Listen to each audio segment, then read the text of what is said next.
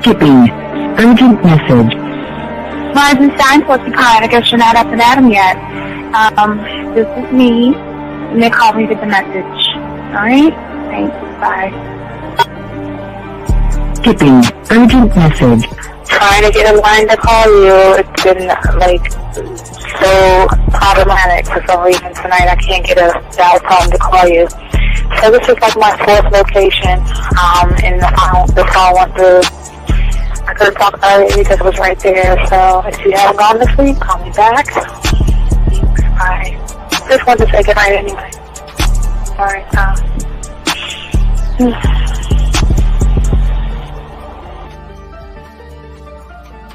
Urgent message. Hi. I hate that your phone keeps rejecting me. You must have a really bad connection.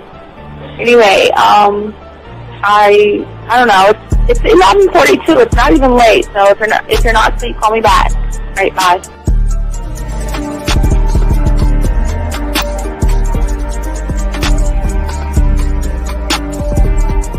Skipping. Urgent message. This is Bree. Please give me a call when you get this message. It's just not even about being negative right now. It's about sorting out some very serious feelings that I had for you, and not being able to reach out and touch you and talk to you when I think it's necessary, when I deem it, emotionally necessary to talk. Not being able to do those things, I was not ready to subject myself to that type of, and I was not able to endure it. And I think the way you're responding is just making it even worse for me. So I need to talk to you with regards to that, and just, maybe the talk you suppose that we should be having, that needs to take place then, obviously. I don't know. Your reaction to everything is really disappointing. And I need to talk to you. So call me, and don't be acting like that towards me. That's probably the situation, how you normally deal with it, but that's just not going to work. So formulate your thoughts, processing, and all that, whatever you need to do, and call me, because I want to talk to you. I'm so falling in love, and it's not a good thing, because I know that this is ultimately not going to end. It's not going to happen. So I need to talk that through with you. I need to express that to you, okay? And if I haven't said enough already, that's just where I am, so that you know. Bye. To say thank you for letting me have a couple of days to actually think about what freaking happened the other night. Anyway, it was so funny how I had my whole mind made up on, when you leave your ass alone, I just felt like you was trouble. And it's so interesting how vibe is, because I was right, I ain't gonna lie, I do have questions. I'm like, how do you do that? Who taught you that? Are you a goddamn professional? So on a real note, that was amazing. It was totally, perfect. If I were to vision what I want my man to be sexually, you would be that person, hands down. Am I mad at you? Hell yeah, because you know that you got those skills. So for you to do that to me, that was not nice at all. Because I was getting to know you in a whole different way, and it was cool too. That other way was also nice, So I don't know. It makes me more curious about who you are and what you're really about. I won't lie, But again, I keep feeling that vibe of how you gonna do me like that? That is not nice. So you definitely, at some point, will have to give me that explanation, because I'm just real curious. But that's it. I'm not, in any way meaning anything else. I think I'm okay. I'm staying away from you. I'm still gonna stick to that one. But I definitely want to know. I'm dude, are you on TV? Robert Frank, and you're listening to the manmindset.com dating help for men with your host, Steve the Dean Williams. I'm Tyrone, and you're listening to the manmindset.com dating help for men with your host, Steve Dean Williams. So get on board, long dick style. This is Debo. Steve the Dean Williams. Give me your chain, punk. Yeah, sleep with your lights on. I still got the bicycle. Much love, Steve. Do what you do. God bless. Yo, cupcakes. This is C.T. Fletcher, and you're listening to the Man Mindset Dating Show for men with your host, Steve the Dean Williams. The following program is rated MAN. It contains real game, learning your value as a man, original ways to have her face in the pillow and her ass up in the air. I'm talking her knees pushed so far back, it's touching her shoulders. Touching her without touching her. Having a woman respecting your every move. Buying you gifts. Cooking and cleaning with a smile. And knowing her place at the table. So, for all you human males, cupcakes, surface dwellers, and grass-eating lions, viewer discretion is advised. Meaning, if you don't like the truth, then go find a show that helps you cuddle, complain, and cry about women. Just get the fuck out of here. Yo, listen up, young player. Steve's got the remedy. For all your dating questions, the game will set you free. Hey, you wanna know about the game, you wanna be in the know. Yeah, yeah, teaching you life as a man, help you to stick to the code. Yeah, yeah, and we just keeping it real. Pulling these women is really a skill. Know how to talk and know how to move. Leveling up and we help you improve. You got the number, you look like a player, you seeing the success. Hey, closing the deal, that's really major, but what do you do next? Hey, we here to help, no need to worry, little homie, so don't stress.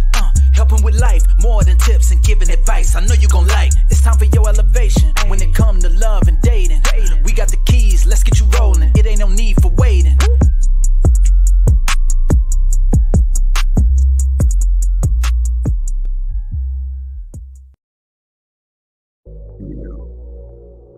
We're gonna put that there. Ooh, cream in your coffee.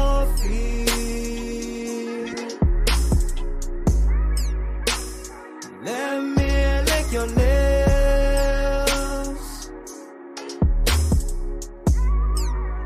and sit on my face, baby, and grind your heels. Ooh, cream in your coffee.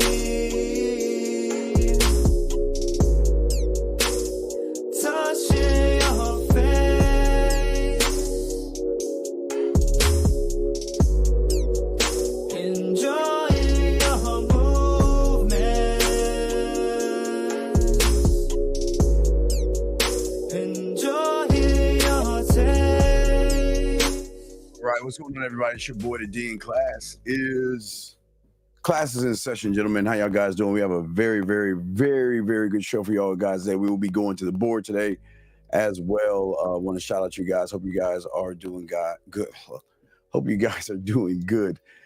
Shout out to all you guys who like, subscribe, hit the notification buttons. We appreciate each and every one of you guys out here passing that word of this game on to everybody, guys. We appreciate each of y'all guys. We have a good show for y'all today. Good show, y'all, for today. We're going to continue some of the stuff that we talked about yesterday, but we're going to be talking about the villain and why it's important to be the villain. Guys, you got a question, gentlemen? As I always say to you guys out there, if you have a question, gentlemen, where are you at? Got a question? Go ahead and put a Q in the chat if you have a question. If you are texting a woman for the first time and you don't know what to say or what to do or anything like that, go ahead and put a T in there. And the lines are open, 833-859-8744, 833-859-8744, gentlemen, is the number. Call chop up this game, soak up this game. Yo, let's get it. Let's go. All right, let's get it. Let's go. So before I start, man, testimonials, receipts, shit. I don't even know. But anyway, let me play something for you guys a little bit to show you. Wait, let me turn on this music. To show you what the lifestyle is like when you become a student of the game. You learn the game. You start learning the stuff that we teach you guys out here. These are just the normal kind of messages you get from women, gentlemen. So let's go ahead and play these real quick. Playing a dangerous game because I'm pretty sure you spotted me across the room and then you're like, she's mine. So am I playing a dangerous game? And are you a drug dealer? Is there something that you want to tell me? Like, is this a side hustle? Because interesting rules for a drug dealer. And hey, what if I get addicted? What are you going to do about it? I use my stuff all the time. That was smooth. That was so smooth. First, I'm blushing. Second, I need to go change my panties because, excuse me, sir. What the fuck? That was wild. So Tuesday just sounds better. What the fuck? How did you get to be like, how did you learn how to be such a smooth talker? And by the way, do you just hand out golden tickets, or like golden tickets is like, you know, sex a wing, just like one of a kind type things? Or yeah, how does this work? Gentlemen, gentlemen, that's sex a wing. Hold on, let's see here. We got this one. Wait, hold on. That was wait, and then this one. Hold on, we got two more. Here we go. I might want a piece of chocolate heaven. I want to see what you could do. And you might have the honor to come over on Tuesday. But you have to leave when I have to go to work at 9. So, just keep that in mind. Yes. Maybe. If you keep talking sweet to me, though, I might get addicted to you. You fine ass. Oh, shit. Last one. I might want a piece of chocolate heaven. I want to see what you could do. Oh, wait. And you might have the honor to come over. Oh, wait. Let me see. Wait. Is this the, wait, let me see. Wait, here's the last one. I'm sorry. Here you go. Last one. Here we go. Last one. Well, I do have coconut oil. And a massage sounds really great. And a dick appointment sounds really great. So how much more convincing are you going to do? Because right now you're doing a great job at it. So how much more you got? All right. So gentlemen, as I told you before, so you got to understand, we kind of code over here with the game. So once you kind of like learn the game and get it locked down, this is how it goes. This is how the lifestyle goes and all that other stuff. So gentlemen, if you guys have a question, go ahead and put a Q. Let me grab this call. 714, what's your name and what's your question, sir? 714. Going once? Oh, wait, gotta go. No. Okay, anyway. So gentlemen, y'all got a question. Shout out to all you guys out there. Guys, if y'all have a question, please put a Q. But as we're saying for you guys out there, ask your question. And we just want to show you how cold the game is. Gentlemen, as I say for you guys out there, when you start to learn this game and you get women talking this way, I'm telling you, it's layers behind layers behind layers. And gentlemen, if you can lock this in, you are the prize. And you don't have to run behind women, which we're talking about. You don't have to kiss their asses. You can fucking dismiss their asses, charge their asses, send their fucking ass on their way, and replace them like that, gentlemen. That's the game right there, man. And that's what we're going to be talking about today, guys. If you have a question, we got each and every one of you guys. There's a few of them in here that I think I already got. But if I missed your question, please ask it again, and we'll be happy to answer. But today, we got a good show for you guys. So let's get into the show, gentlemen.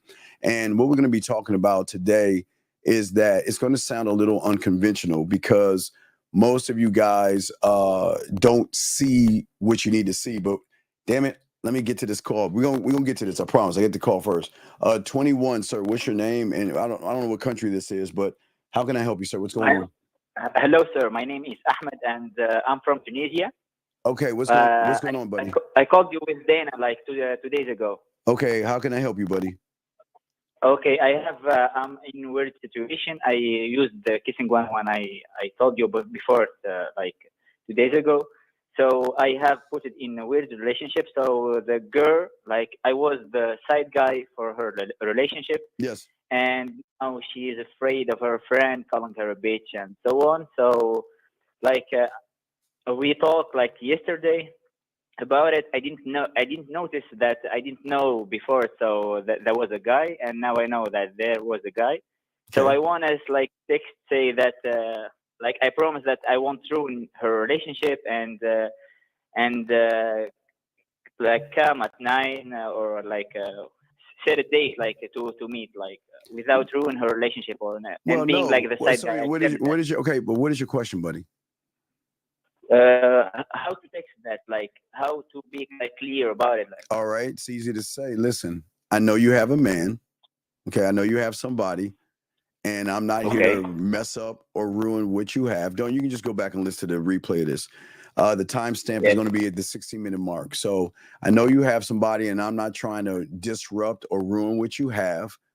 And when you want to play with me, you want to have a good time with me, and you want to do things with me, let me know. But other than that, I'm not going to bother you. I'm going to leave you alone, and I'm going to let you do whatever you want to do. And that's it. I like it, sir. Can I say just one more thing? Sure. Like before like the last message or the last conversation was about like I said like the same thing that you say always. I said like she wasn't like sure about how to do it and so on. So I said like before I know that she had a boyfriend, I said like when you know what you want to do or you know what you love, like let me know. I already know what I want. I don't care. No. I don't care. Let her do her thing. Matter of fact, it's gonna make you sound crazy. I like pushing them towards guys. That's my thing. Oh, I love okay, so I love pushing. I want her to see other people. I want her to spend time with other people because the more she spends time with them, the more she's gonna be thinking about me. So they're kind of like working for me. So I want her to see other people. So don't push her towards that guy. Let her spend more time with that motherfucker. Go on dates with that motherfucker. Do your thing. I'm with you, man. Yeah, so Steve, do that shit. You are the GOAT, like for this. Yeah. So do you want to add anything crazy to that message, or should I like say No, make it simple.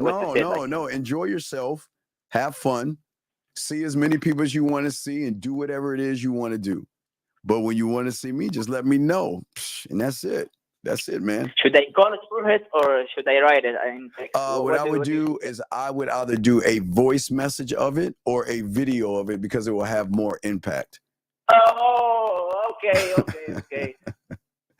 All right, man. I gotta get to the show, but thank you, brother. Okay, and just let me know how it goes. Okay, big guy. Oh, okay. Thank you, man. All right, respect. All right, guys. All right, we're good. All right, so let's get back to the show. Anyway, this is unconventional, guys. You got a question? I got you, but this is gonna be very unconventional, guys. Okay. What if I told you guys? Now we're gonna talk more. We kind of talked about this yesterday, but we're gonna go deeper into it today. But I've always loved the villains, and I've always been taught to be the villain. That's part of the game. And the beautiful thing about the villain, gentlemen, is that only the villain can do what it is I'm trying to teach you guys versus what you guys trying to be good. But I'm going to explain all this to you guys out here because I know it sounds crazy and everything, but when you adopt this mindset and this mentality, okay, this is a thing and the key to actually attracting women, guys. And what we're going to be talking about for all you guys, because I know sometimes for many of you guys, dating can be tough for many of you guys, okay? So many of you guys out there are swapping dating apps left and right, trying to come up with the perfect pickup line. You're trying to come up with the perfect response, and you're trying to do something without getting rejected. But even when you manage to do or get a woman's attention, gentlemen, it's hard to stand out from the crowd because many of us get lost in the sea of nice people and good guys, the ones that are just falling into the friend zone or being seen as nice guys. And this is why we want to talk to y'all about this, about your mentality and your mindset, okay? All right, and that's what we want to look at and discuss. Because one of the things about the villain and everything in this, or really a part of you, I don't want to say you're a villain, but what's going to happen is you're going to trigger the villain inside of you. And we're going to talk about that, guys. And if you have questions, gentlemen, please put a Q and you can ask questions. Now, so for many of you guys, and let's kind of talk about this, it's interesting that most people always look at the good guy as the right guy versus the villain as being the bad person. Okay. But what you have to understand, it is a mindset that as a good guy, you're always going to fucking be last. Because the good guys are the ones that avoid negative emotions. It's the good guys that have fear and anxiety. It's the good guys that seek validation. It's the good guys that try to reinforce their self-worth and their identity based off a piece of pussy. And this is always going to make that good person that y'all guys are trying to be, which I don't understand, is always going to make you shy away from your weaknesses, and it's going to make you avoid the things that make you feel uncomfortable. Now, most of you guys want to be seen as a hero to a woman, but what's happening is you want to be seen as a hero, but you're lacking personal growth. But on the other hand, when you learn this game and you learn to be that villain, okay, embrace those negative emotions, you embrace your weaknesses, and you view them as challenges to overcome instead of seeking external validation. The beautiful thing about a villain, gentleman, is that he is self-directed, a man, self-focused, and he's looking on mastering himself and also controlling over his environment and his world. And this is the thing that will always destroy the things that limit your growth and everything. And we're going to talk, we'll talk a little bit about that, because I want y'all to understand. Okay, so, and we'll go to the board on this one. I want to go to the board on this one, guys. Get your crayons out, and I want y'all to check this out. So if we're looking at the villain, well, shit. Hold on, let me grab this call real quick before I get into that. 214, sir. What's your name and what's your question, sir? How can I help you? Hi, Steve. You're really dumb. What's your name, sir? Can I help you? Yeah, I just want to let you know. Okay, I can't do that shit. I can't talk to nobody that's mumbling his words like a fucking girl. Anyway, I'm sorry, gentlemen. I can't talk to no bitch ass motherfucker like that. Anyway, let's get back to what we were saying, gentlemen. So as I was saying to all you guys out here, what's very important here, and this is what we're going to see. Okay, so what happens for many of you guys out here? Okay, so we're looking at your world. Okay. So right now, gentlemen, if we're looking at if this right here, this area is your known, what your world is based off, there is fear, okay, there is anxiety, there's low self-worth, low self-esteem, and things like that. Okay, there are these things inside of your mindset right now. What most of you guys don't understand, as the good guy, what you are doing, and you don't realize, like we always say, the third pig, is that most of you guys out here are actually, you are reinforcing the behaviors, and what you're doing is you're making sure you keep these behaviors locked in. Now, for many of you guys, this is where, and as I said before, this is why you run into the known.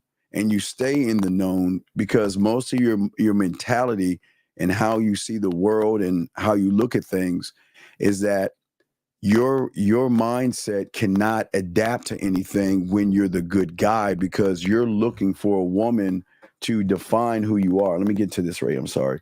You look like a woman that is defined by these things. You see what I'm saying? So what I'm saying to all you guys out here, what we try to get you to do is, when you have the mentality of the villain, which is part of your cult, your mental cult, the villain, I'm adding a new player in the game, okay? The villain is part of your mental code, and let me explain why. Because your villain, he is out to seek and destroy fear. He is there to seek and destroy anxiety.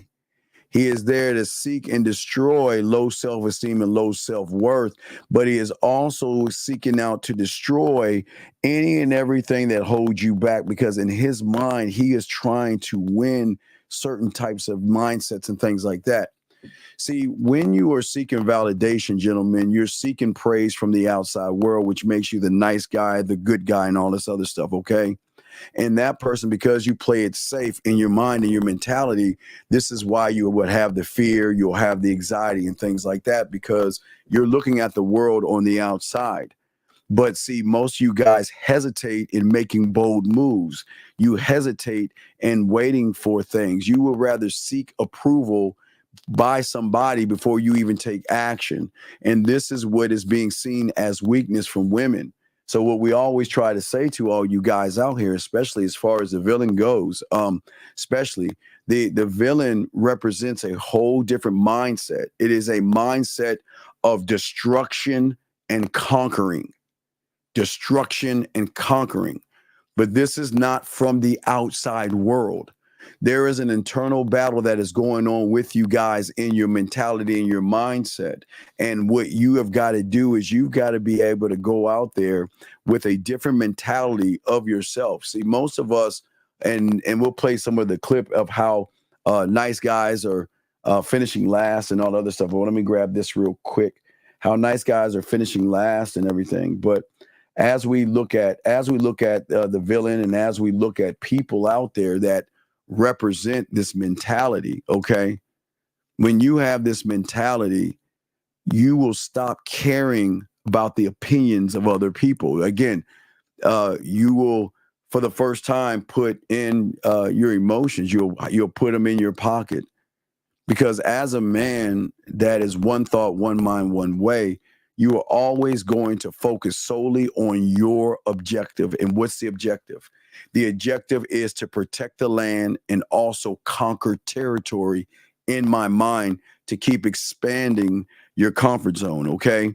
It is the one that you will always strategically eliminate all the obstacles in your mindset. It's not, I'm not even talking about women right now. I'm talking about the thing that is going through you and in your mind. Do you see what I'm saying? Where you will stop seeking validation, okay? Okay? And you are going to command respect of yourself by mastering yourself, by owning your strengths, but also owning the weaknesses at the same time. There is nothing wrong with having weaknesses if you're actually going to work on them, gentlemen. But these things are in a pursuit. You will always be in pursuit of yourself. And this is what makes you irresistible to women. And this appeal that you will be called, again, the jerk or the bad boy and all this other stuff. It's not about being evil and cruel, gentlemen. It's about embodying independence, strength, and leadership. And that's what we want to talk about. We want to talk about the differences and why it is that when you're good versus being a villain is always going to hurt many of you guys, because society has always told you guys to allow women to walk all over you, beg for pussy, beg for validation, beg for dates, and all this other silly ass shit, where the villain is saying, I'm not begging for a motherfucker. I don't have to beg, nor do you. You don't have to beg. But one has to be able to cultivate a mindset that focuses on internal growth, self-mastery, and leadership versus external validation from a woman. Let me grab this call here as we continue. Gentlemen, almost there. 864, sir, what's your name and what's your question, sir? Hello, my name is JJ, and I have a question about the levels of game. Sir, can I help you? What's your question, sir? Alrighty. So I want to know if a woman, through her emotional pitch, can emotional perfect pitch. Recognize emotional perfect pitch. Emotional perfect pitch. Perfect pitch. Yes, sir. Yes, yeah, sir. if she can still appreciate and recognize if a man is truly accepting of the level of game he's at. No. even if it's 'Cause not it- the because- unrecognizable So that level. okay. Let me explain what you understand. There is no 50-50. You either have it or you don't. And if you're not a student of it, you don't have it, you don't have it. So you're going to be recognized as someone that is lying and a fraud and a phony. So, Either way, yes, sir. Right. So I don't understand. I'm trying to understand the question. Would she recognize somebody who's trying to be a man? That's kind of the basis of the question, but more so like, all right, this gentleman isn't trying to be someone. That's more what I was saying. Like, you know, while that gentleman is learning, or let's just say while I'm learning, she can see, okay, he's not trying to be someone he's not. But Does that make sense? but see, this is why you're not learning.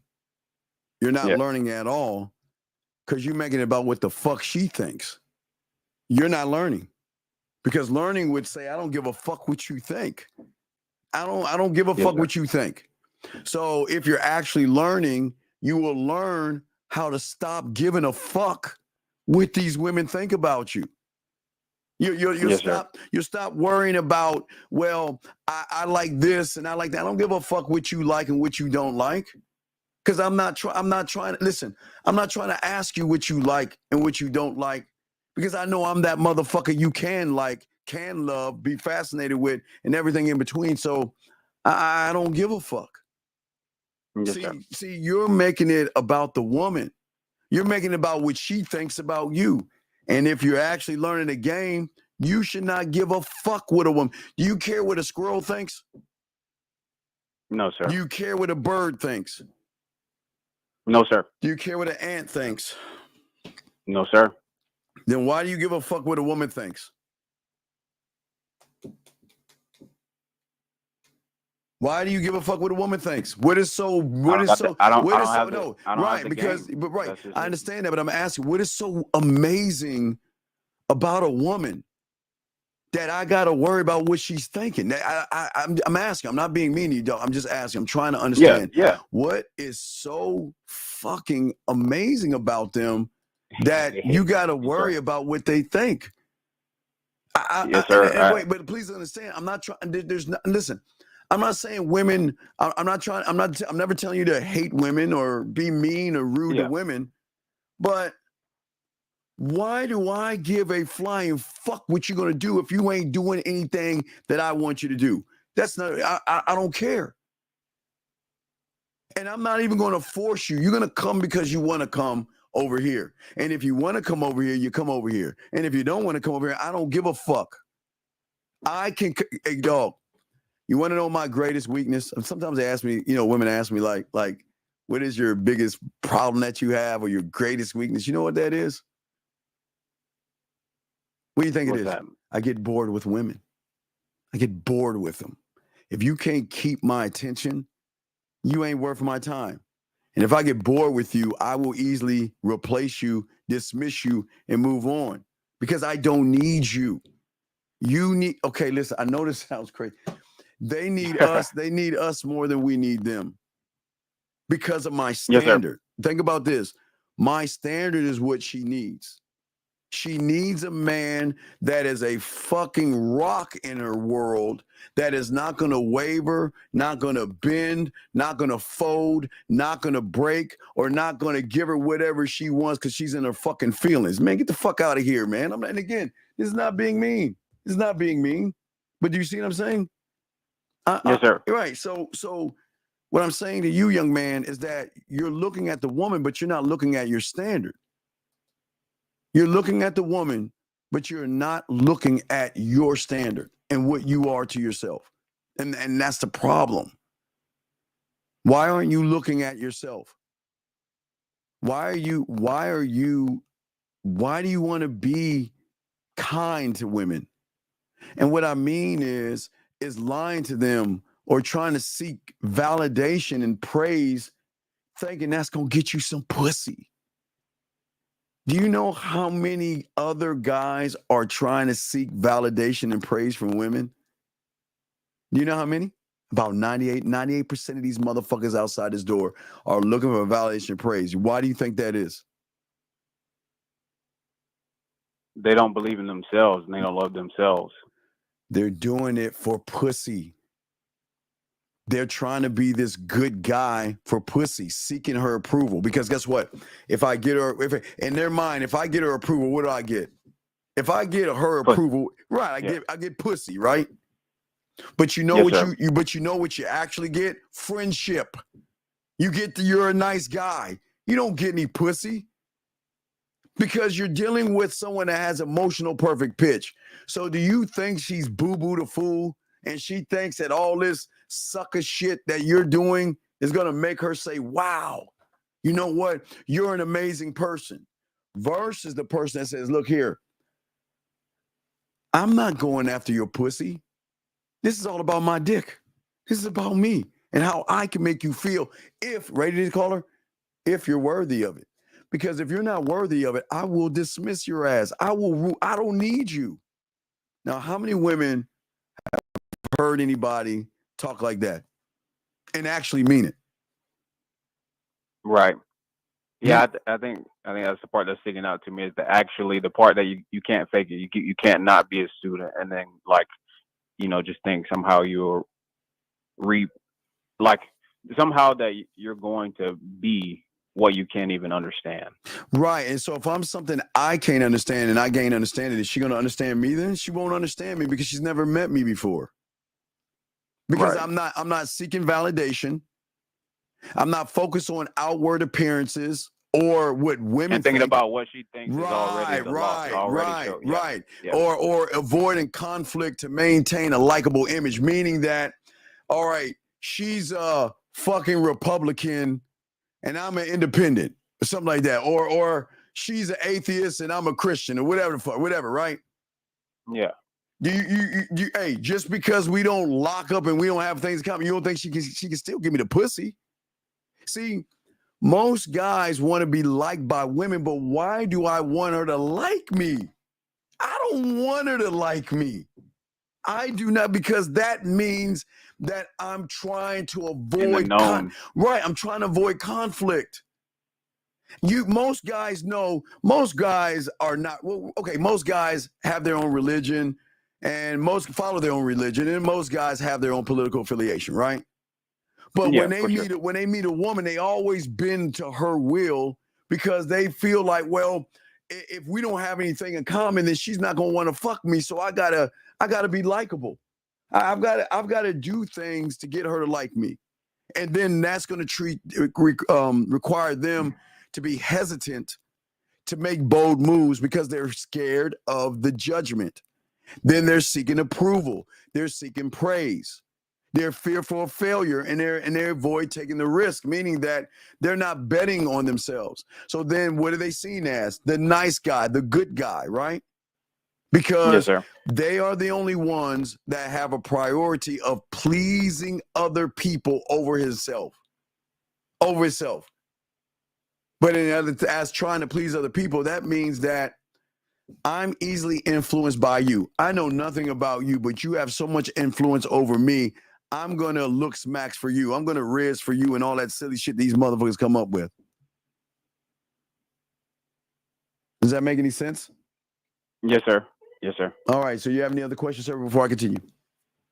Does the game and the art of war have any sort of overlap? No, we're not. Okay. This is not about a book, dude. This is not about a book. Well, it's about a book. Okay. No, it is about a book. I strike that from the record. It is about a book. It's about one of the most important books in the world. What book do you think that is? What book do you think that is? The book of myself. The motherfucking right. The one book that you're supposed to be a narrator of. The one book you're supposed to be a narrator of. The one book you're supposed to write into, and all this other stuff. But how can you write a book on yourself when you're reading her fucking book? Well, but okay, even aside from women, like I hear you say the word street game, and that's what made. Well, no, okay. Made that question. Okay, we're street game being on the street. Well, no, okay. Again, You only know book smarts if you've been in school, which is fine. But the game was always came from the streets. Pimps, max, players, hustlers, ballers.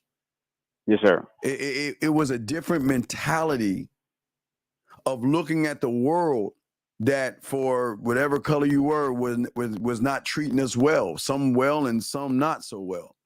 So motherfuckers had to adapt in a certain kind of way to realize this world doesn't love me. This world doesn't give a fuck about me. So instead of trying to please the world, bend to the world, kiss the world's ass and all this other shit, I'm going to just say fuck all them motherfuckers and work on my world and move in that world the way I want to. Yeah, it's just crazy. I never. It's hard to compute that. You know, let's say pimps, max players, hustlers, ballers would think to themselves, the way I'm going to navigate this world is going internal. Like it's not me versus my opponent, but it's me versus me. That's crazy. Right, but the game is, big dog, the game has always been internal. It's always been internal. The game forces you, let me give you a few things. So the game forces you to seek validation from within and not from outside of yourself. It forces you to focus on internally growing in your mental gym, not to go into because then your power is never given away because it can't be. It's all yours. She can't take my power from me. She can't do that shit. Yeah. But it also, the game is going to force you to go against the current, to embrace conflict, because the only way you can grow is facing what the fuck is fucking with you and saying, I'm going to fuck you up. You are not going to have any control on me. Fuck you. You're not running this motherfucker. I'm running this motherfucker. So we going to have, listen, we either going to come to agreement where you're going to serve me or I'm going to walk the fuck all over you and destroy you. That's the mindset, because the bold decision making. And that's all inside. It's all inside. Yeah, because you can't. If you're afraid of your mindset, then you're going to be afraid of the outside world, right? But I never need approval, and I don't seek. Listen, I keep telling you, yes, women are going to compliment you, and women are going to love you, and all that other shit. But I don't need their praise. I don't want to take it away from them. I'm not going to be a dick and say you can't tell me I'm cute, or you can't tell me you crazy or in love with me or some shit like that. I'm saying that I don't need anybody's approval but my own. And I don't seek praise. I don't need praise from anybody. I don't. Never have. I don't need that, because if I need praise from somebody, what happens when they take that shit away from me then? What the fuck am I going to do then, right? Then you're weak. Then you're actually weak, right? So when I'm saying you've like killed yourself almost. Yeah. Because I'm willing to take these risks. I have no problem. When I was young, I had no problem talking to older chicks. I never had a problem with that. People think I was crazy doing that. But you want to know what? I had no choice, because I had to understand that I need to believe in myself enough that I can talk to anybody, anytime, any place. Now, again, of age, of course, I was at that time, elementary, junior high, high school, but I'm saying as a grown ass adult, I'm saying legally, okay? Got to make sure I say that. Not messing with children, you know what I mean? But what I'm saying is that I didn't like apologize. I don't I don't even know why. I mean, I don't even know why people even apologize, but it doesn't make any sense. But what I'm saying is that I embrace standing out here versus standing in out there. See, most guys outside of themselves, they stand in. They're awkward. They're shy. They use all these fucking weird words. They like, I'm shy, I'm timid, I'm passive, and all these fucking fake ass words and everything, because they never embrace standing out here.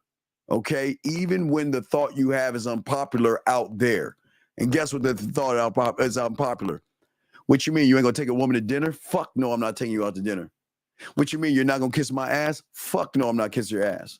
Oh, you want this pussy? No, I don't want your pussy. Your pussy ain't special enough for me to want it. I don't need you. You see what I'm saying? I'm unpopular. That's why I'm the villain. I'm unpopular because women hate that they love to hate somebody that doesn't give a fuck about them. That doesn't. Because in my mind, I command respect for myself. I treat people the way I want to be treated, but I mean, you know, as a student of the You're game. not sitting there waiting. You're not sitting there waiting like each day, like, oh, do they respect me? Yeah, I'm not saying she's got to respect me. She don't have, listen. Lucario said it best, man. I'm doing everything I can to get rid of people, man. Y'all want to keep them around. I want to get rid of Okay, people, yeah. man. Y'all do everything you can to bring them in. I like getting rid of people, man. You remember I used to say this in the 90s. I can see that. I can see that through the chat. Yeah, I can see that. like too, in the 90s, you know, I used to talk about how much I love just getting rid of women. I just love that shit. I just cleaning off my roster, getting rid of everybody, starting over from scratch. Why? Because I can, but there's so much fun in that. It's a challenge. But that's just me. Because it's not about women, it's about you. No, because I achieve me through me. So I don't ever achieve anything through a woman. What is a woman going to give me that I need, that I can't give myself? Okay, guess what? The only thing she can give me is a baby, right? That's about it, right? Yeah, for sure. So they she can give me. So I'm not seeking a child. So she can't give me anything. She can't give me anything. She's got to give me she's got to give me reason to do things. I just don't blindly accept her because she wants to fuck me. I don't blindly accept that shit. Give me a reason. Why? Because remember, as I said before, the thing that most guys don't have, young man, is the standard. Remember I talked about the standard? Most guys don't have a standard. And there is the biggest problem. What do they stand for? Think about it. What do these guys actually stand for? They stand for nothing. They stand for whatever the woman wants them to be. And it just doesn't make any sense. Why would I think what I'm or I guess trying to learn or trying to grasp is that when I hear your story is that if I am through creating my standard, like right now, my filter is so wide. You know, I basically accept anything. Don't love myself. You know, that doesn't make, right? But that doesn't make you a bad person. It just what I'm saying. What I'm saying is that you're just not game to fuck up because you're operating off of balance. See, feelings throw you off. Okay, so watch this. So so let me explain how this goes, and I'll talk, and I'll do the whiteboard as I break it down. Let me use the whiteboard and break that down real quick. Okay, so if you think about so here's the problem with shit, they can't see that. Damn it. Hold on. Clean this shit up right. Okay, they can see it here. So all right, so feelings connected to your emotions. That equals the average guy. They don't have any standards. They're teetering. They're trying to balance out. They're trying to balance out their fucking emotions, and then they're trying to balance out their fucking feelings.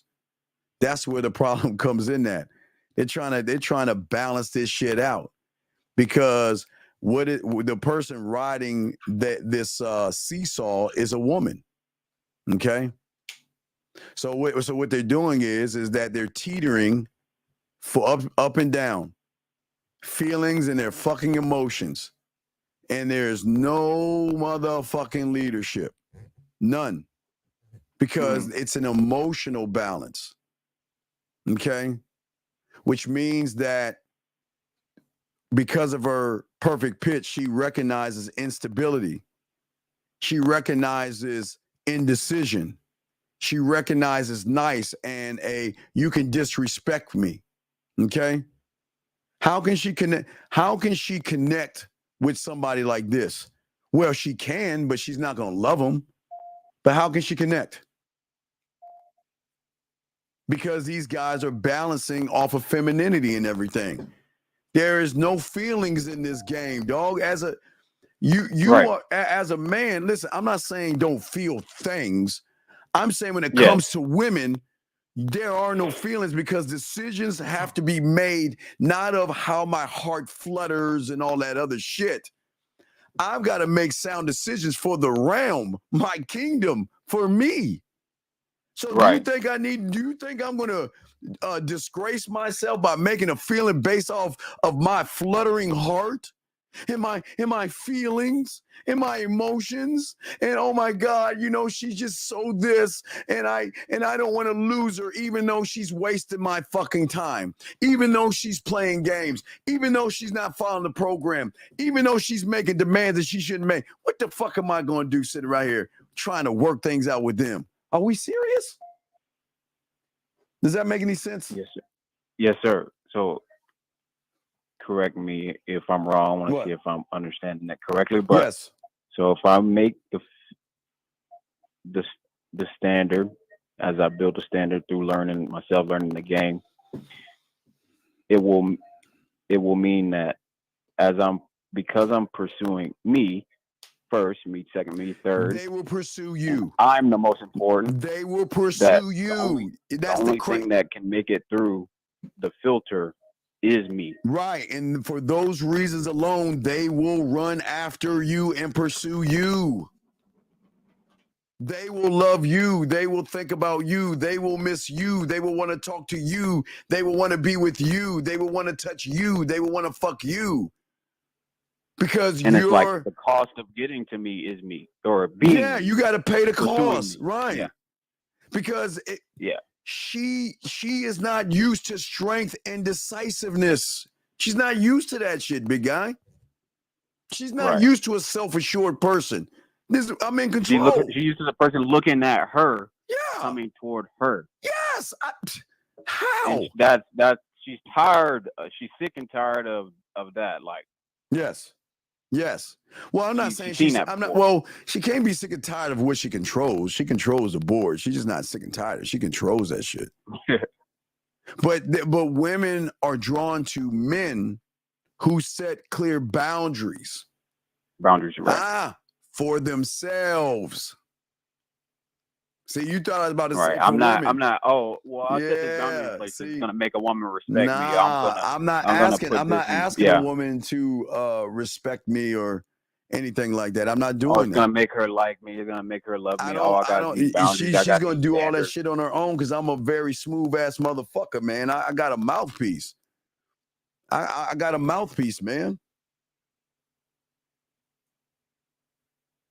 The mouthpiece is so cold. I can talk her out her panties, but what is it? What is in it for me to talk her out her panties versus put myself in a hard position to be last in line? That's where I thrive at. That's where I want to be. You guys want to be first in line because all you want is pussy. I don't. There's nothing special about that shit. Right. Because what gets me the pussy from them to throw it at me is that they see that my boundaries are firm. I'm unwavering, right? That I value myself. Okay. And women naturally respect men that set a standard. And here's the biggest part. She's got to feel that if she acts up, she's going to lose you. Because if she can't feel she's going to lose you, you'll never be respected by her. She should feel that, you know what? I ain't going to even fuck around and find out. I'm not. Because I know this motherfucker ain't playing around. He's not fucking around. He's not playing around. And he means what he says and says what he means. And he is not trying to impress me. He's not trying to kiss my ass. And he doesn't give a fuck what I do. That's a head scratcher. Think about the free will. Again, algorithm break. Right. Telling her the thing that y'all guys tell her she can't do, but she does it anyway. Now, I don't want you to see other people, and I don't want you to talk to other people, and I don't want you to text other people, and I don't want you to date other people. I want you to exclusively be mine. What benefit is it for her to have or be with somebody she doesn't fucking respect? You know what she's going to say? Okay, sucker. Hey, and I'll talk to all these other guys because I know you're not going anywhere. Even if I told you I was talking to other guys, you'll cry, you'll whine, and you'll crawl back and you'll want to work it out with me. They know this shit. That's why they don't give a fuck about y'all guys, because they know y'all don't have a standard. You have balance, teetering between being emotional and your fucking feelings. Yes, sir. Is that? I'm sorry. Well, yeah, yes, sir. Thank you. Thank you so much. I appreciate the work you're doing, and thank you for answering my questions. All right, great call, sir. Thank you. I'll throw you back in. Great call. Great call. It was awesome. That was awesome. All right, guys, let's continue the show. Let's get back to old girl, what she was saying about the nice guy. We're gonna play some more shit real quick. Here we go. Childhood concerns, and what I mean by childhood issues is usually they grew up in a broken home, not necessarily broken, but they. See, I disagree, gentlemen. I disagree. Everybody comes from wherever, you know what I mean, and you know we can't look at a broken home as to why we want to be nice people. When you become an adult, you decide what you actually want to be. Well, for some people who get in the game, they learn it at as a teenager what I want to be. So I kind of disagree with the broken home thing, but let me continue, guys. I got questions. I'll grab it in a second, but here we go. They have some kind of disconnect with their father.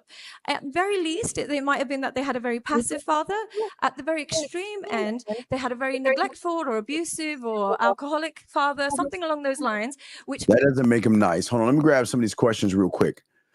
Let's see here. Let me grab a few. I got 3 questions here. He says, if a woman says she doesn't want anything romantic, but only friends on a date, what should I do? Tell her, you know what? Take care, goodbye, and roll the fuck out. What do you mean? This is, gentlemen, you see what I'm saying? Y'all see what I'm talking about when I tell y'all about the balance? Y'all see what I'm talking about right here? Okay, y'all got to learn this. Balance of feelings and emotions versus have a standard. The standard is if she's wasting my fucking time, she's gone. If she's wasting my time, she's gone. What do you mean, what should I do? You shouldn't be even entertaining that motherfucking woman. Crazy. Question right here. If you approach a woman from a safe distance right away, she noticed that you looked at her, does that mean she's into you? Wait, if you approach a woman from a... Anyway, guys, safe distance. I can't even answer that question because I don't even know what the fuck. What is a safe? That I don't even understand what that means. Do women don't like men who are being pushy and annoying? They don't like. I can't make this shit up. Guys, got a question? Please put a Q. If it's interesting, we will pop it in and we'll answer it. But we'll get back to the show. Here we go, guys. Got a question? Go ahead and post it. Here we go. Made them over-identify with their mother. And what I mean by over-identifying with your mother is you assume your mother was correct in everything she said. And as a result, they become submissive to women in general. They tend to believe women in every way, shape, or form. And they really seek female approval. They disconnect with the males in their life. Okay, now we're getting somewhere. Now we're getting somewhere for a lot of you guys out here. Because most of you never had really men in your life, there's always a great disconnection from who you actually are versus who you actually can be. And the thing about the disconnection is that what is crazy is that a lot of you guys out here want to keep that connection severed because most of you guys aren't looking to connect to yourself. Because connecting to yourself forces you to go into another reality that is the unknown. And a lot of guys don't even want to do that. A lot of guys don't want to do that, okay? Okay? No, Jason, that's not what it's about. Jason, this is not See, I don't know what's wrong with y'all motherfuckers. Do you think telling a motherfucker to grow a pair? Dog, come on, Jason, shut up with that shit, dog. Come on, man. Stop that bullshit. That's where y'all fuck up. See, it's amazing how motherfuckers want to tell motherfuckers to grow something. Stop that shit. Don't do that here, man. Because that shit ain't gonna fly over here, man. But anyway, what I'm saying to you guys out here, for many of you guys out here, is that this is why the villains win. Okay? Because the villain looks at confidence and respect, and they're bold and they take risks and they push boundaries, and they do that to themselves without being aggressive. They don't manipulate women. They don't hurt women. Well, they hurt them, but not the way that you think we hurt them. I'm not gonna lie, we do hurt women, but we hurt them because of the love that they have for us, knowing that they can't have us or they miss us and things like that. Their hurt comes from a deeper pain of they're really connected to us. That's where the hurt comes. But we're not intentionally trying to hurt them, but I've always told you they will get hurt, guys. I've always said that. In regards to being a villain, does it come down to a man who could be good, but he has laws, rules? Wait. What do you mean good? What do you mean good? I need you to explain that, Unique. You're saying be good. What the fuck? What is good? What is good?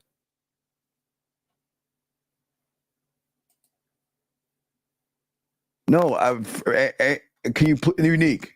Can you please answer the question? What is good? What does this mean? Who can be good? What the fuck is good? Unique. Waiting for an answer. This is what I'm saying, y'all. What is this?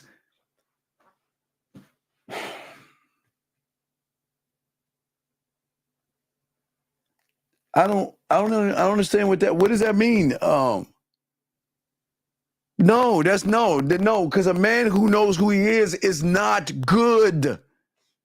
He's not good. He's only good to himself. What is this good shit? This is what I'm talking about, man. This is exactly what I'm talking about, man. It's not about being good.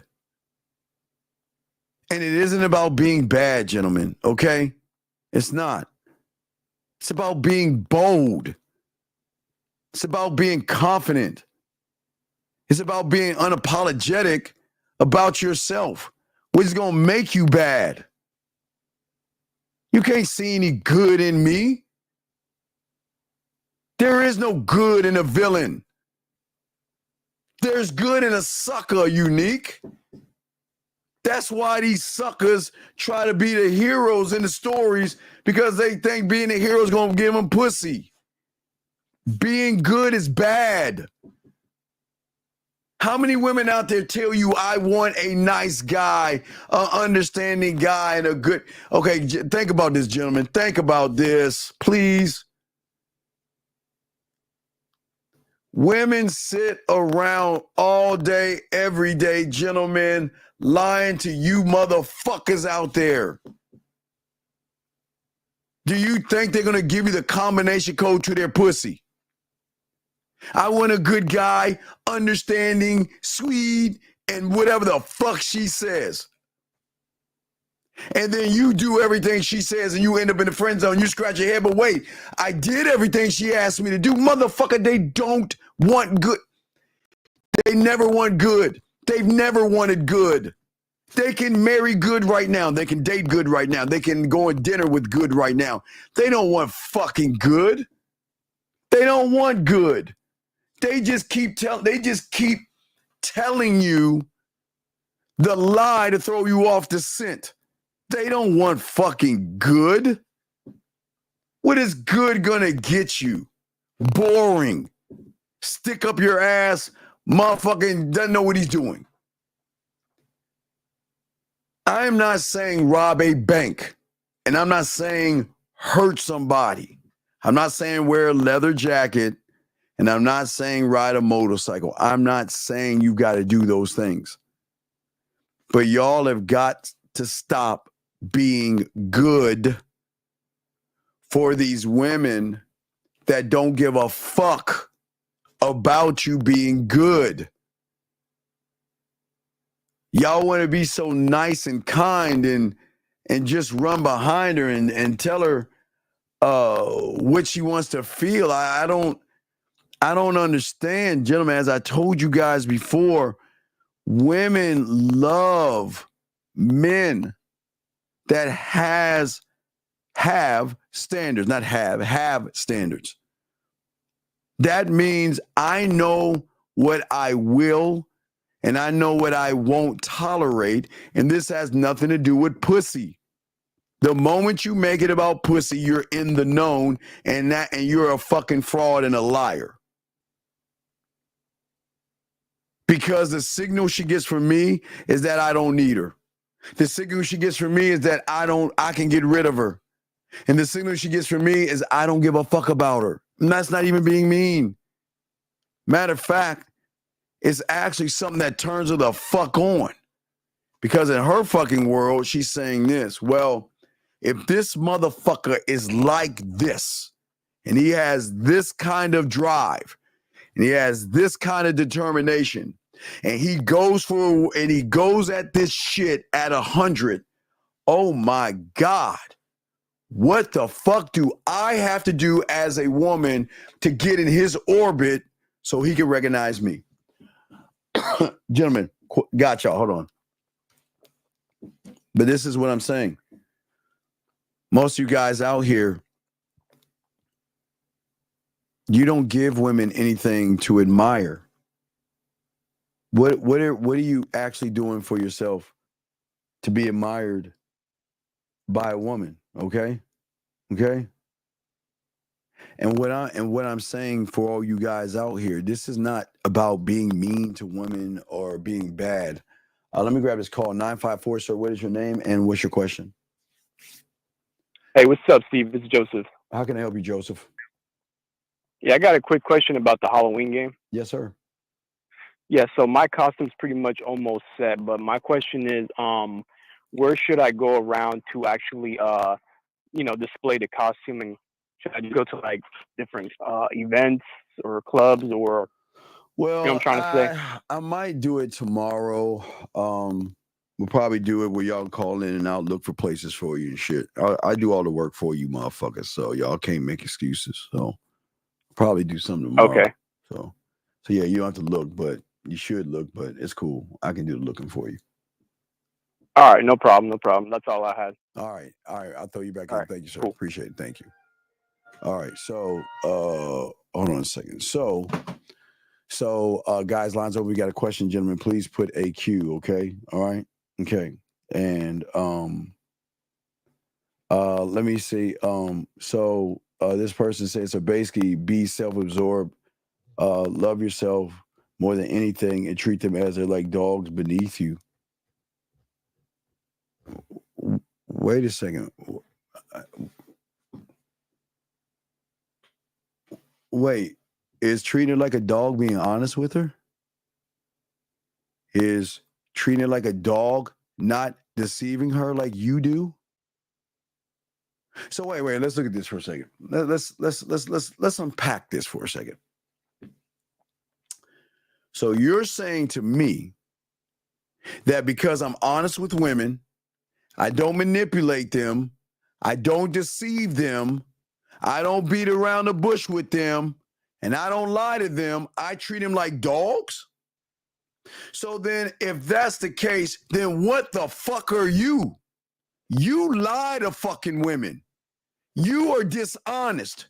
You fake being nice, you fake being good, you beat around the bush, and you manipulate and deceive women. So if what I'm doing treats them like dog, then what the fuck are you treating them like, bitch? Fuck you talking about? Are you serious? You're telling me that it's bad to be honest with a woman? I'm treating her like a dog by being honest. So what are you doing being dishonest, motherfucker? 224, what's your name, sir? And what's your question? Hello? Yes, what's your name, sir? And what's your question? Yes, Emmanuel.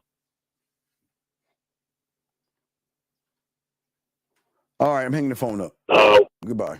I asked him what his name. He didn't say shit. Anyway, like I was saying before, this is what I'm talking about. See, gentlemen, listen. I want you guys to see what femininity is like. He thinks I treat women like dogs. Wait. So if I treat women like dogs, and my clients, I get, hey, wait. So because my clients follow me and they treat women like dogs, then why are women leaving messages like this? Well, I do have oil. And a massage sounds really great. And a dick appointment sounds really great. So let me stop right there. So wait. So I guess I do treat them like dogs because that's what the fuck we get. Versus your friendships. Versus you being nice and kind and being a brother to and all this other shit, bitch. That is crazy to me. That is crazy to me. That when have I ever said I disrespect women and called them dogs and being beneath me? I don't care enough about them to even call them dogs or anything like that. When did I say they're beneath me? I never said that because they don't have any say-so in my world to even give me a thought of that kind of shit. But you know what? You're mad because you're not getting any pussy. Let me get this call right here. Area code 224, sir. What's your name and what's your question? Can you hear me? Yes, what's your question, sir? Yes, Emmanuel. So I was saying I was the guy that had sent in those voice messages to you, and I said that there's one last one, it's like the final one for the night. What is your question, man? No, I really just wanted to say thanks. Thank you to Steve. Like you really, like I said, you've been helping my life out a lot, so changing everything. So just wanted to show my props and thank you. All right, respect. All right, respect. And I throw you in. Thank you, sir. I appreciate that, man. I throw you back in. Thank you. So getting back to what I'm saying, y'all see the Captain Saberhose that want to be the hero, thinking that we're not the mean. We're the good guys. We are actually the good guys. We are the good guys.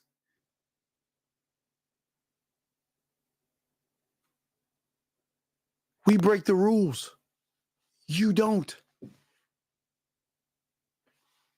And I'm not even talking about the rules in the outside world.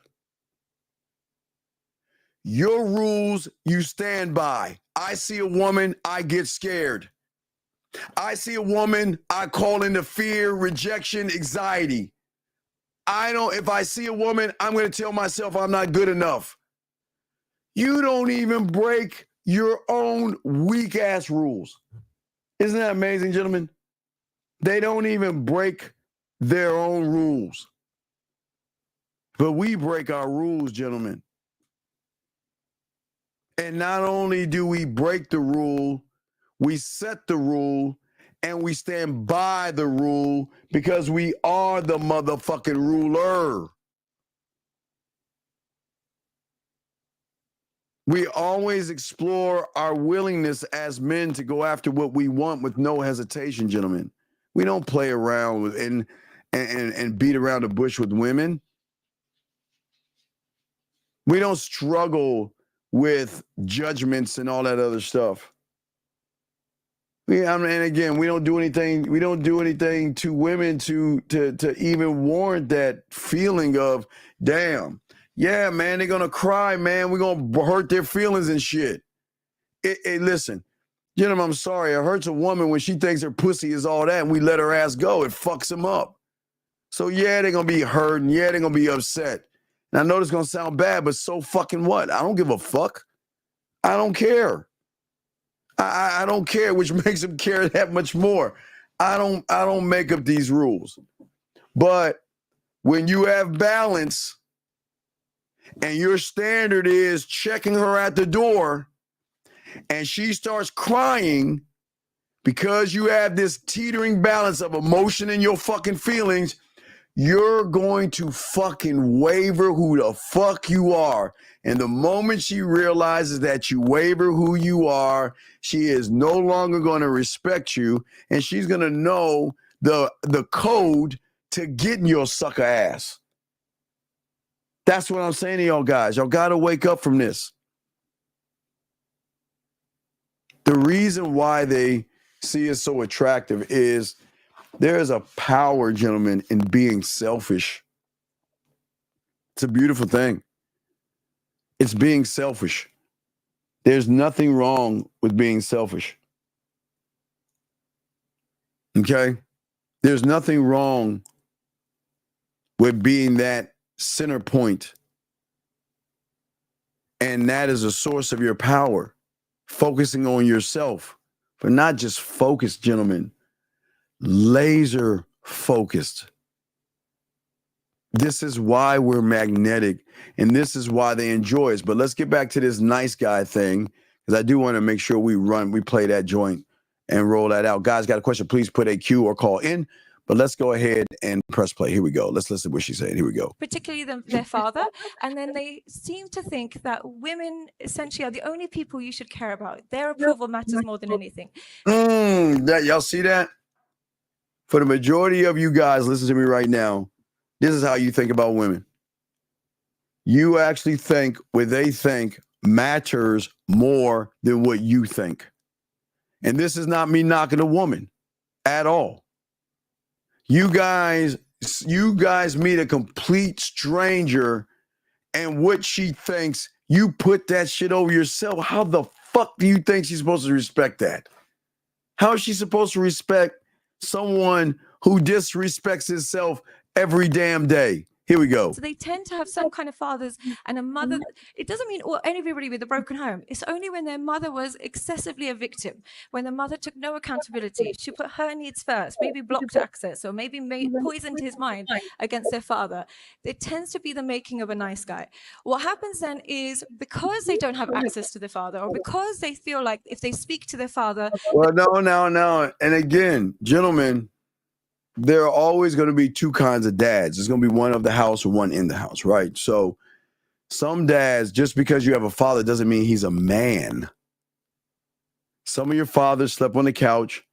Some of your fathers said happy wife, happy life. So you can't go to your father for guidance, okay? You can't. Boxing says, you said that the game requires a man to be ruthless. Is that what separates the villain from everybody? Yes. Because, okay, listen. I'm talking about total destruction and annihilation, ruthless. I'm saying total destruction and annihilation, ruthless. Listen to what I'm saying, guys. Listen to what I'm saying. I am not talking about the outside world. The annihilation, the destruction, and the ruthlessness starts here. You must fucking destroy fear to nothing but dust. You must destroy the lack of belief in yourself, being so fucking ruthless and so fucking non-caring that you're going to go into that fucking city, that town, and that neighborhood and say, fuck you bitches, you're done. You've got to be ruthless to yourself. I didn't say the outside world. I say you got to destroy fear. You've got to destroy the lack of self-worth. You've got to destroy your lack of a self-image. You've got to destroy the excuses. You've got to destroy the being the victim. You've got to destroy being soft and feminine. You got to destroy that. I'm talking about total fucking annihilation. Nothing left alive. Nothing left alive. I'm not talking about killing fear, destroying fear to powder and pixie dust. I don't know what the fuck. I'm talking about being so fucking. Hey, look, I'm gonna put the warning out, and I'm gonna let y'all motherfuckers leave. Y'all better leave right now, because come in the next few minutes, they're coming. And when they arrive, they're going to wipe you motherfuckers out. So you have a choice. You can leave this motherfucking mind of mine, or you just stay there and fuck around and find out. That's ruthlessness. That's what I'm talking about. Boxing.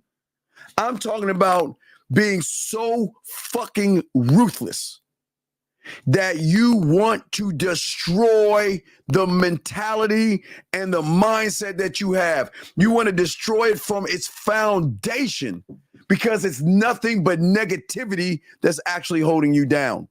Okay? Yes, as a bad boy. Yes, absolutely. Yes, absolutely. But that's what people don't understand. See, people think I'm saying go out and do harm to people. No, you need to do harm. Listen, I want you to beat, fuck up, and destroy fear, anxiety, excuses, being a victim here. I didn't say anything on the outside world. I'm never talking about the outside world.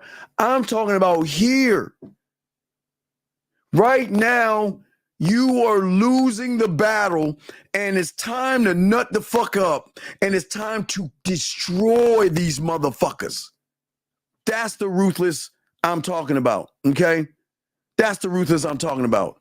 Hey, baby girl, hey, I'm not a bad boy. I'm a man. You can label me all you want to label me, girl. I'm not here to please you. I'm here to please myself, so label me what the fuck you want. It's none of my business. But anyway, getting back to what I was saying to y'all guys out here. At the end of the day, boxing, y'all are not ruthless. Y'all are not ruthless. This is a ruthless thing that you guys must have. You guys have to stop giving a fuck. You need to put the word out that you know what? We're coming. And when we coming to fuck you up. We're coming to destroy. We're coming.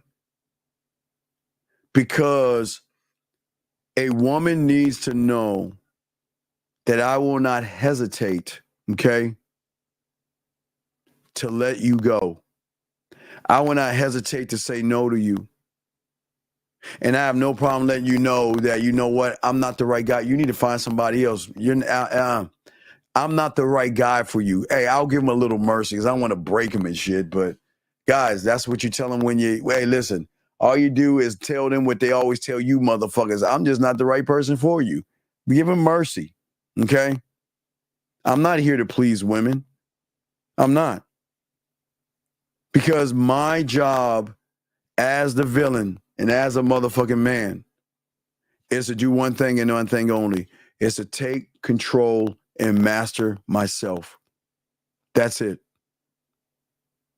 Because internal strength, gentlemen, is what leads to the game, which leads to success, which leads to leadership, which leads to women wanting to throw the pussy at you.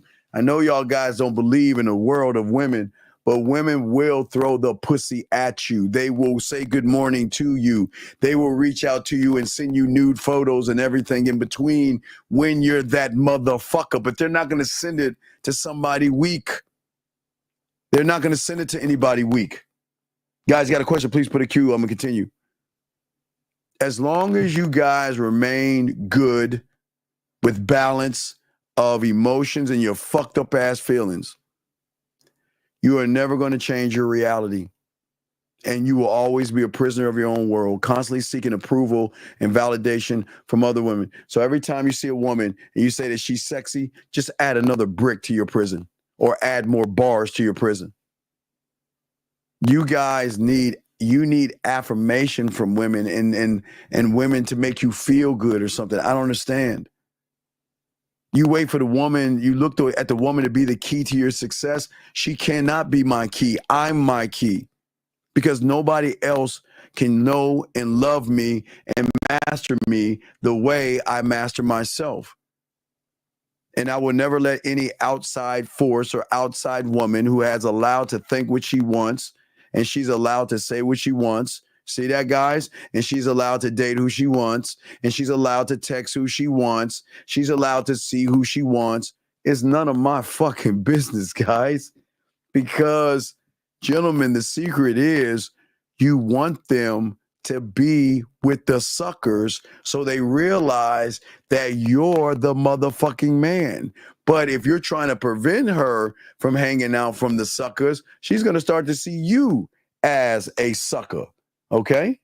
That's what I'm saying, okay? And that's as I say to all you guys out here. And let's get back to old girl and what she's saying, guys. We're chopping it up, breaking it down. Got a question? Please put a Q. I appreciate you all. Here we go. Mom's going to be mad at them. They really tiptoe around female approval. They go into the real world thinking that as long as a woman approves of my behavior, that's the only thing I need in life. I need female approval. Male approval doesn't matter.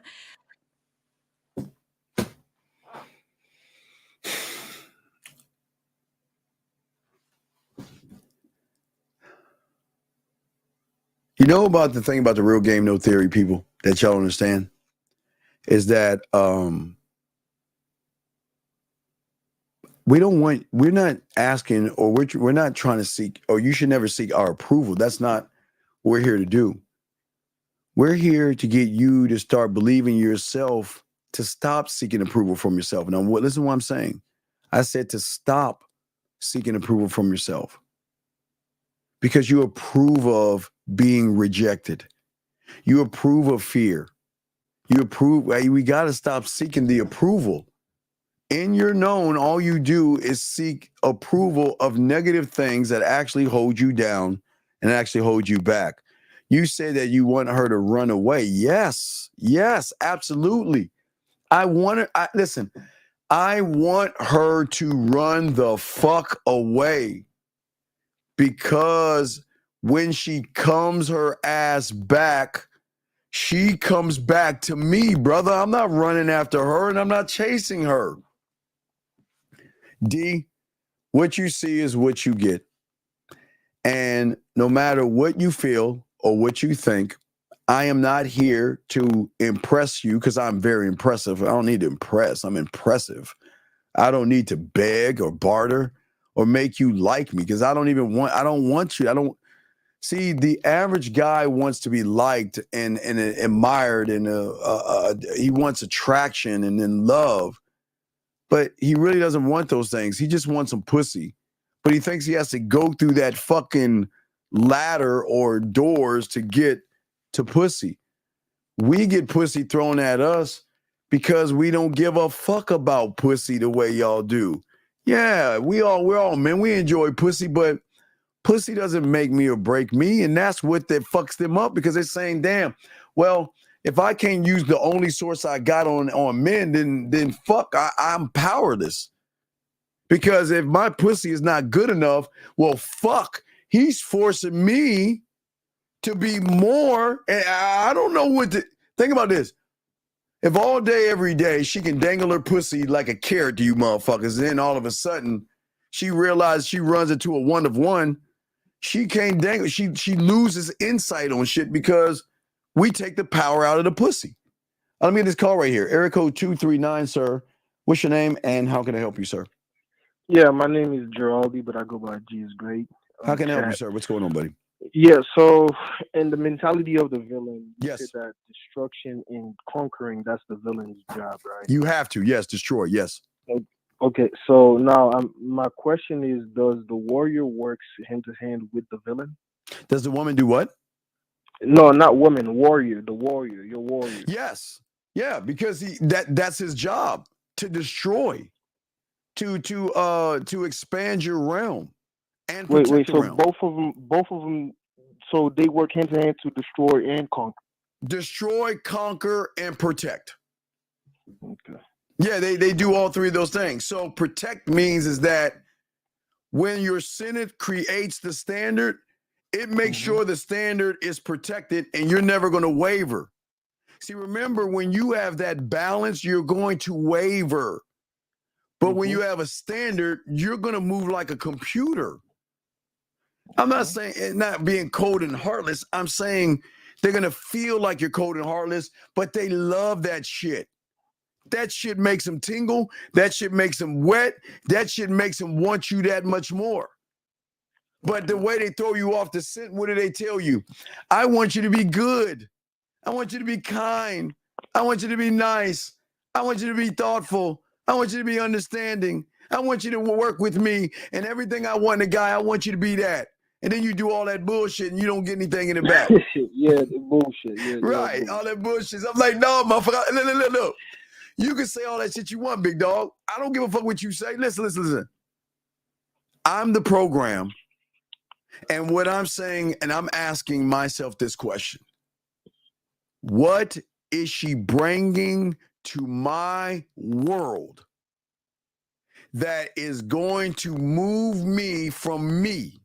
The thing I love most importantly in this whole entire world, to make me stop loving me, looking at me, doing that mirror on the wall bullshit, just infatuated and obsessed with me, to take a moment to stop looking at me to look at you.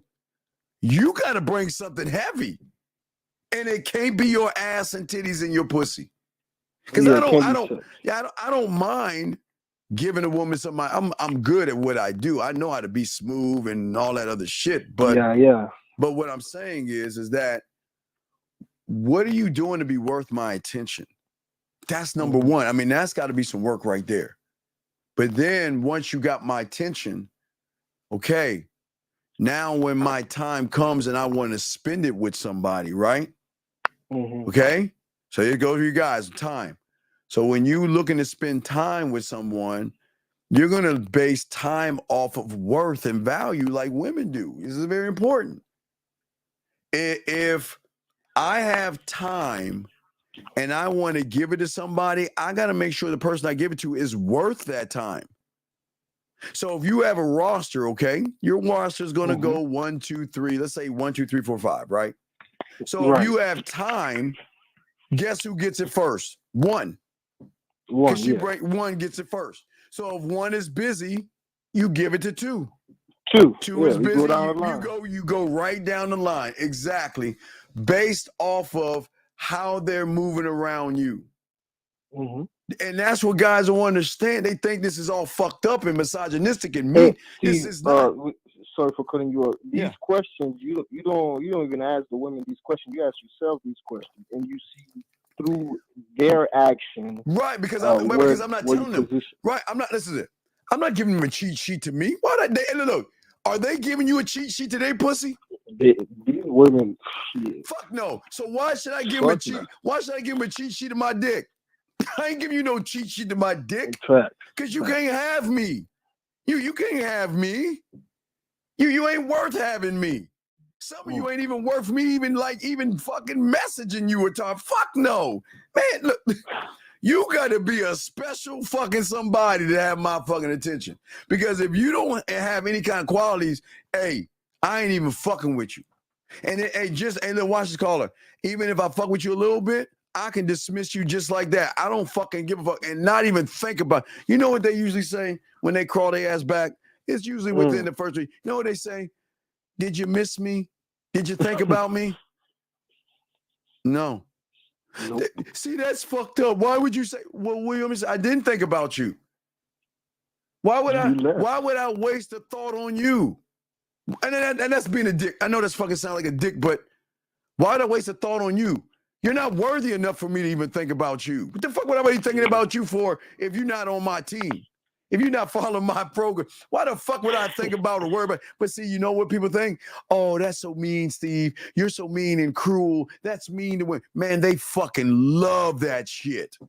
Yeah, I mean, why you gotta look back when you're not going down? I'm sorry? I said, why you gotta look back when you're not going down? Fuck no, I ain't looking at that. Hey, listen, here it goes. What is that noise? What is that noise? What is that noise? You ripping the paper? Nah, that's no. This is What do you think that is? What's that noise? Hey, I'm getting my lighter. Turn the window. No. And I'm burning the bridge. Oh, you burning? Oh, that's the bridge burning. I'm burning the bridges. I'm burning the ships. I'm burning all that shit. I'm tearing. Hey, look, burning it down. I'm not going back. Burn. Hey, look. Yep. I can build things with women, and I love doing that because I work from within their mindset because I want to be a landowner. Right. But I can burn that shit down and keep that shit moving. But as a consolation prize, you can still have access to me. You can still have access to me, but I don't give a fuck about you no more. So you can go and listen and cry and listen to all that other shit. I don't give a fuck about you like that. And I'm not, but see, they cream over that. Man, guys, I look, I'm telling you guys, they fucking cream over men that move this way. Because because their connection to a man is so deep that they can't sever it like they can from the surface. Because our connection is deep.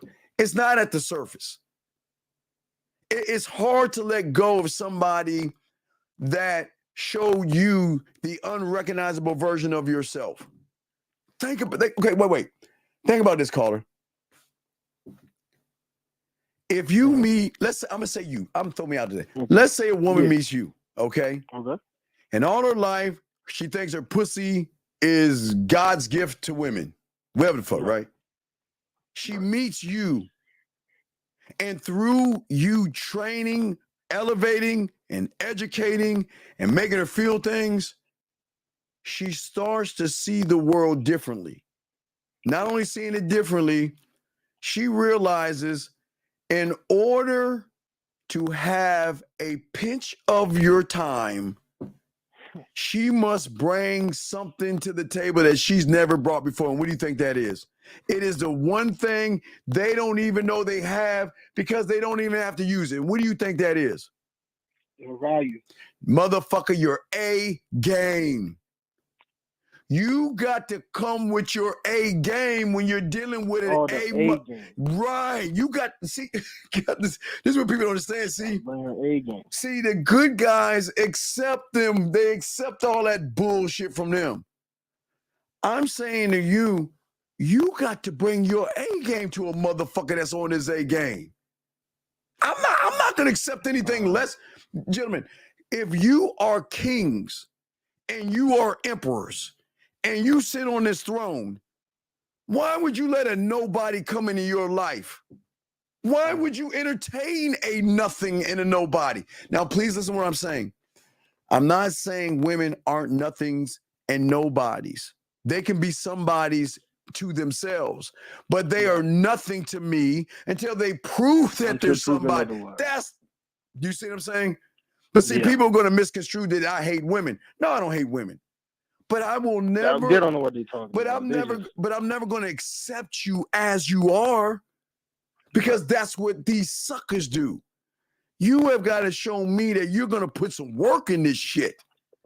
That you're willing to listen. What I love the most about a woman is when they know there's a lot on the line. And they know they should be, because on Tuesday's show with Zag and I, we're going to be talking about something very important as far as business on the street. Number one rule of the sex game. I mean, we'll talk more about that on Tuesday, right? But what we're saying right here is this. I'm saying that I want a woman that knows that, you know what? I've got this is my life. This is my passion. This is my this, and this is my that. Right. Mm-hmm. And again, I don't want anybody to fuck it up. Right. But you know what? I want to fuck with you. I know I'm busy, but I want to give you some time, because I know giving you some time will be worth my time, and I'm gonna get something out that shit. That's the motherfucker you want to fuck with. That's why you always mess with mid or high level women. You don't fuck with bottom of the barrel motherfucking women. Fuck them. Fuck them. No. Raggedy ass bitch, man. You want the woman that knows that, you know what, I've got something to lose, right? Right. But trust you enough to say that I know that you're not going to fuck up my life or my world. And we don't fuck up their lives in their world. That's real men don't do that shit. You keep business off the street. Right, yeah. We keep right, what you learn about on Tuesday's show. It's the number one rule of the game. It's so fucking important. That is so huge to the game that people don't understand. But I'm not there to. I'm not Yeah, here. that's when when the guys keep asking about receipt. I'm like, man, like she's not gonna willing to put her business her business out in the street like that. Yes. What's up now? No, I was just saying when these guys keep asking you, "Oh, Steve, receipt." Yeah, I'm well, like, well, that's hey, dog. This is what I'm saying, dog. This is what I'm saying. If what you see from me, and you feel that what you see from me, what I say, what I do, because there's nobody on your internet talking the way I say, because it's my shit, which means it should be original. Yeah, it should be 100% original, and everything we talk about should come from the person and the source that actually lived that life. If you can't see that, I don't give a fuck about you. That what I'm saying. Okay, what I'm saying. Look. I'm saying that you are gonna have haters and all that other shit, but they don't move me the way I move myself. I listen. I know that the people that are mad or jealous of me, they're not mad and jealous of me. They're mad and jealous of the women that want to fuck me for free without doing anything. That's why they're mad. They're mad that they say they're mad. They're mad that, or they're not mad, but remember, reality in the known is so crazy because it just can't accept truth for what it is when they're not in that truth to see it. Because most guys believe that they got to run behind pussy, but then they want to say that, you know what? Nah, that's bullshit. He ain't getting no pussy. He ain't getting no women. Ain't no women talking to him. Motherfucker, man. If you motherfuckers knew, which motherfuckers know, man, they don't even know. But again, we don't have to. That's what I'm saying, man. We don't have to boast on what the fuck we got going on and shit like that, man. Yeah, man. No, I ain't doing that shit. But no, what I'm saying is at the end of the day, when it comes to this game, that's why the villain is so important. That's why the villain is so important. And that's why people don't understand it. But what's your next question? Oh no, that was my question. I wanted clarification on that right here, and I took some notes. And you said that the warrior and the villain destroy, conquer, and protect. And the protection comes, they protect the standard that the Senate creates. Yeah, it's part of the square. It's a protection thing. Right. Okay, so you want to the knights protect the king and the emperor, right? The soldiers, right? They protect, right? But they also go to battle to expand the realm, right? So they all connect. Yeah, all in one. Everything connects. Everything connects, big guy. Everything It's connects. like a chessboard. You can move this guy here. This guy can fall back, but he can do that. Yeah. Okay. Yeah, because I'm ruling the world. It's my world, and you have your world to rule. Right. Okay. I'm gonna tune in. If I have more questions, I'll call you up. All right, great call, sir. Appreciate you, man. We'll throw you back in. Great call. That was an awesome call. Great call. All right, let's continue to listen to old girl. What she's saying, guys. If you got a question, please put a Q. We got you covered. Let's play her. Here we go. But the problem is they learn about female approval from their mothers.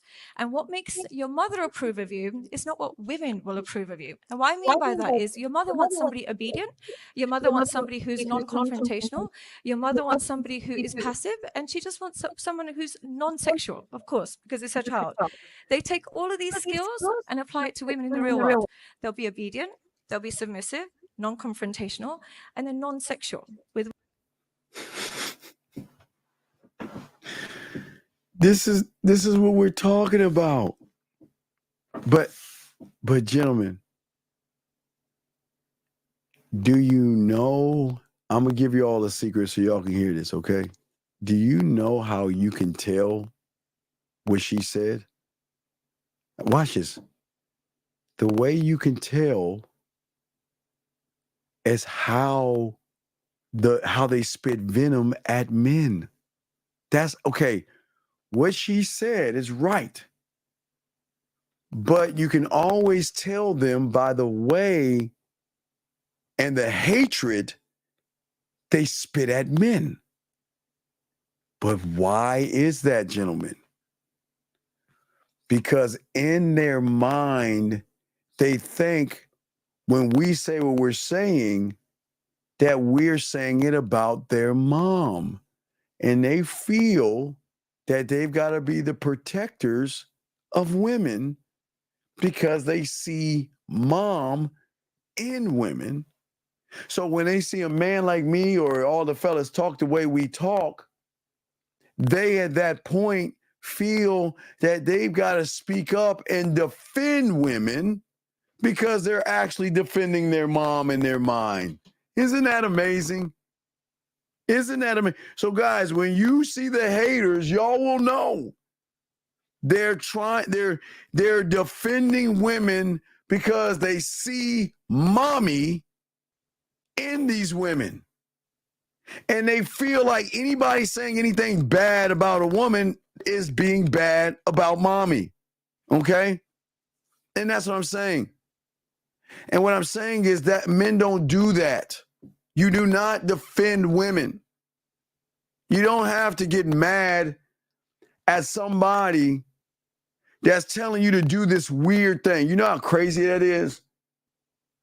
They get mad at the Real Game No Theory guys because we're trying to give you a new reality of loving yourself. And it's like, God damn.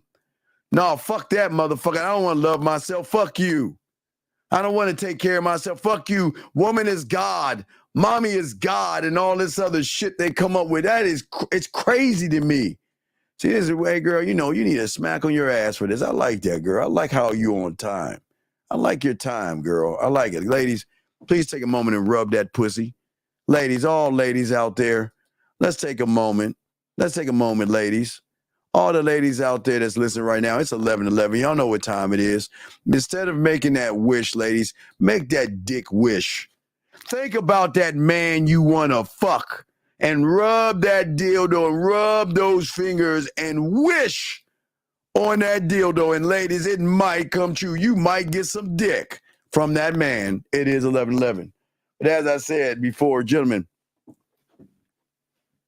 this is why women love us so much, but are afraid of us. And they will run from us. Not because we're abusive and not because we're mean. Is that we open another door that she doesn't even know about, which connects to her emotions, that creates a more powerful bond to make her run the fuck off. They will run. Gentlemen, I've always told you, you're not going to get every woman, but God damn it, when it comes to women, man, it's going to be hard for them to actually let you go. Let me see if I can. Oh, wait. Let me see something. Hold on a second. Let me see if I can find that. Hold on a second. Let me see if I can find this joint. Hold on a second.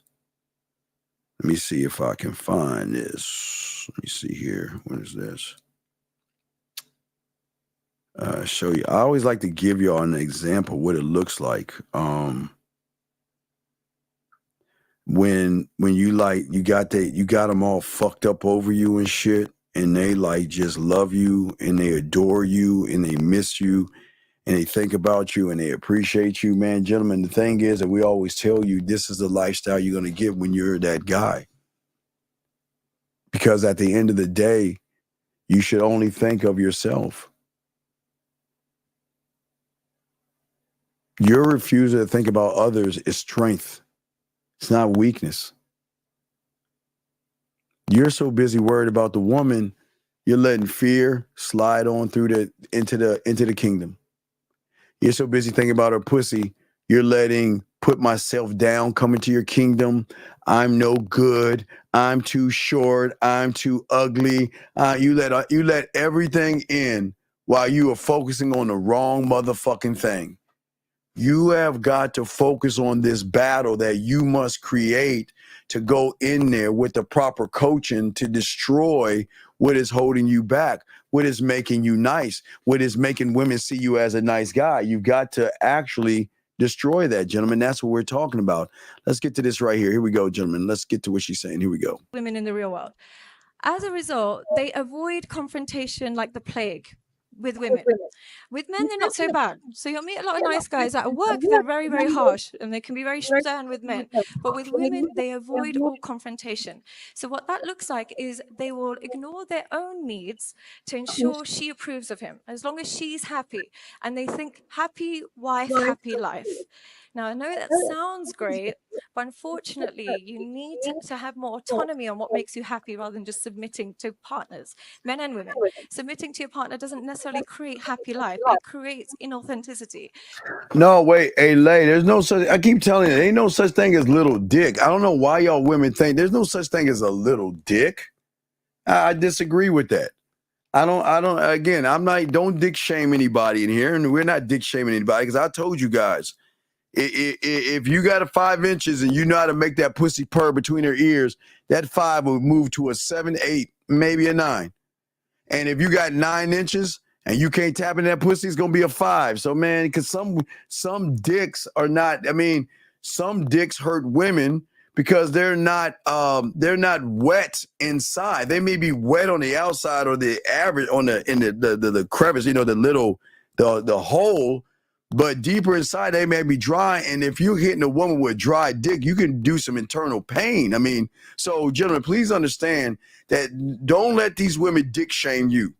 Don't let any woman dick shame you, nor should you dick shame yourself. You should be proud of what you have, work with what you have, but realizing that if you tap into that emotion, whatever the size of your dick is, you're going to add some points to that dick. Please understand that shit. Please understand that shit, guys.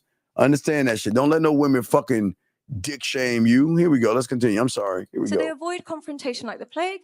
And finally, what happened? Then as a result of these behaviors, they have low sex appeal. Women are not attracted to submissive men.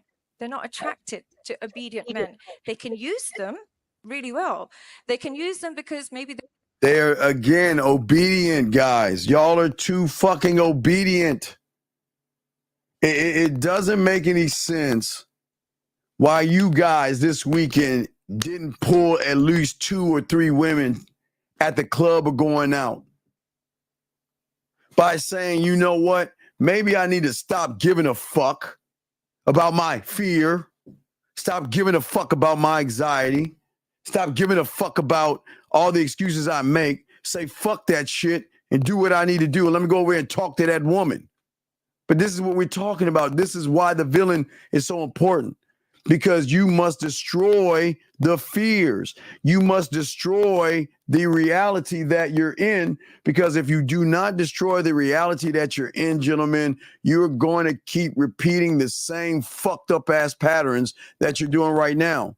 That's the problem, guys. Because most of y'all guys out here, you're never going to change your reality when you're a prisoner of your own fucking world, seeking validation and seeking approval, guys. It's never going to help you. It's never going to work. You have to operate from the one thought, one mind, one way, me and me alone. And I'm not going to allow these things, now I didn't say women. See, I thought I was going to be mean and say those things to women. No, these things as anxiety, things, fear, things, doubt, things, judgment, ruin my fucking world. I'm going to destroy that shit. Gentlemen, the destruction has to come internally, guys. It has to come from within.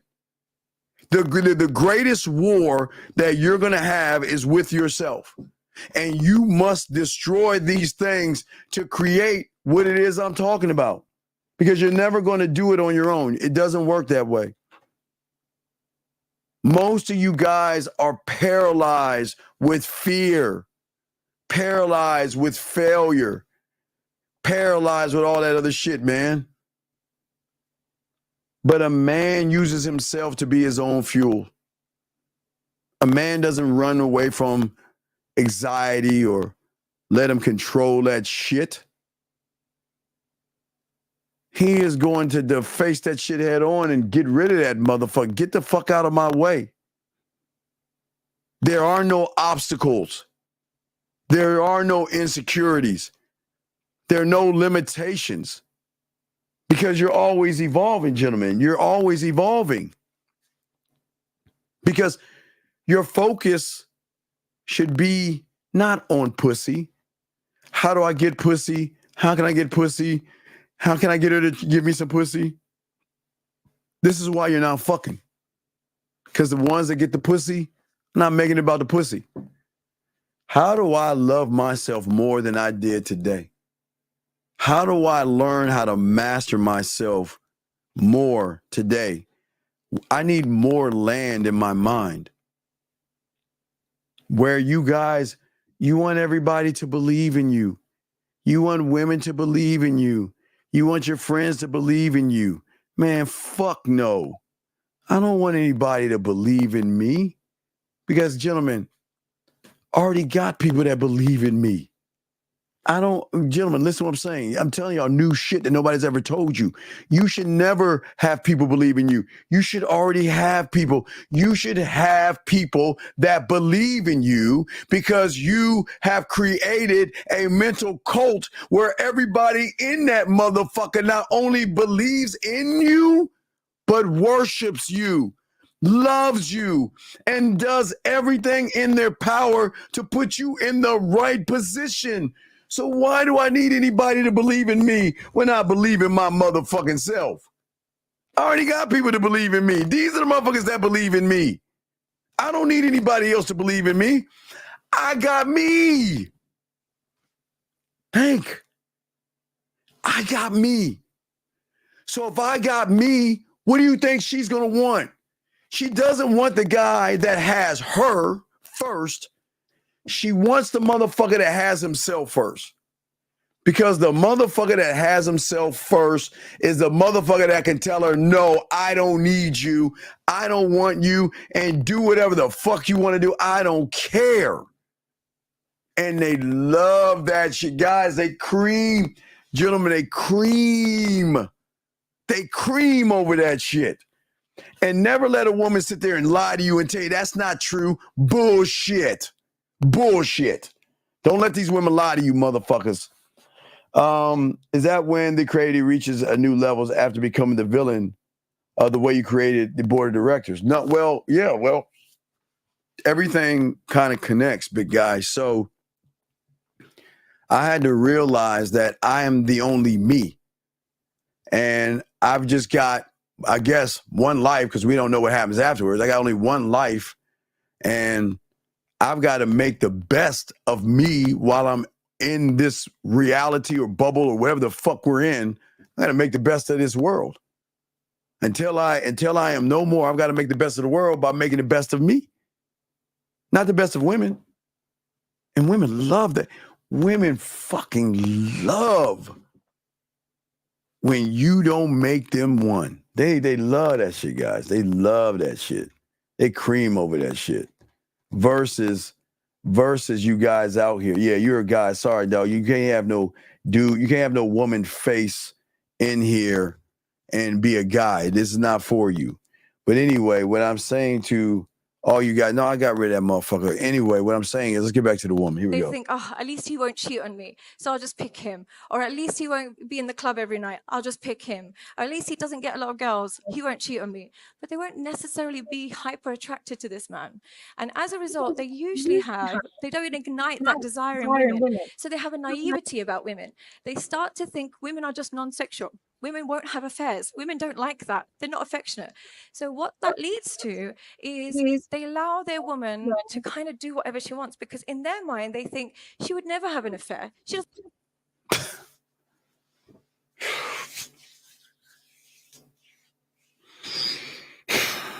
It's amazing what y'all think. Wait, let me grab this question here. Is the mental cult just a metaphor? No, nigga, it ain't no fuck. What the fuck you mean metaphor? Nigga, what the fuck you... All right, big dog. Big dog. Do you think I'm trying to teach you metaphors and shit? You think I'm trying to teach you metaphors? I am fucking trying to explain the game the best way I learned it from my standpoint. I can't speak for other people. There are no metaphors. These are all personalities that you have. Okay, the difference between how you are at work versus how you are with your friends, are those not two different personalities? Yes. Or are they metaphors? They're different personalities. So the way you are at home is a different personality versus the way you are at work. That means that you have a work personality, and then you got a personality when you're with your friends. There's a personality that you have when you're with your mom or your dad, but those things do not connect. They interact with each other, but they are different. They're not that dude. Come on, man. They're not fucking fuckers. These motherfuckers. This is not a met dog. See, this is your mind trying to comprehend what the fuck I'm trying to say, man. There's not no fucking metaphors here, dude. Come on, man. Come on, dog. Come on. Come on, man. Come on. Come on, man. Come on, man. It fucking ain't nobody. Don't you think I would say, hey, it's a metaphor? Don't you think I would have told you that in the 90s when I was telling you the same shit? Don't you think I would have said, oh, by the way, this is a metaphor? Don't you think I would have said that shit? No, I ain't saying that shit. Gentlemen, you can't see what you can't see, and you don't know what you don't know. So what I'm saying to you may sound cool and shit, and it's like, wow, or whatever, but you can't see it because you don't have the level of a standard that people who can see it see. Man, guys, oh my God. I just wish y'all could be flies on the, well, I guess y'all were. When y'all, for some of y'all that went to Vegas, y'all saw what your boy did. Y'all saw when we went to the cigar bar. You saw me go over there. You remember that waitress came by? Now, Jim, at the cigar bar, you can't look all fucked up in this cigar bar. It's kind of like an uppity kind of a place and shit that we went to. But the women there had to look a certain way. It's kind of like they couldn't look all fucked up. But once she came over, and then she left, and I hollered at her, put the bid in, came back. And she kept coming back and going back and forth. And then she made sure that I let her know that she was leaving when she left and shit. So I'm saying is, I think Miles recorded the conversation we had, but what I'm saying is that this is the beautiful thing about the game, man. This is the beautiful thing about being a man, is that we can't look at women the way we look at mom. But if you're looking at women the way you look at your mom, there lies the problem, because you're under the impression that mom can do no wrong in your eyes. Some of you guys, you think mom is perfect. Mom can't do no wrong. Well, I love my mama, and I ain't gonna let nobody talk bad about my mama, right? Then you got that mentality that when someone comes along, you're gonna try to fight that motherfucker on his mentality because you feel like he's talking about mom. Here we go. Doesn't even like sleeping with me. She doesn't like kisses. She doesn't like all of that thing. They don't realize they make her not like that. They make her, maybe with you, she might not like sex, or maybe with you.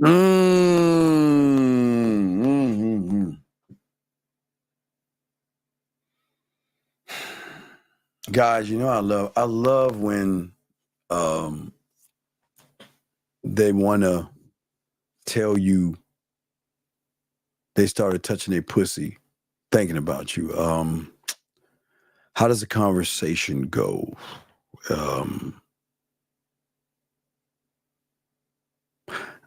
It kind of like, you know, I'm starting to get warm down there and starting to tingle a little bit, you know, and I had to either rub one out or something like that. But it's a beautiful thing when a woman tells you they love to come to you, or you're okay, gentlemen. This is why I always tell you land, sea, air, and space.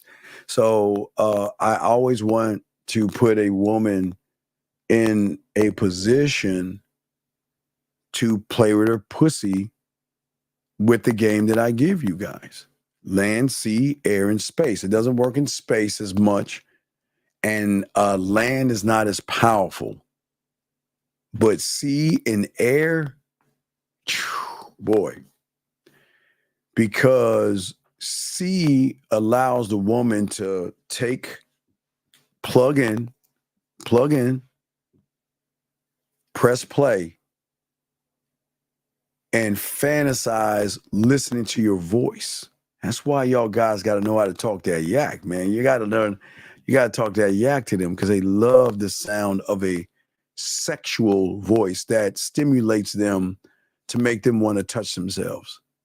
But it can be a voice, but it also can be a video that you send where they can look at you because you can talk shit to them. You can talk shit to them and you can flirt with them and they will have an access unlike anything because they can always access you and you'll never know when they're playing with their pussies. And they'll tell you, they'll start telling you after a while, but you'll never know when they start playing with their pussies. There are women that will play with their pussy for all the folks on the Real Game No Theory, but they won't let us know off the bat because that's a power thing. You know, her coming to you is a power thing. But let me grab this call real quick. Area code 318, sir. What is your name and what's your question? Hello? What is your name, sir, and what's your question? Oh, hey, it's Richard. Oh, it's a question about me and my partner. Can you please get off your speakerphone? Oh, hello? I'm going to ask you one last time. Can you please get off your speakerphone? Oh, yeah, hold on. I don't think I'm on speakerphone. Hold on.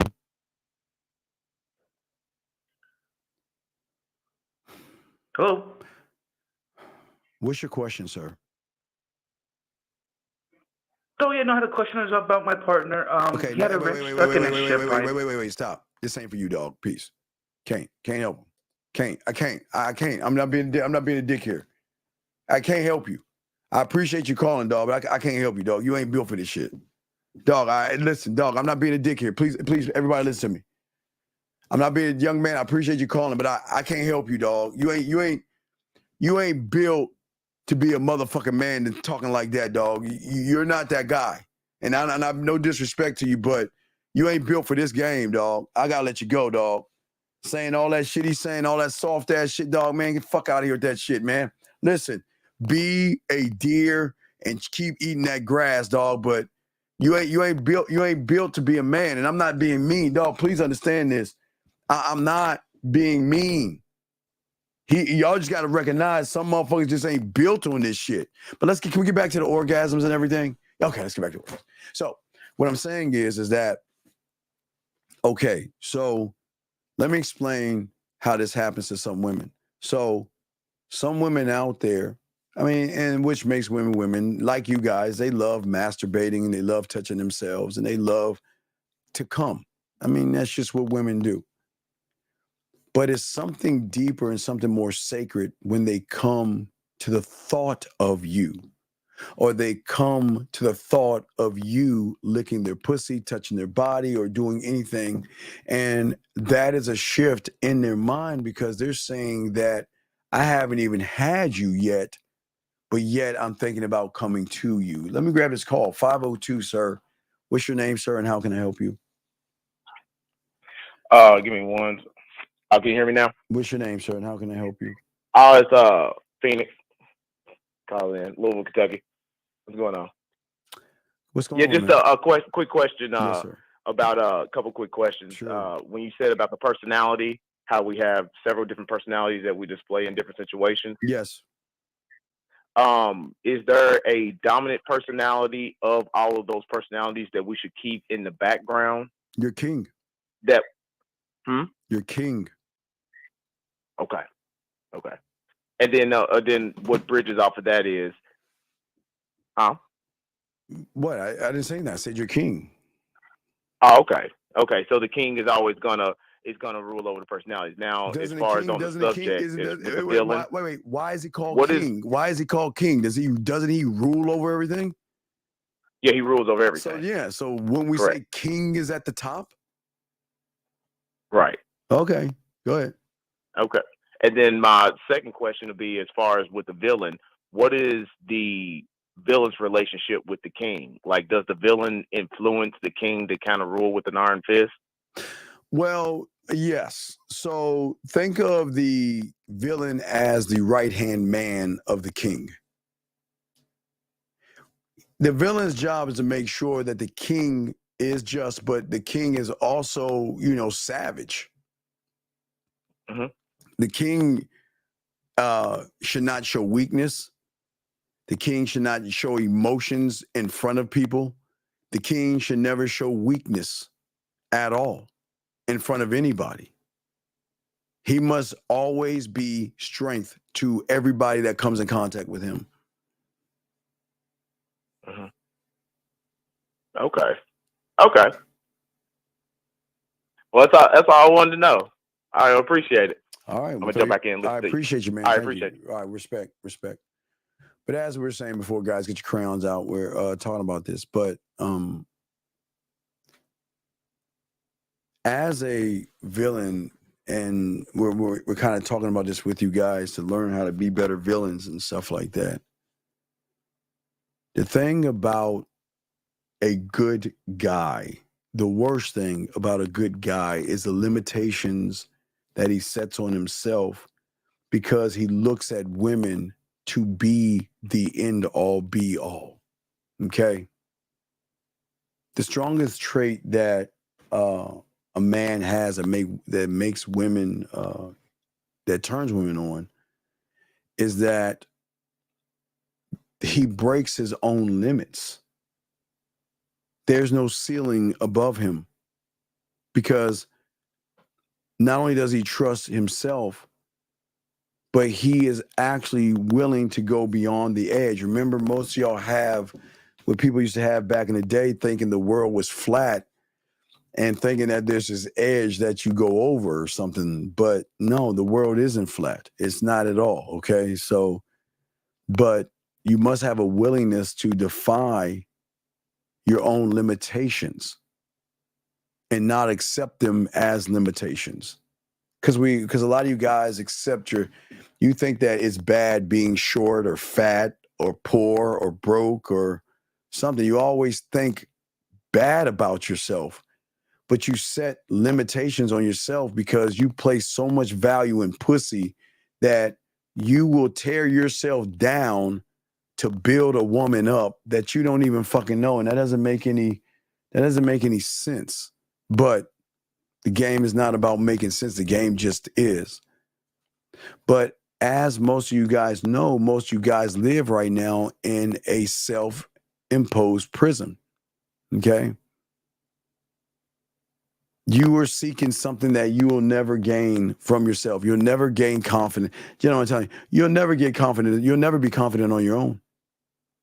I'm not lying to you. You'll never be confident on your own. And you're going to keep seeking confidence in any way you can, and you're never going to find it. That's the truth. Look at you right now. Think about it. We're in the 10th month of the year, and y'all are still the same people. And it just goes to show I'm undefeated in this shit. Okay? And what I'm saying to all of you guys out here is that the mindset of who you are as a man that creates the villain is powerful because of what it's rooted in. You are rooted in the love and admiration to yourself, where you refuse to be limited by external things and external opinions. A woman is allowed to have an opinion. She's allowed to say that, you know what, this is what I think, this is how I feel. And women are allowed to have opinions. Listen to what I'm saying. She is allowed to want a 20-foot tall man. She is allowed to. That's none of my business. She is allowed to want someone that makes 12 figures. It's none of my business. She's allowed to want a nice car, got a nice car, a man with nice clothes, and a man with every kind of body she wants. It is her right to do that. She is allowed to do that. But the reason she'll fuck me is I don't give a fuck what she's looking for, because I'm not looking for approval. I'm not. I am not. We're the good guy. Y'all are always looking for her approval because that's success to you. That's validation for a lot of you guys. what she does and what she says. That's it. And that's the problem with many of you guys out here. It is the mindset that you have because you want to play safe. You want to be good. And what is this lady saying? She might not like intimacy, but she's still an intimate person. So they might say, okay, no worries. You can go, stay over at your friend's house. I know you two are just close. Oh, you can go on holiday with that guy that you knew from your neighbor. It's fine. I know my wife. She would never touch him. She would never touch you, but she would touch him. And they become very naive. And as a result, these men tend to experience divorce without doing anything wrong. They haven't. Right. So what do? Because they wasn't men, and then they get divorced. They seek you guys out and complain to you about marriage. Marriage is terrible. Marriage is bad. Don't get married because I got divorced. Boo hoo hoo. Boo hoo hoo. And y'all blindly follow motherfuckers. That doesn't make any sense at all. I think this is a prank call. I'm not sure. I got to make sure. 210, what's your name and what's your question? Hi, my name is Tyler, and I wanted to know why are you such a punk? Okay. All right, Tyler. Oh, Tyler.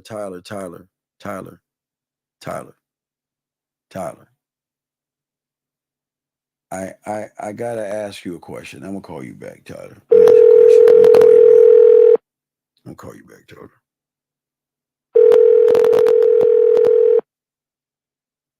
The Text Now subscriber you are trying to reach is not available. Please leave your message after the tone. Tyler, I don't know if you had your father in your life, but let me give you some fatherly advice that your father failed to tell you. Why do you give a fuck what another man is doing? Why are you obsessed with another man? And why don't you have a life? It doesn't make any sense.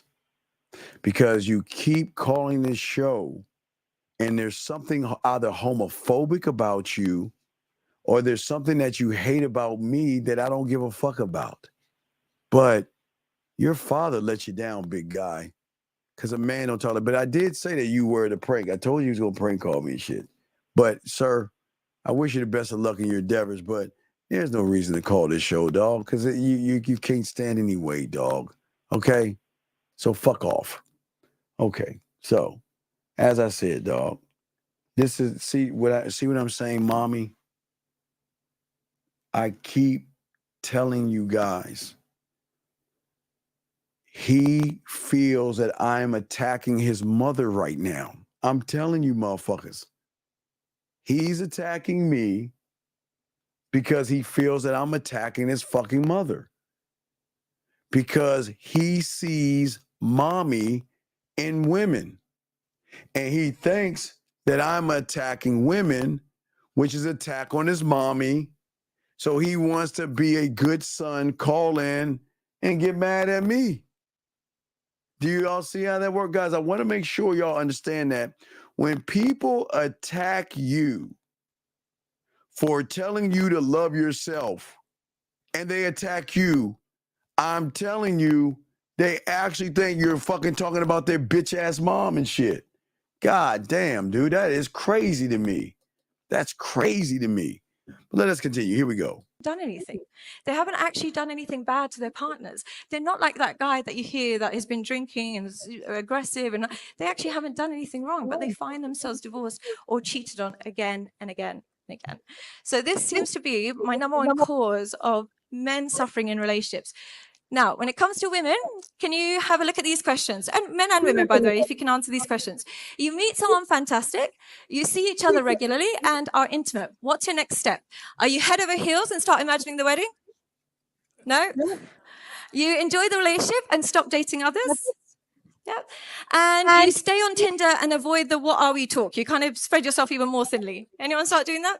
No? You are in a relationship and the topic of social media and passwords comes out. Do you want to exchange passwords and locations? No? Do you want to have their password, but them not have yours? Yeah? Or do you, I don't need their password and I don't think they need mine. We have some boundaries. Yep. Now, how do you split finances? So I feel guilty if someone spends on me, so I pay for everything. Does anyone? God damn it. I'm trying to get to with some other good shit. Area code 361. What's your name, sir? What's your question? It's Christian, such Steve. How can I help you, sir? What's going on? I just wanted to know, how do you master yourself? What do you mean? What do you mean by master yourself, sir? Well, I was master listening earlier, and you said that you have to become, a master of yourself, Mhm. and like have control of your mental structure. And I just wanted you to explain that a little bit. Okay, how old are you, big guy? 20. Okay. So how does one become a surgeon? Doctor school. And what else? Medical school. What else? Residency. Yeah. Yeah. Yeah. School for it. So it's years of work, right? Yes, sir. So you're asking give me one answer to become a surgeon, and it doesn't work that way, buddy. I understand. So I gotta it takes years, right? Well, I don't know. Every man is different. It just it's all based off of how bad you hate yourself, basically. So it comes down to that. And so, what are some ways that you could test if you hate yourself or if you love yourself? Well, I already know you hate yourself. You hate yourself. So how do I reverse it? Well, okay. How do you reverse something you want to be or do to yourself?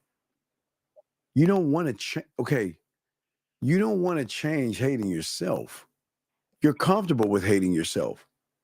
That's your world and that's your reality. So why would you even try to change what you changing to love yourself is going to be difficult because you hate yourself so much. You like being in the world of hating yourself. How do you expect to love yourself? So I have to destroy what I know and start new, right? That sounds good on paper, but if that was the case, you wouldn't be asking me this question. You would already had done it, right? Yes, sir. You're right. Right. So that means it's on paper. So it's bullshit.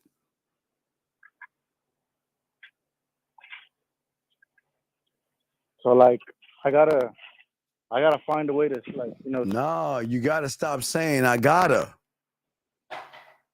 Do you understand that's the worst thing you can say is I gotta? And you want to know why? You saying why it's the worst thing? Because you keep. Okay, I'm gonna talk. I gotta go to the board to. While I'm talking to you, I'll go to the board and show people why cool. Let me use blue.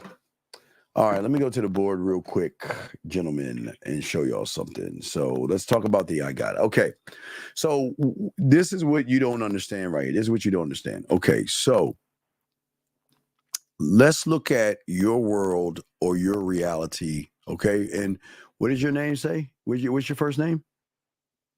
Christian. Okay, that's with a C. Yes, Christian or a K? With a C. Okay, all right. So you're a Christian, right? In your world, okay? Yeah. All right, so your world, and this is your world, and this is your reality.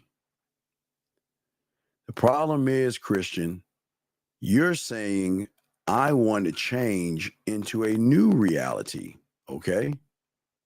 You're saying you want to change it to a new reality, okay? But the moment you say, I gotta do whatever it is I gotta do, all you're doing is duplicating the same reality, buddy. You're never, this is why y'all don't change. Because everything that you're doing, all you're doing is creating several realities and just passing the same virus to the same reality, a different reality. That's all you're doing. So you're creating the same reality. The moment you say I gotta is when you create the new reality. But so your mind makes you think it's a new reality, but it's just a duplicate of the old reality. And that's why you don't grow. Because listen what you're saying. You said I gotta, right? That's what you said. And I stopped you, right? You said I gotta, right? Yeah, that's what I said. Right. So the moment you said I gotta, is that coming from the old Christian or the new Christian? The old one. Right. Which means is I gotta do something. So then you're saying, okay, I want to create a new reality, but I gotta. So then you have just transferred that virus into that new reality, which created a duplicate reality that you're in. Because you're saying I gotta do it. So you're talking about it. You ain't being about it. See, being about it is not saying I gotta do a motherfucking thing because I don't want to bring any viruses over to the new reality. I don't gotta do a motherfucking thing. I'm not thinking about doing another thing. I'm not thinking about changing. I'm just gonna make a motherfucking move without thought. Because the new reality has to have its own set of rules. But this is where your problem comes in, that all you guys are doing is just duplicating the same realities over and over and over again. Do you watch motivation videos, right, on YouTube? Yes? I used to a lot. Right. Not so much anymore. And guess what the motivation video does?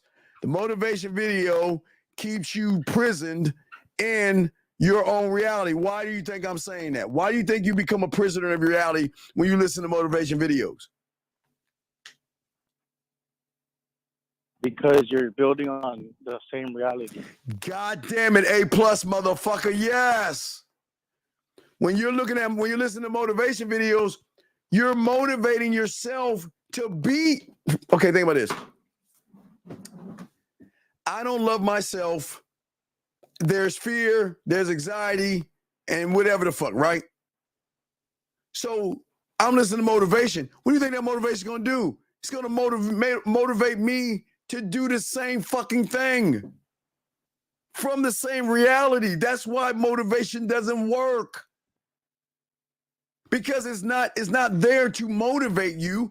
It's there to manipulate you and make you think you can be more than what you fucking actually are, knowing that it's just going to teach you how to duplicate the same reality. Because you're saying this. Okay, watch this. You're saying, now watch this, it's going to get deep here. We're about to get deep. You're saying that somebody else's words are so powerful and so impactful that they change you. Yes? Yes. So does that mean that you believe more in their words than you do your, finish my sentence, thoughts? Through my own words. You believe in their words more than you believe in your words, right? And when you believe in someone else's words more than you, then you are just flipping the realities, because your word should be bar. Your word should be the end all be all. And see, when as a student of the game, my mentor told me, think for yourself. I'm here to guide you. I'm here to guide you to see it for yourself, think for yourself, speak to yourself, relate to yourself, learn yourself. Yes, that's what I learned as a student of the game. He didn't motivate me. I learned that I motivate me. I'm my source of motivation. But the moment I listen to someone saying, well, you know what, you're good, and but all it is, and you're like, yes, then you have just imprinted somebody else's reality on top of your reality, right? So watch this, okay? Watch this. Let me show you how bad it is. My phone's on one. If I hang up, it's because it dies. No, it's cool. Let me show you how bad it is. So if we're looking at the average guy, right? Oops, shit. Okay, we look at sorry, that's a fucked up line. Excuse me, guys. So we're looking at reality, right? So if we know that we keep duplicating the same reality, right? Okay, you're creating the same reality like I was showing you, right?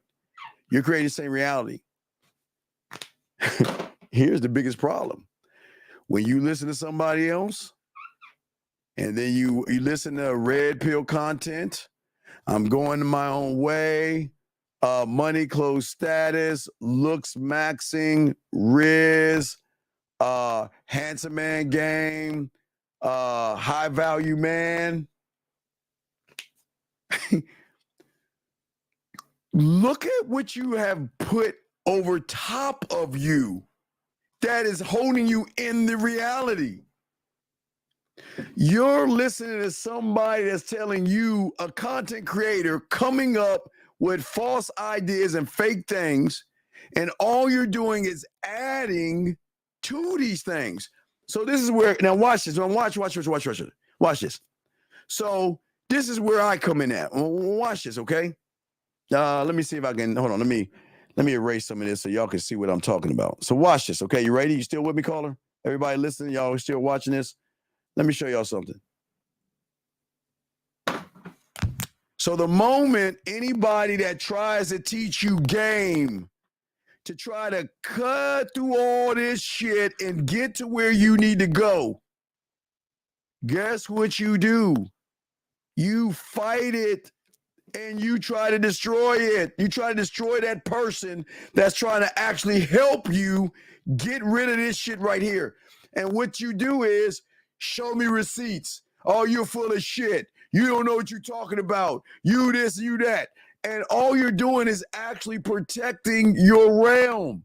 You're protecting the layers that are holding you back, that are actually holding you back from yourself. Does that make any sense? You guys, I hope y'all understand where I'm coming from. Yeah. You see what I'm saying? I hope y'all guys understand what I'm saying for y'all guys out here. What I'm saying is that you want to stop the person that is trying to get through the bullshit to help you see that you are creating the realities.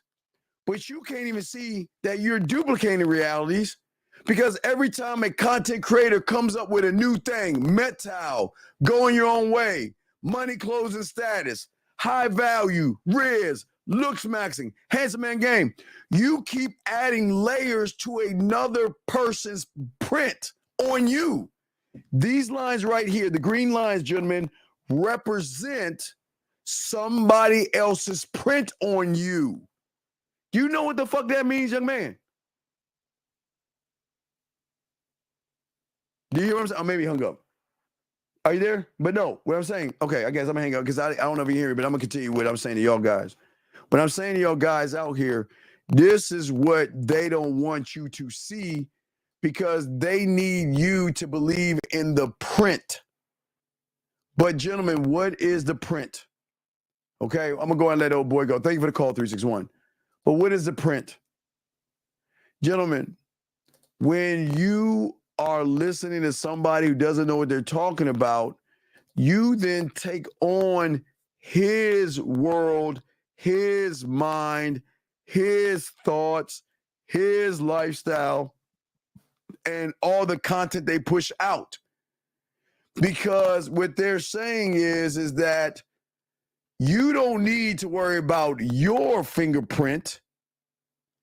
I'm going to put my fingerprint on top of your fingerprint, and you're going to start following me while shunning the most important thing that you have. And that's where they get mad at us, gentlemen. Y'all see what I'm saying? See, when we're trying to tell you guys to think for yourself and all that stuff, we got another call. It's hard because we're forcing you to go outside yourself. Well, I'll explain in a second. 904, sir, what's your name and what's your question? Hello? Yes, sir. What's your name, sir, and what's your question? Hello, sir. My name is DeMarcus. I was just calling in. I've been with my wife for about 6 years now. Okay, DeMarcus, I can't help you. But DeMarcus, I can't help you. This ain't for you, buddy. You have a good day. Can't help you. Can't. I can't. DeMarcus, I can't, dog. You ain't ready to be a dog. I'm not being a dick here. DeMarcus, I appreciate your call, but this ain't for you, dog. This ain't for you. You ain't built for this shit, dog. I'm not being a dick, guys. Y'all gotta understand, dog. Y'all gotta listen to you gotta listen, dog. And when you listen, there's nothing I could tell that young man that he will do, because he ain't gonna do it. I can tell that he's either gonna say some silly shit or he's gonna say some bitch ass shit. And you can't change these motherfuckers, dog. I'm not being a dick here. I can't help him. Cannot help him. You can't. You can always hear him. Now, this is gonna be a prank caller right here. I think I'm undefeated. 636, sir. What's your name and what's your question? I need a nigger on line two, please. See that? I need a nigger on line two. I told y'all, guys, I'm undefeated in this. Gentlemen, please, gentlemen, don't listen. If you're black, please don't be mad. Gentlemen, please do not get upset. Don't get mad and don't get angry. You must understand, gentlemen, that the world doesn't want you to have this information. So what they will do is everything they can to prevent the information from coming out, but they still want pussy. 443, what's your name? What's your question, sir? 443 going once. 443 going, no, can't do it. No, can't talk to kids. Get the fuck on, kid. You're too young. Too young. I can tell you're only 15 years old. Can't talk to you. But this doesn't mean white people are mean and bad, okay? Sometimes there's a bunch of bad apples in there. And we all know that the guy saying the shit he's saying, he wouldn't say that to a real motherfucker on the street. So you got to understand, dog. It's gentlemen, the world is what the world is. But anyway, let us continue. So you mentioned layers, aka the green lines above me. Is that also the bricked house? Yes, because you are actually imprisoning yourself, sir. Absolutely. The show Dark showcases everything you're saying about realities, coach. Respect and recommend. Yeah, absolutely, sir. It's remember they one of the most important things they said, I think it came from I think it's an Einstein saying, is that what you know is a drop of water, what you don't know is the ocean. And that's what we're trying to teach you, is actually the ocean. And when you guys are able to connect to the ocean of yourself and drink that see, listen what I'm saying. I know, I don't believe, I know, because I've done it. You have a ocean of knowledge to drink from. But one cannot drink from his own knowledge when one is blinded by somebody else holding him back from his own knowledge. All these guys are out here to make sure that you guys don't grow. And this is how it works. But let's keep going. Guys, you got a question, please put a Q. We got y'all covered. We appreciate you guys. Let's get it. Here we go. Let's go. Here we go. Do that? No. I usually spend less than my partner, allow them to kind of endow you, or we split them equally. What would you say you are? Okay. Now, you notice your partner has been on dating apps on their phone and they were last active a few hours ago. They claim their phone was hacked and they have no idea why it was there. So, would you not fully believe them but stay in the relationship despite being hurt? How many of you would leave immediately and how many of you would not care? What would you think you would do? Yep. Now, with the person next to you, tell me you don't have to say it if you don't know each other. But Wait a second. You say that was Jazzy calling. Well, let me call her back. I didn't know that was Jazzy calling. I thought that was a kid calling and shit. Hold on. Let me call her ass back. I didn't know that was her now. Hold on a second. Hold on 1 second. 443. Let me call her. Hold on a second. Let me see here. I'm going to call her back then. Let me see if that's her. Let me see if it's her. Hold on a second. I feel kind of bad. All right, Jazzy, what's going on? Is this you, Jazzy? Yes, it's me. Okay, I'm sorry, Jazzy. I thought it was a little child. I was asking. No, you're okay. I apologize. I was asking. What's So What's about going on, the Jazzy? whole when you watch so many motivation videos, is the reason that you telling people not to watch the motivation videos is because it builds a layer of the things that you're taught throughout listening to that, being able to listen to the manifesting and all that kind of stuff that they talk about. Okay, Jazz, think about this. Okay, let's say Jazz a J. Let's say J. Okay. So what I learned through the game is that because of your fingerprint, that makes you the only Jazz in this world. Yes or no? Am I correct? You're the only right based off your fingerprint. Okay, so if you are the only you in the world, shouldn't you learn your language versus someone else's language and follow them to motivate you when you should be the motivating source internally? See, listen to what I'm saying, because I'm going to play devil's advocate. I'm not saying that, okay, when you're in school, you learn, but see, that's book smarts. Okay. When you're in school, we have to learn and soak up how to read and write and do math. You know, Right, but right? then when Okay. you live in the streets and you do But street in the stuff, street, you yeah, learn street we straight, activities. we straight streets. So we Yeah. ain't talking about the book. So what I'm saying is this. What I'm saying is this. When you look at motivation, let's say I'm the motivator. I'm not, but I shouldn't be. Let's say I'm the guy on the motivation. Let's say I'm a B. Okay. Now you're Right, a J. but would it be fair to say that when you're listening to that kind of stuff and you're hearing that kind of stuff, that when you continuously keep hearing it, it puts a layer of bullshit basically between you and being able to learn who you really Well, are yeah, because but of all the but stuff that you're listening to. But Jazz, listen. Who makes the choice to listen to the shit though? I mean, the person that's listening to it. Right. So they can't complain that they're going to be lost in the sauce when they choose to listen to something that is not going to motivate you. Okay, let me explain. Okay, have you been to church? Have you been to church and you walk in there and you feel good? You know, you feel like the sermon is talking to you and y'all are clapping and dancing and feel all good. And then you leave the church and you like feeling good and all of a sudden it just dips and you drop. And you're like, damn. Yeah, and then you just have that. Then you just have that pitfall feeling Right. in your stomach, like something is like, right. you know. Right, Jazz. So it's Jazz. Yeah. It's the same exact thing. I'm not saying that motivation people are bad. I'm not here to tear no one down. I'm just saying that what Jazz needs to do is Jazz needs to tap into Jazz's motivation, because that motivation only fits you. Okay. Well, I know what the motivation for me is. I get Yes. drunk and high off myself, so I know my motivation. Right. Okay. Yeah, but I don't understand the question. What's the question? I was just trying to, like, I guess, make sense of like the layering that you were talking about. Okay. Like So what I'm saying, the layering. Okay. What I'm saying is, okay. Like when you were building the lines, right, and then you put the lines. Right. So that's what I was trying to figure out. What I'm saying is this.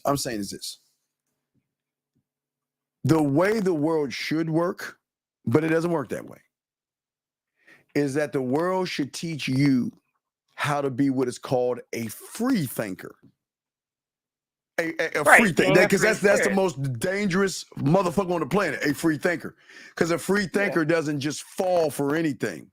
They don't just because it looks shiny, looks good, they don't fall. So then that goes back to the old saying that you have to think for yourself, and well, basically you think for yourself and fall for nothing. So right. But the moment that you fall for red pill content or anything, affirmation or motivation or hypergamy, women ain't shit, they have high leg counts, whatever they say. The moment you believe what somebody is saying, it is at that moment you're taking on that fingerprint is layering on top of yours, because you're saying what you're saying is the truth versus my truth.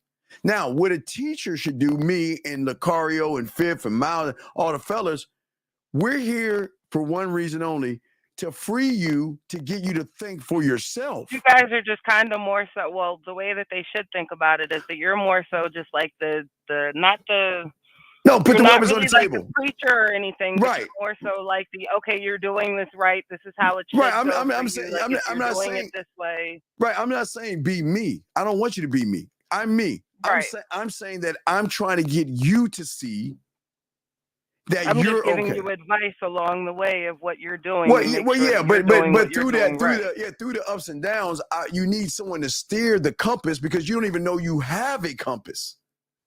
Right. See, you need a mentor to make sure you're heading in the right direction. That's his job.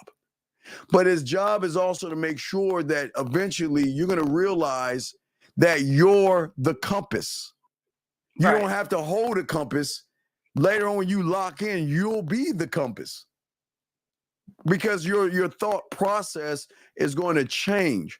But change just doesn't happen overnight, because if you look at the layers of things that a lot of people believe in, because someone told them to believe it. Now, remember, all of our parents, most of our parents, I can't say all, But didn't our parents lie to us on December 25th?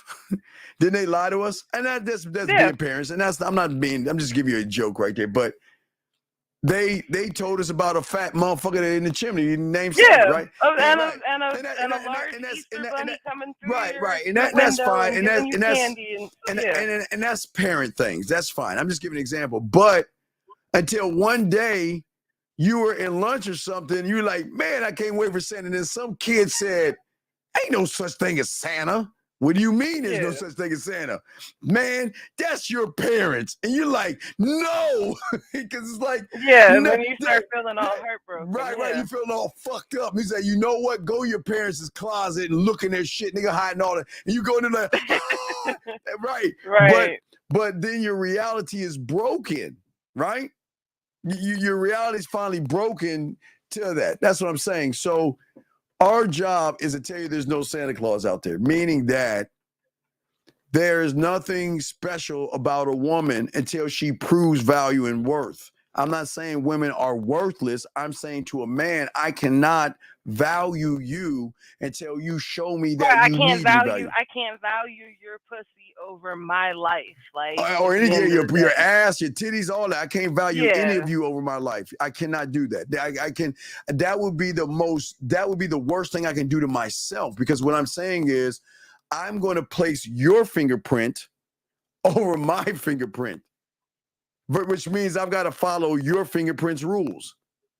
Like you would say, the iPhone 4 doesn't have everybody's fingerprint all over it. It just has yours. Yeah, exactly. And I'm sorry that it just came out. I don't know why they lied to you and told you it was a 16, but that's a whole nother story. But anyway, but no. I'm Android, so I don't care. Oh, good. Yeah, I knew I could appreciate you. But no, what I'm saying is that at the end of the day, what is very important that myself, K-Zag, and everyone tries to show these young men, it's okay to love yourself.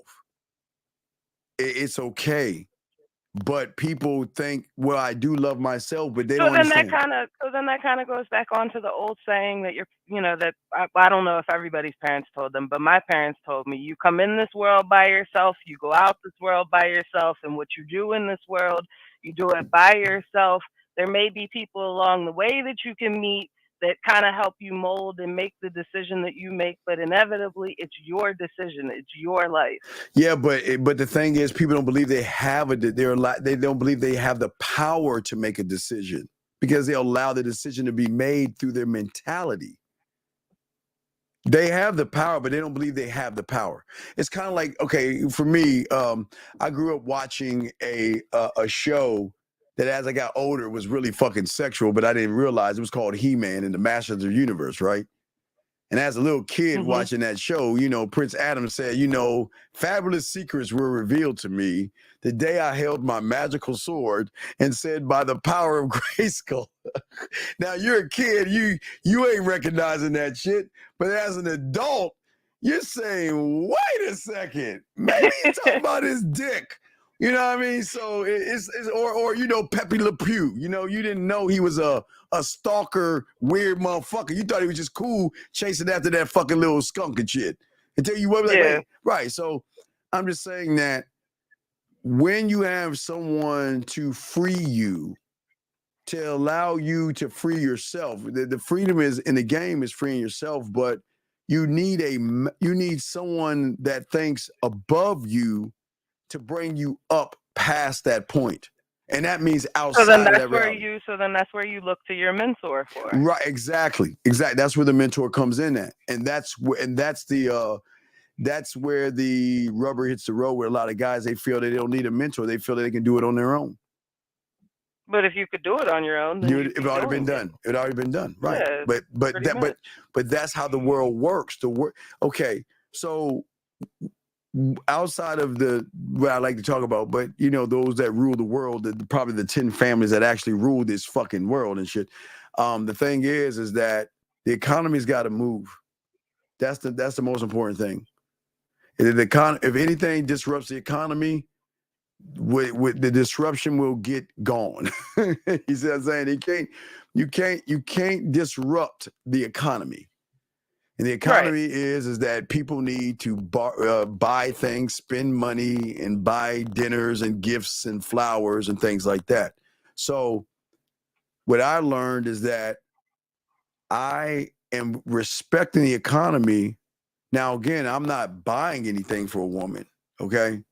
But women buy, so they give to the economy for us. So it's kind of give and take. But people don't understand there's layers behind layers and doors behind doors. But the first door we got to get them to do, Jazz, is get them to see that I'm not the enemy, but I am the enemy to the enemy. You see what I'm saying, Jazz? I'm the enemy to the enemy. And who do you think the enemy is? Yourself. The enemy is the. If you, yourself. If you don't take on what you're actually like learning and learning from yourself, and maybe like a mentor, but you are your own worst enemy if you think about it. But to them, the enemy is the ego and self-importance. I'm the enemy to them because what I'm trying to show the person. Because they say that your mind can be your own worst enemy if you don't. Right, the mind is the enemy. But the thing is, I'm trying to teach them the mind's the enemy, but the mind doesn't want them to know that they're the enemy, so they come to them as their friend by saying, I'm the enemy. You see what I'm saying? They think the Caro, they think all the real game, no theory guys that we're actually the enemy, right? But we're just saying that there is an enemy in your house, in your mind, that is fucking you over. But that enemy. As soon as you look in the mirror, you'll see that enemy that's right there in front of you. But they can't look in the mirror. They're looking out the window. Remember, when you look out the window, you see a light image of yourself, but who's ever on the other side can see you for what you are. So they can't see that. So what they do, their self-importance, then they get in their feelings. They'll call the show, call me the N-word.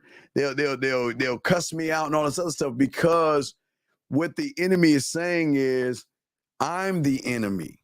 But guess who's the friend? The friend is the motivation.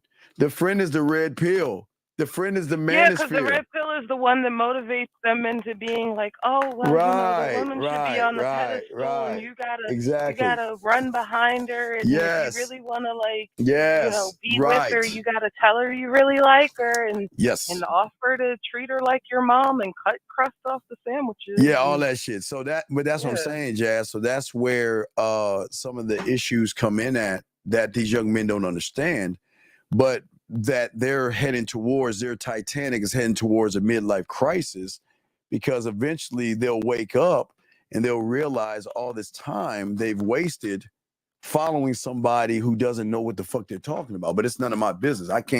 We can't force people to. So then how do you stop them from having their Titanic hit the iceberg before we let their Titanic go. Go. Hey, listen. It's a ruthless game and it's a ruthless world. If you don't want to learn, go towards the iceberg. I don't give a fuck. Go. I'm not trying. Listen. When people say, Steve, you don't know what you're talking about, I agree. Steve, you can't get no women. I agree. Steve, you only fuck with this kind of. Whatever the negative is, I'm going to agree, because there's no sense in arguing with a wall.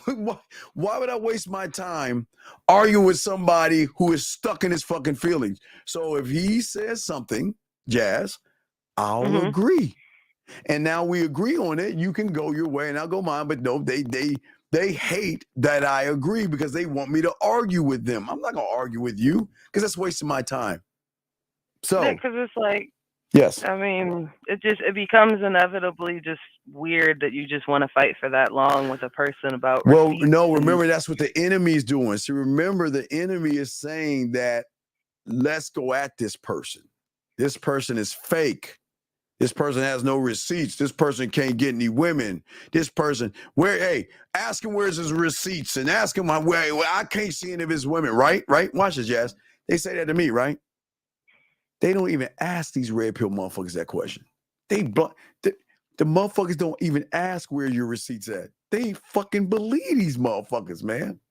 With no hesitation. Exactly, Jazz. With no hesitation. So the mind is going to trick them to go towards that iceberg because they're keeping them in the known, the comfort zone. I'm Mm-hmm. trying to pull them to the unknown, and that's where the problem comes in at. They don't want to leave there. So if you don't want to leave the unknown, the known, then stay your ass where you at. I don't give a fuck about you. I'm only here to help those that want to get into the unknown. That's all I want to do. Everybody else, I don't give a fuck.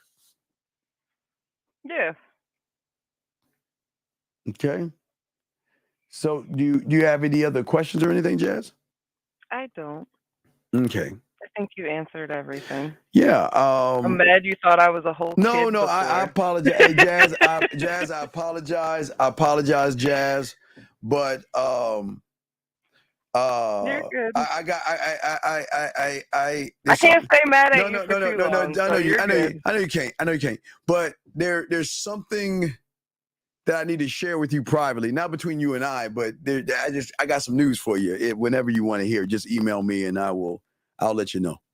But it's something I'll email you right now. Then. yeah, and I'll let you know, and then go from there. But yeah. It's good. It's good for you. It's good for you. But I can't. Remember, I can't put business on the front end. Business got to be done in the back I end. know. So you I already got know. you. I'm about to message you right now. Yeah. Do that, and I'll let you know on the back end. Okay, and it's not about me. It's not about me. But you'll see that. It's not about me. But you'll see what I'm talking about, Jay. You see what I'm talking about. You see what I'm talking about, Jay? will. I got you, Jay. Hey, I got you. That's what I'm saying. I got you, Jay. I got you. Nobody in this chat better start asking. No. Ain't nobody gonna know because they don't even know if I'm gonna reply. They ain't gonna know. I'm just telling you what to do, and then you with the information I roll your way, you do what you do, and it's on you. But I just want to let you know, okay? All right, I'm about to message you right now. All right, Jay, we'll throw you back in. Thank you. And I just all right, peace out. Peace. All right, guys, lines are open. Let us continue, guys. If you have a question, please put a Q. Gentlemen, we are talking about the villain and why it's important to be the villain in all of this. It's very, very important. Very important. Let's see here, guys. If you have a question, please put a Q. If I missed your question, please put it in there and I will be happy to grab it. But gentlemen, let's continue talking about what it is we're discussing. Okay, so for many of you guys out there, there is a beautiful thing about the villain. Okay, and the thing it does for women. Okay, what is it about the villain that captivates women? Is it that he's ruthless? Is it his ability to go after what he wants without hesitation? Or is it simply that the villain doesn't follow the rules and the same rules that tie most of you people down? What do you think it is? Because many don't know, we have anonymous call. Only if this is Dave from Alabama, which I don't think Dave is calling me at this time. But anonymous, what's your name? What's your question? Hello, my name is June. Sir, how old are you? 20 years old, sir. Okay, what is your question, sir? Because I don't know if I can help, but what's your question, buddy? What's your question? Oh, I was in the Discord yesterday, so first of all, I just want Okay, well then that's cool then. If you're in Discord, okay, what's going on, buddy? What's your question, buddy? What's up? I just want to clarify. I want some clarification. Sure. On you speaking about the difference between the world and reality. So, as a student, when we interact with a woman, is that us? And you talk about I don't interact with women. See, that's the depth of the game. I don't interact with women. I interact with myself first. You guys interact with women because you place them above you. I don't interact with women. I interact with me first. Right. So go ahead. I'm listening to you. I'm ready to answer your question. What's up, buddy? So when we get in contact with a woman, is that we step into her reality, into her world first. Well, no, I'm not. No. I'm not trying to. Okay, the only way you slip into a woman's reality is that you have to place a judgment or label something of her to go in that reality. She's sexy. She's gorgeous. I want to fuck her. Oh my God, look at her ass. Look at her titties. She looks like this. Whatever, if you either label it or judge it, you're in her reality. The reason we don't ever get in her reality is that we notice her But the difference between us and you going to the left and we going to the right is that we notice her and we say, we're going to allow her to get on our dick, get to know me. I'm going to make her day. So we stay out we stay off of her reality. We don't even go in that motherfucker until she feels comfortable with us to invite us into her reality. And that's when I get my land. But I want to invite into the reality. I don't want to manipulate, lie, deceive, or anything. I want the invite because I want her to say that you're so fucking interesting. I want you in my world. Then I can just work from there. But what happens the moment you say that she's sexy and gorgeous and beautiful, she has manipulated your reality. Because it's at that point you're saying to yourself that, okay, she's gorgeous, pretty, and all this other stuff. Then you're like, well, what do I say to her? Well, I mean, how should I go about doing this? And well, what if I say this versus saying that? See, she's got you all clusterfucked and shit. So that means she's fucked your reality up. Does that make any sense? All right, Jazz. So her changing her own reality will come when she fucks with you and spends time with you and all that other stuff, correct? Well, she doesn't have to spend time with me. I'm not asking her to spend time with me at all. I'm not asking anything. I'm not asking anything of her because I don't need to ask anything of her because I know what the fuck I'm capable of. See, if I have to ask, then that means I'm trying to, okay. When you're saying ask, give me an example of asking.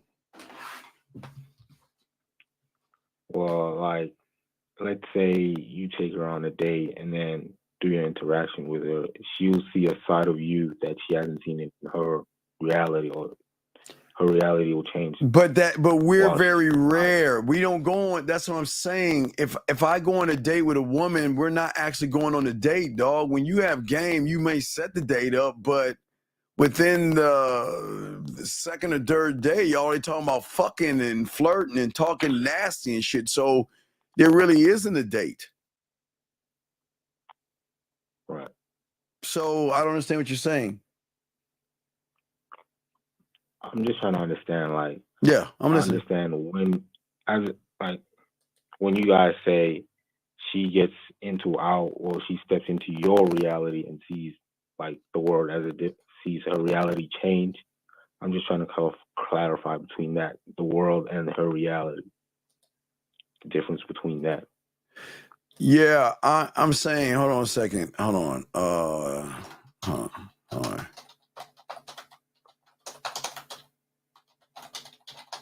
All right. No, okay. What I'm saying is this. I'm saying to you that listen to what your statement was. Say your statement again. Well, I'm just trying to clarify. When she steps into your world or your reality as a person. Okay, but listen what you're saying. Reality. Wait, but listen what you're saying is the problem. Listen what you're saying. You're talking about her. What the fuck? Why do I care what she does? See, you've already made it about her, and you don't even realize you made it about her, buddy. Does that make any sense? Yeah, you said to me, you're talking about her. I don't care what she does. She doesn't have to be in my reality. She doesn't have to like me. I'm not trying to force it. But the moment I'm talking about her, that means she has manipulated my reality. Because she's on my mind, and I'm talking about her. But she ain't talking about me. You see what I'm saying?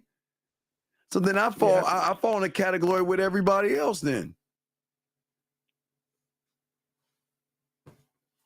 So by us even thinking about it, we've already lost, so to say, as you said. Oh, you say what now? By us already thinking about her wanting to get into our reality, we've already lost because we already placed a judgment on her. To say that this will happen, so to speak. Yeah, yeah. Okay, like that was all. Okay, but why did you ask that question though? Well, I was just trying to see like the difference between like our reality and how she gets into it, and what the difference is if we step into hers first. Well, I don't step into hers. I get invited into hers. Oh, okay. That's the difference. I want the invite to hers where she invites me into her reality, not force my way in. Because if I force my way in, am I actually in her reality? No. I'm not in her reality. I just got mine's all fucking bent out of shape. Because she's moving me so much that I'm willing to lie, manipulate, and deceive her to think I'm getting in her reality, but actually she's manipulating my reality. Okay. Wow, that was very deep. Man, I try to get deep sometimes. Just don't drown, okay, young man? Yeah, thank you. Thank you for joining us yesterday in the Discord. Hey, great. I appreciate you too, young man, okay? I appreciate you too, okay? And I'll throw you back in. You got another question, just call regular. Don't be anonymous, man. I don't like them. We don't really fuck with them, but It's on Skype. Okay, it's all good. All right, it's cool. All right, well, I'll throw you back in, okay, my friend? Thank you, sir. All right, hey, wait, your Skype starts with 469, doesn't it? Yeah, or Skype gives you a random number to call. Oh, okay. 'Cause I'm in Australia. Okay. I'm in Australia. Okay. All right. Well, good day, mate. Shrimp and the Barbie. Claire. All right. Are you Australia? You know, hey, wait, you know something. I'm gonna be perfectly honest with you. They got some decent looking women in Australia. I am never ever going to Australia in my life. Why not, sir? Why not? Okay, let me tell you nice something. out here. Hey, I watch too much of Discovery Channel. I ain't fucking with Australia. I'm not fucking. Wait. So if I go swimming, I gotta avoid them great white sharks that jump out of the fucking water that come from something. And you know about them motherfuckers, right? So if I get past them, then I gotta worry. Then I gotta worry about the box jellyfish that's gonna fuck me up. Then if I get into land and all this other shit, you got snakes, spiders, you got crocodile, you got fucking crocodiles. Man, fuck that. Man, dog. I don't know how you survive, man. Fuck that. Can't fuck with it. Stay in the city. We don't go out in the country. We stay in the city. Dog, hey, dog. I can't fuck with it, dog. I just know if I had a choice between the Amazon and Australia, the outback, I'll take Amazon. I'll take the Amazon. I ain't fucking with that outback. I am not fucking. That shit is so fucked up. They got, flowers that are fucking, man. No, fuck that. Fuck that. Only thing I like. Come to the city, you'll be fine. You'll be fine. Nah, fuck that. You don't think them creatures can crawl into the fucking city? Yeah, you don't think the Rangers will stop them. We got Rangers. Man, fuck that. Fuck that. Nope. No swimming in rivers and shit like that. Not swimming. Yeah, we don't swim in the river. That's odd. You guys like swimming anywhere. Hey, look, a koala. That motherfucker be like, hey, I don't know if the motherfucker koala might fuck your ass up. Look at the koala. Look at this, scratch your eyes out. That koala ain't doing nothing. Man, hey, look. Then the kangaroos want to fight you and shit. Nah, they look. You keep your little island all to yourself. And if you want to be a part of our world, y'all get out and push your island closer to us. Other than that, I am not fucking with your fucking island, okay? I'm not. Fuck that. I had to watch the Wiggles as a kid. I used to watch the Wiggles, but that's all I knew about Australia. Legendary show. Yeah, but I will not. But you know the show I love from Australia is Mr. In Between. Have you seen that? Mr. In Between. Nigga, look. Okay, listen. You look that shit. That is a man's movie. It's called Mr. In Between. I think it came on the FX channel, but it's an Australian show about a fucking hitman from Australia that was a no nonsense motherfucker. It's called Mr. In Between. Look that shit. It is a fucking. It was an awesome man. It's called Mr. In Between. You got to check it out. It's from Australia. put on my list. Yeah, I don't know about. I ain't gonna You tell you. don't have really great TV shows. That's Yeah, you know I'm good with all that surprising. shit. Yeah, you know I'm good for all that shit. So yeah, look up Mr. In Between, okay, big guy. No problem, sir. Got it. Okay, all right, respect to you. Okay, respect to you. Okay, well, thank you, sir. Australia, I'm fucking with no koalas and shit. Anyway, guys, you got questions? Please put a Q. Okay, please put a question. We got y'all. Here we go. Let's keep playing. Here we go. What do you think is a worst relationship you've tolerated in your behavior? Do you think continuous infidelity, physical abuse, financial exploitation, no intimacy, none of the above, or all of the above? What's the All right, hold on, let me grab this call. Erico 614. What's your name, sir? And what's your question? Hello? What's your name, Jay. sir? And what's your question? I just wanted to make Sir, I'm going to ask you one more time. Okay, goodbye. I'm gonna have to call him back.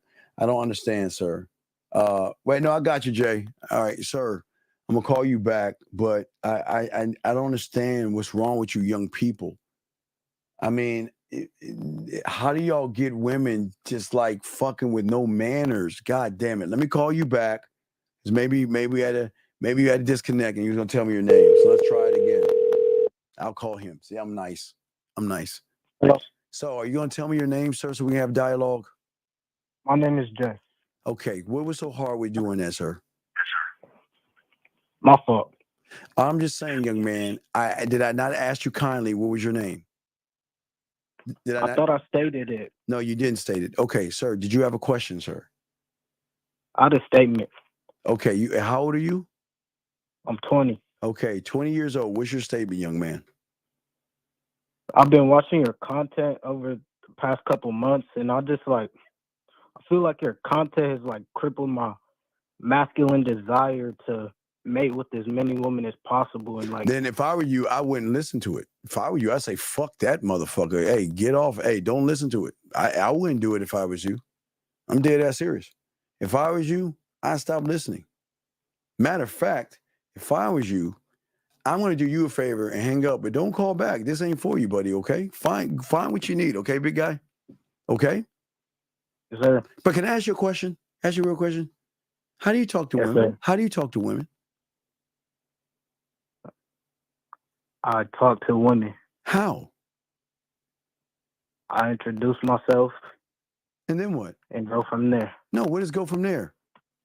Because if I'm crippling you, I would love to hear how one who is not crippled talk to women. Please explain that to me. How do you talk to women?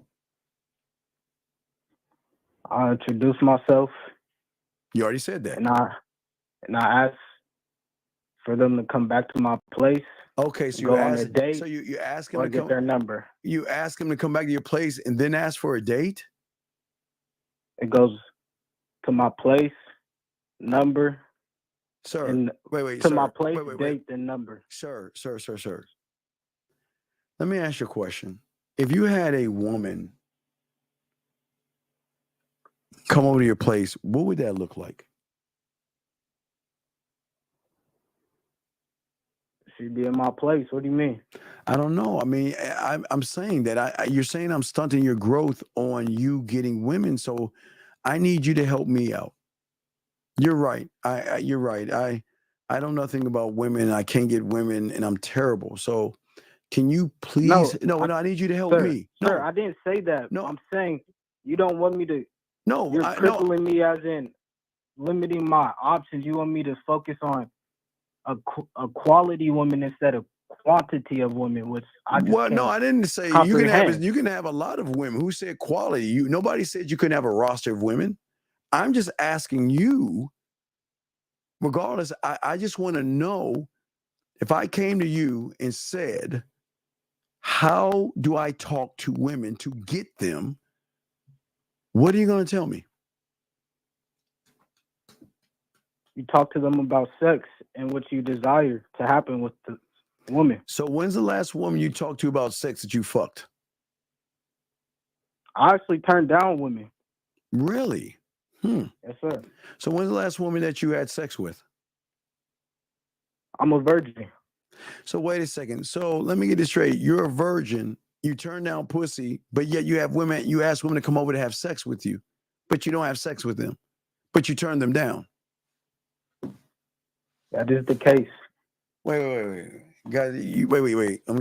Let's just try this again. But still to my no, point, wait. sir, No, wait. I got you. I didn't want to fuck everybody's head up. Let me say this again. Wait. You talk to women and ask them to come fuck you. They go to your place and you turn them down because you're a virgin. But you ask for pussy that you turn down.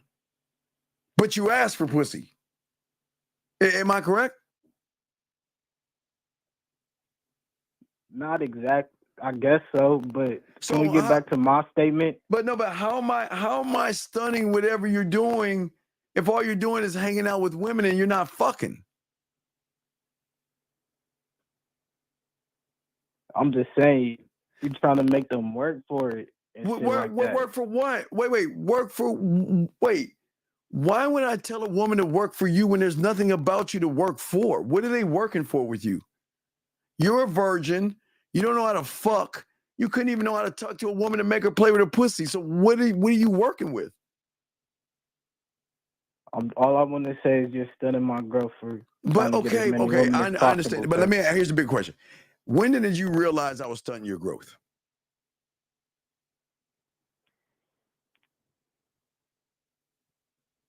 I always knew you were stunning my growth. When did you realize it? How long ago did you realize I was stunning your growth? Probably this past show. Okay. So then why would you listen to somebody that's stunting your growth? That doesn't make any sense. Why would you do that? Or even call into the show? Wait. Oh, wait a second. You wanted to call me to tell me who doesn't give a fuck about you that you don't want to listen to me because I stunt your growth? Is what am I supposed to be hurt or something? What am I supposed to do with that? Am I supposed to feel bad that you don't want to listen because I stunt your virgin ass growth? I just wanted you to know that you're blocking male from their own desire. Me. Oh, wait. You wanted me to know, meaning that you care so much about me, you thought you would call me, and what, am I supposed to cry? Or what do you want me to do? Do you want me to beg you to change your mind? What am I supposed to do with that information? And why would you call another man to tell him something that you can just cut off yourself? Please explain that to me.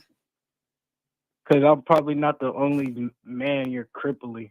Oh, so you're speaking for other men.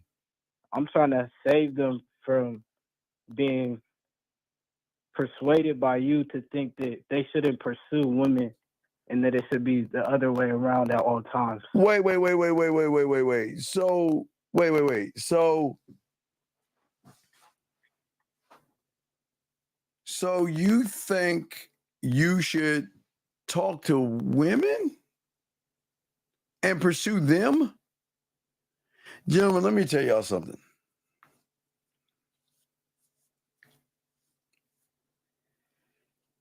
If you guys want to have the women that we get, don't you fucking pursue them. Do not pursue women. Put yourself in a position to show them why they should fuck with you. And here's the beautiful thing, gentlemen. If they don't want to fuck with you, just like that caller, who cares? And if they want to fuck with you, callers, who cares? Gentlemen, just because a woman wants to fuck with you doesn't mean anything. So don't get all happy and excited over that shit. Y'all gotta act like y'all been here before. Y'all can't let a woman have some kind of influence over you. Because if y'all let a woman have influence over you, what is that saying about your mentality? But I'm sorry for that virgin. I'm sorry, virgin. I apologize. But allow me to continue. Guys, got a question. But let me get back to what I was saying. So we're saying to y'all guys out here, for most of you guys out here, we got to go into the mindset of, like I've always saying, the villain that most of y'all, wait, let me see here. Okay, there we go. So as I was saying to you young men out here, which is very important, is that you've got to be able to break the rules. to force the woman to break her own rules. So what do I mean by that? Okay, so women are moved and they have boundaries and things like that. We've always talked about that. But with the proper influence of free will, they would break their own rules, if that makes any sense. This I don't know what this 4808 out of my mind. Area code 408. What's your name and what's your question?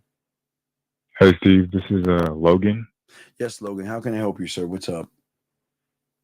So you mentioned earlier about how you're after land, and I was kind of wondering what you mean by that because I don't really know what land is. Land is I want an acre of land in her mind. Her mind is a vast, like a lot of land that hasn't been tapped. It's a lot of untapped land in her mind that nobody taps into. Only the ones that have game tap into this thing. So I just want a piece of it, just one little acre of it. Okay, and with that land, like, what are you supposed to? I'm sorry, I just like because I'm kind of new to like the whole land concept. It's cool. I'm listening to you. I got you. I help you out. What was you about to ask? Well, my whole thing is, so you're separating land from the guys that just want to smash.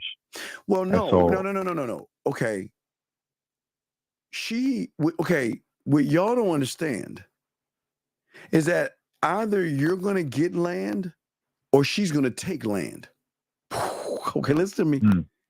So that means the moment you look at her and say, damn, look at her ass, look at her titties, and I want to fuck her, she's already a landowner. Yeah, you gave her land. You gave her land. So that means once she becomes a landowner, then guess who's in control? The woman. You goddamn right. Then that means you got to play by her rules. How many dates and all that silly shit? I'm just guessing. How many meals? You get to, at least you get to hang out with her and you get to get her crumbs of text messages and all that bullshit that y'all suckers get, but you ain't getting what you want. Mm-hmm. Okay, so how do you distinguish between like having land as like just something that you're going for versus that being like a attached outcome that was like, I have to have land otherwise? Because I'm not moved by a desired outcome. A woman doesn't impress me. Pussy doesn't impress me. So I don't have a desired outcome. Most of you guys have desired outcomes, which is not a bad thing. I'm not here to shame anybody that wants pussy. Right. But I want to become a desired outcome. But the only way I can become a desired outcome to her is to remain an outcome. But if you're a desired outcome, she gets to hold court as the outcome because then she is the prize because you're desiring her. I'm not desiring no fucking woman. I'm too busy desiring me. So I'm the outcome, which I create a desired outcome in her through free will. See, the outcome connects to the free will. The desired outcome connects to lying and manipulating, deceiving. And let me explain what I'm talking about. I'm saying a woman doesn't know you and she's unsure that she wants to talk to you or anything like that, right? Right? Right. So the moment you try to sway her mind is the moment that you're trying to deceive her reality. You're trying to manipulate something. Now, if a woman is not showing me, what you think I'm gonna do? You think I'm gonna hang around for that shit? Nah. I'm out. Hell no. I'm out. Yeah, I'm not. Okay, I am not going to waste my fucking time if I feel like this person is wasting my time, right? Gone, right? You, on the other hand, But kind of like what Zag said, it's like if I even hear a maybe, it's like never mind. we always say that. Yeah, maybe, I'm not sure, I don't know, I don't think so, or anything like that. And I'm fucking gone. Right. I'm not wasting my fucking time. I'm gone, right? Right. So, but for you young men, because you have a desired outcome, you'll put up with that bullshit. You'll put up with her being late. You'll put up with her fucking wasting your time, whatever the fuck they. I don't know what they do because I don't allow them to do that to me. But the thing I hear from my clients is y'all allow them to give you one word answers and shit like that. put you on hold and show up late, and man, ain't nobody Nah, doing yeah, it. hell no. Yeah. No, So, Steve, can I be honest with you? Something happened to me earlier. It was like a woman that I had given my phone number took like 2 or 3 weeks to text me. And she finally hit me up, and I was just like, I'm not even replying to that, bro. Because no, it's no, like, no. See, then now you're wrong. Now you're wrong. That's How wrong. so? Okay.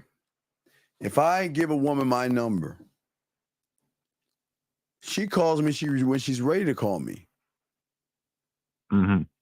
If she calls me that day, 2 days from now, a week from now, or a month from now, why do I give a fuck? She's calling me on her time. I'm not forcing the issue. But see, look what you did.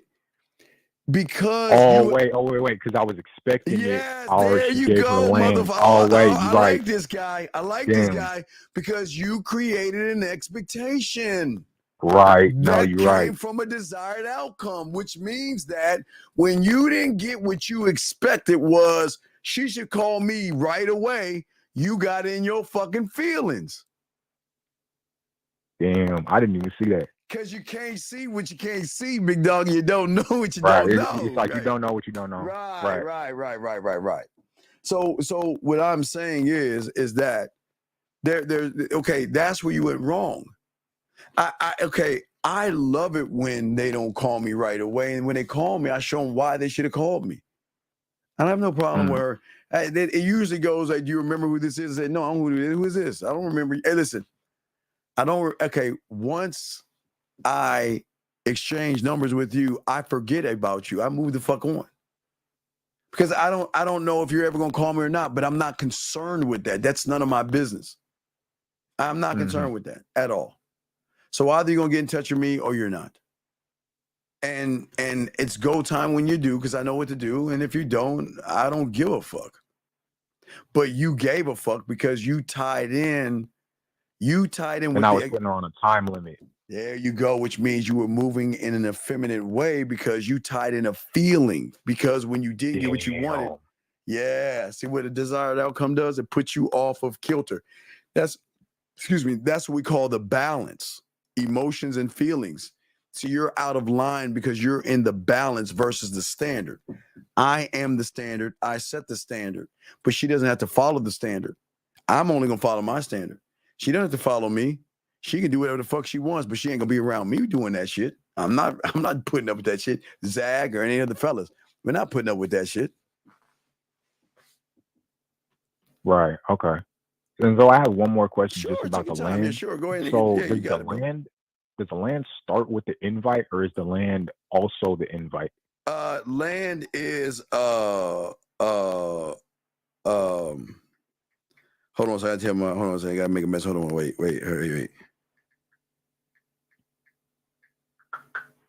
Hold on a second. Okay, so land is it's a way I teach you guys how to communicate. Land is text messaging. Hold on a second. Hold on a second.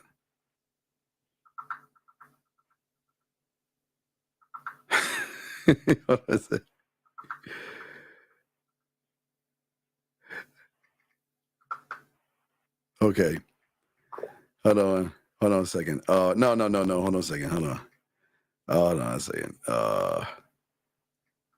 No, okay.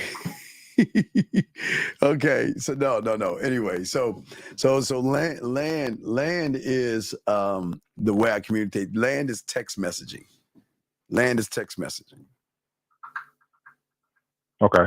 So that means that most guys just text, right? Just right. But why land yeah, man. So land is just texting. So that means that the problem with texting is that you gotta look at her filter, okay? So I can send her a message that says "C spot run," right? Right. And she gets the C spot run, and it goes through her filter. What if she had a bad experience with spot or a dog? Do you see how her mind is going to filter it the wrong way? Mm-hmm. Because it's an interpretation of words. Words have no emotion. They can describe an emotion, but it doesn't impact her in an emotional way. So words are like when you're texting, words can have some impact if you have game, but because she's going to recognize what you are, and then you're going to reinforce what you're saying at the back end. Mm-hmm. But then that's where we go with sea and air, because I want her to hear my words so she can feel what the fuck I'm saying versus me just sending her a message. And that's voice messages, phone calls, videos. Yes, because most guys don't do that. Most guys don't move that way. Does that make any sense? Oh, okay. You see what I'm saying? Yeah, it does make sense. Most guys, okay. It does make sense. Most guys don't even talk to them. You see what I'm saying? Yes. Most guys don't talk to them. But the thing is that I communicate myself totally different than most guys, which I teach guys.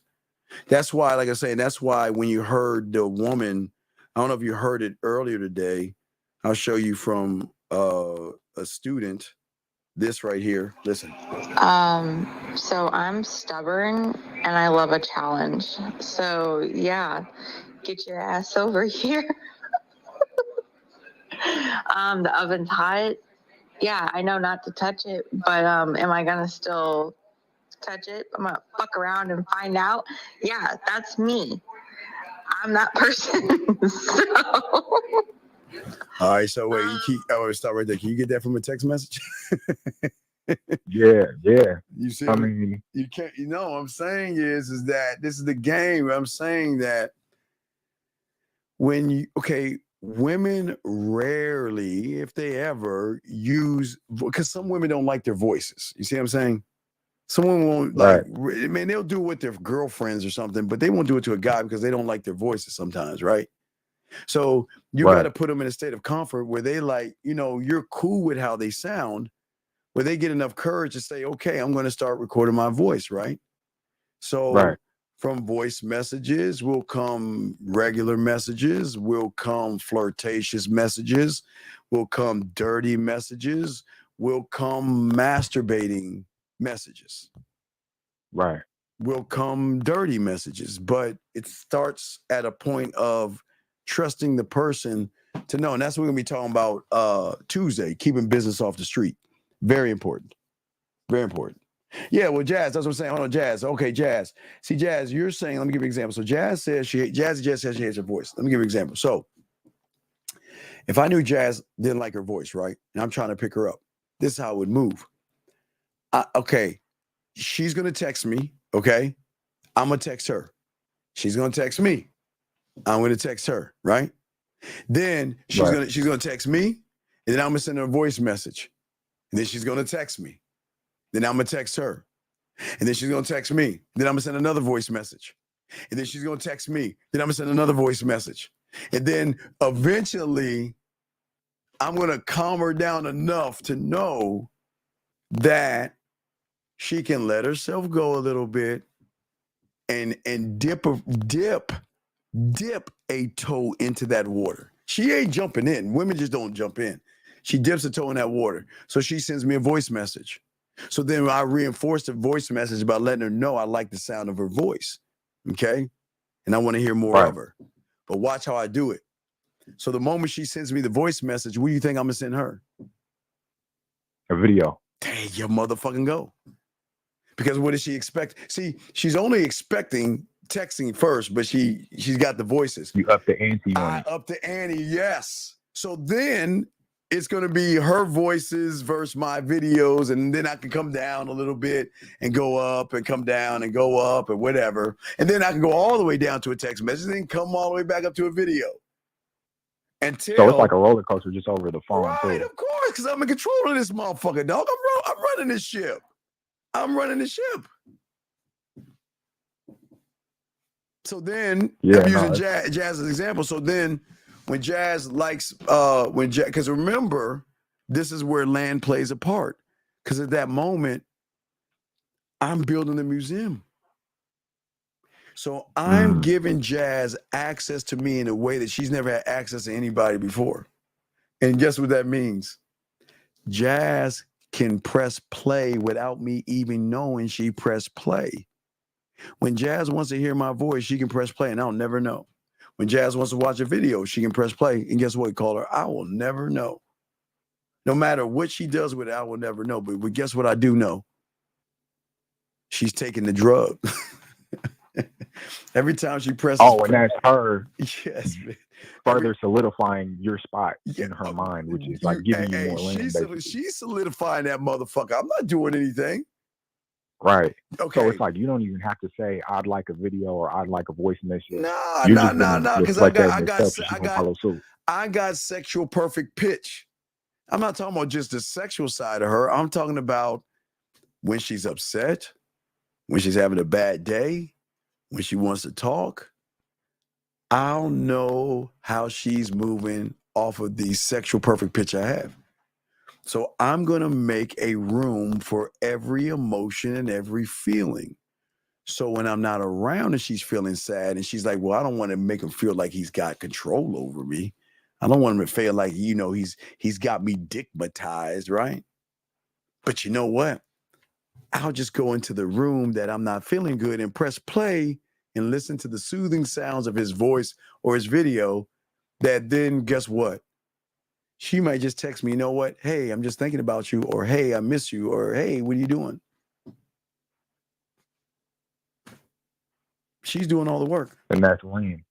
And that's her kind of taking advantage of the land that you or that No, not even right. that you put, I'm only positioning. I'm just giving her the opportunity to press play based off of the emotion.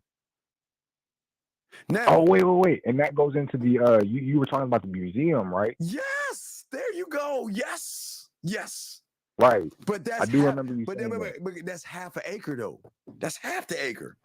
Other acre, other acre, I'm drilling, nigga. I'm drilling. And what's the drilling mean? Not for the oil, but the emotion. Her unrecognizable is below the surface. So I've got the museum on one piece of acre, but I'm drilling. Because I know I'm going to strike oil if I keep going deeper and deeper and deeper and deeper and deep enough to tap into the source of everything, the fucking emotion. Told you I want to conquer, dog. I've never lied. I want to conquer these women. I don't want pussy. I want it all, motherfucker. I want to conquer. I'm dead ass. I've never lied about that. I want to conquer. Okay. So about the drilling, so does that drilling come in with the land, sea, air, space? No, the drilling comes in at her. Okay. So before I can drill, even though I'm on land, before I drill, there's still a fucking wall. There's a wall there. Right. But I can't tear the wall down. It's the rule of the game. I can tear it down easily, but we're not allowed to tear it down. That's the rule of the game. We can't do shit easy. We got to make it hard for ourselves because we got to actually challenge ourselves. Right. I can take that motherfucker down easy, right? But what fun is it? Right. What fun is it in for me to do that? Isn't it better for her to take the bricks down herself, brick by brick? Because she's connecting with me, trusting me, and technically pushing the drill further down. So essentially, it would be her doing the drilling, not even you. Check and mate, motherfucker. I'm not doing that shit. Damn. Okay. Yeah. Wait. She's doing it not because I'm deceiving her to doing it. She's doing it through what? Free will. Oh wow. There you go. She's taking these things down because she's feeling me. Because for the first time, she's like, this guy's not what he seems. It's weird.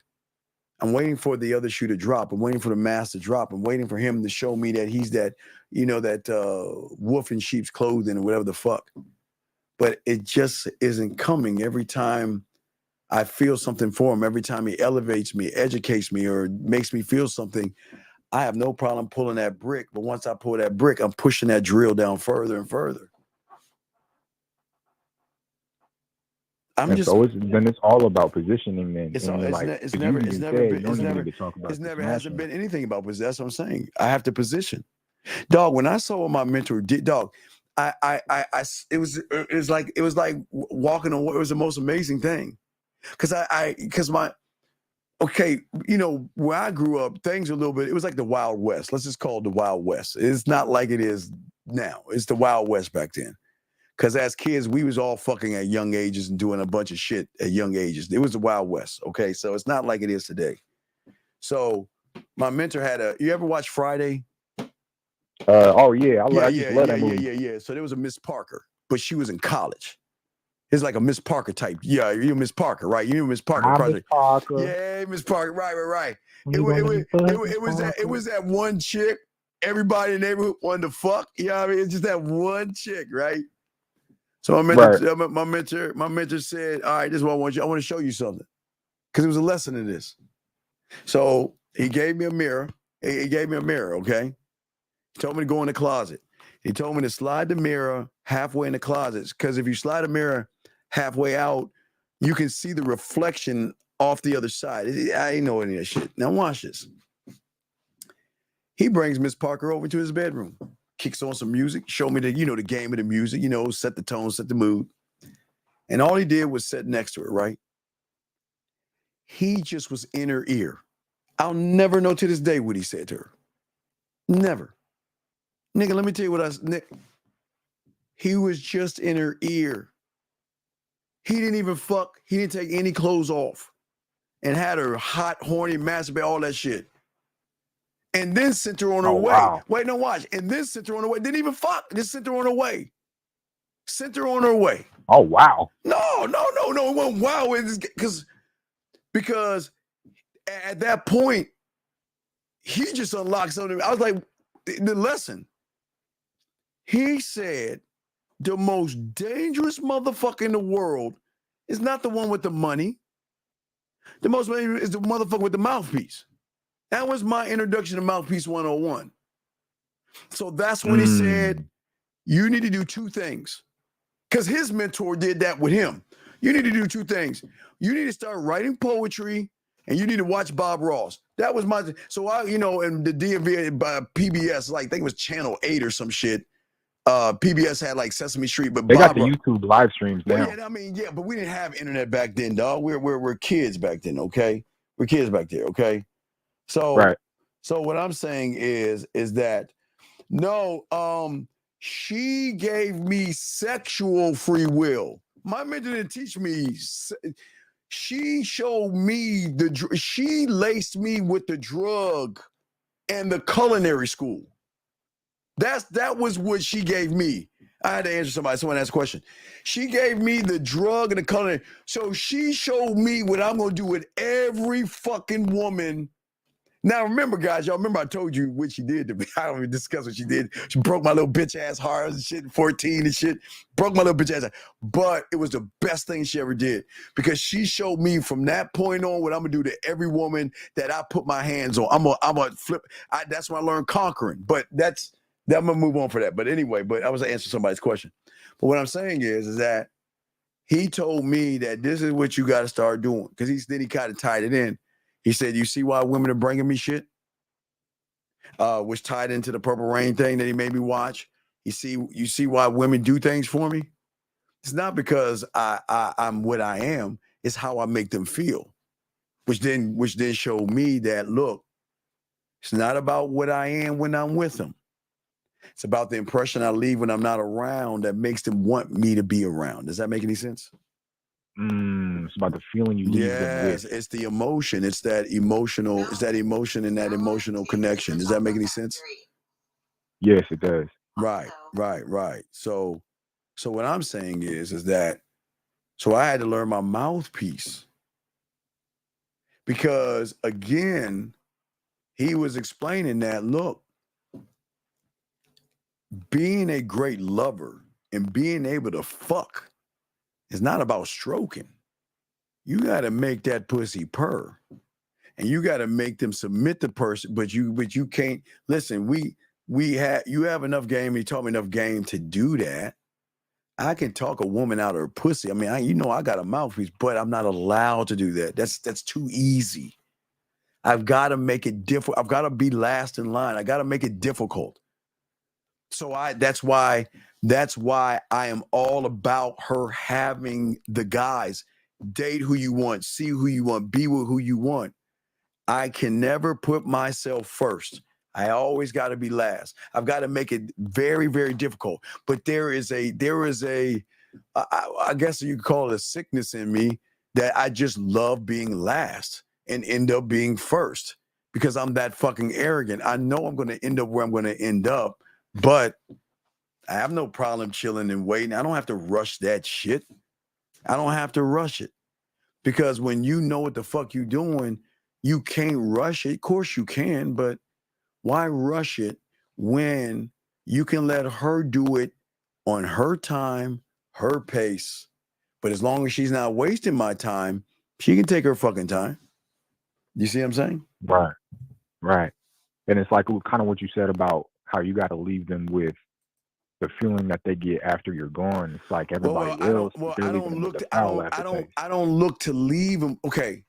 If I look to leave her, hold on a second. Wait, okay. If I look to leave her that way, then I'm manipulating the situation. See that? That's a desired outcome. Right. I can't look to leaving the impression. That's what, okay. You ever hear Zagan always say, we are sex. I am sex. I hear y'all say that all the time. I honestly don't really know what it means. So I don't need to leave the impression to manipulate because I am that thing. I am that unrecognizable. Okay, how am I unrecognizable? By the way, I can make her touch her pussy without me being around there. The way I can talk to her, make her moan. I am that guy. And I can give her that drug without even putting my hands on her. See what I'm saying? Mm-hmm. And we all like that. All of us on Real Game No Theory. But women love how we operate. They love the edge that we have. We don't fake it. We're not mean to them. We don't treat them bad. But they know they can get dismissed easily and we fucking move on without a care in the world, without a thought. Ever. Look, I've had one hit me up, I think a few days ago, right? That we talked 5 months ago, 6 months ago. She's like in North Carolina or some shit like that. She came back. Mm-hmm. She came back. And guess what she came back saying? I miss you. Okay. So fuck, man. Now, for you guys, I'll be like, well, let's go fuck. I don't need to. She's already submitted the pussy to me. I don't need to get something that she wants to give me. Every woman comes they come back at their own time. But they come back. I don't go back. I burn the fucking bridges. I don't look back. And they don't either with you guys, but they will with us. Because they can't do it with you because you guys judge too much. Plus, it goes to Tuesday's show. Number rule of the game that we're going to be talking about. You got to keep business off the street, dog. If you can't keep business off the street, they ain't going to fuck with you. That's why they fuck with us, because they know that, listen, I can come back anytime I want to. I can tell him anything I want. He's not going to laugh at me. He's not going to judge me. He's not going to say anything. We're going to just keep shit pushing. And it's so crazy fucked up in their head because they're like, oh my God, I don't do this. I ain't going back. Fuck him, right? Fuck him, that motherfucker, fuck him, that bitch, fuck that motherfucker, right? Hey, but guess what? Guess what? I ain't even thinking about it here, the thing what she thinking, because I don't give a fuck. So she can say all the shit she want to say. She doesn't have the land in your mind. Because I got the land in her mind. I'm forever, dog. I'm quick, dog. I'm quicksand. You can wiggle, you can struggle, do whatever the fuck you want. You're just gonna sink in deep. That's why I keep telling. You're only making it worse. Well, yeah, of course they're making it worse. That's why I keep trying to tell them motherfuckers, don't do that shit. Listen. Don't dump me. Sometimes I try to help him out, dog. My mentor taught me the game. Why do you think I'm a crackhead? And why do you think that I'm a alcoholic and shit? he laced me with that game, man. So that's why I created the culinary school and shit. And I created a drug lab. Because just like a drug, us a sexual drug, I'm forever, motherfucker. I'm not, we're forever. We're never going away, no matter how much they try to bury us, no matter how much they try to run away from us. What can you run from that you're connected to in a way that you've never been connected to before? How the fuck are you gonna run away from that shit? But running away is the problem. See, women can go cold turkey with an average guy and not think about you and fucking cut you off. But you think they can go cold turkey with us and cut us off? Shit. No, it's like the steak versus bologna. Yeah, man. It's yeah. Let them cut me off. I don't give a fuck. But that's what makes us because they know when they cut you off, it pains you because you care. And that's why they don't care. They cut us off, we don't care, but they care why we don't care. We should care. Why don't you care? You should care. Right? But we don't care. Right. I just accept what you want to do. I'm not going to dog. We just accept it. That's what makes us so fucking cold in this shit. And that's the same free will that you said she's gonna dig her own I grave. don't give a fuck, dog. We don't give a fuck, man. Dog. Okay. So let's look at a woman for a second, okay? Let's just flip the script for a second. Okay. See, women know this thing, they have pussy power, right? And they got all these guys running behind them, and they're on this throne, and I can't deny that. They are on this high-ass throne knowing that all these guys are trying to beg and barter for their pussy. So they feel they just feel they on top of the world, right? Until they meet a motherfucker with diamond dick, changes everything. Because they never met a motherfucker who has women after them. Now they meet some guys, but they don't meet motherfuckers who listen, they know motherfuckers that get pussy because we don't move the same way. And it irks the shit out of them that they can be so easily replaced. It fucks with them. Because in their world, they've never been around motherfuckers that they can't replace. You can't replace me. Because you have nothing to replace me back. Because you can't get women. So you're gonna worship me. Worship my pussy. Oh, all this shit. Until we come along. They fucking love to love us and they love to hate us and they can't stand it, but they love it because we challenge they motherfucking asses, man. They hate that shit, man. They hate that shit. They hate it. They hate us, but they love us, but they hate us, but they love us because they hate us. Then they hate us that much more because they love that they hate us, but they actually love it. It goes on. It just keeps going on and on and on. So where you gonna go? That's the quicksand. Yeah, you're fucked. But it's not like we don't tell them. They just do it for you Bible aficionados. They just do a Noah's Ark to us. That's all they do. look at that motherfucker. Whatever, right? Whatever. Look, here's your chance to get out. I don't think you want to fuck with me. I mean, I know we're having a good time. Everything's cool, but I don't know if you want to fuck with someone like me. Hey, what? Ready? I'm trying to get it right. You know what that means? Famous last words. Nah. I heard this shit before. I remember the last guy. Yeah, girl, you can't handle me. And then the motherfucker end up, girl, why are you leaving me, girl? I love you. And you know what she's saying? Because she thinks she doesn't know you yet. Right. She thinks I'm them. She actually thinks I'm them. And I'm actually being serious. See, wait. You can't ever cry and say, Steven, that's fucked up. Why'd you do that to me? You can't ever say that to me. Because if I gave you an out. I gave you an out. You don't need to fuck with me. You don't want to fuck with me. Matter of fact, you shouldn't fuck with me. Because the moment you start fucking with me, you're fucked. That's the bottom line. Zag knows it. Lucario knows it. 50 knows it. But they don't know it.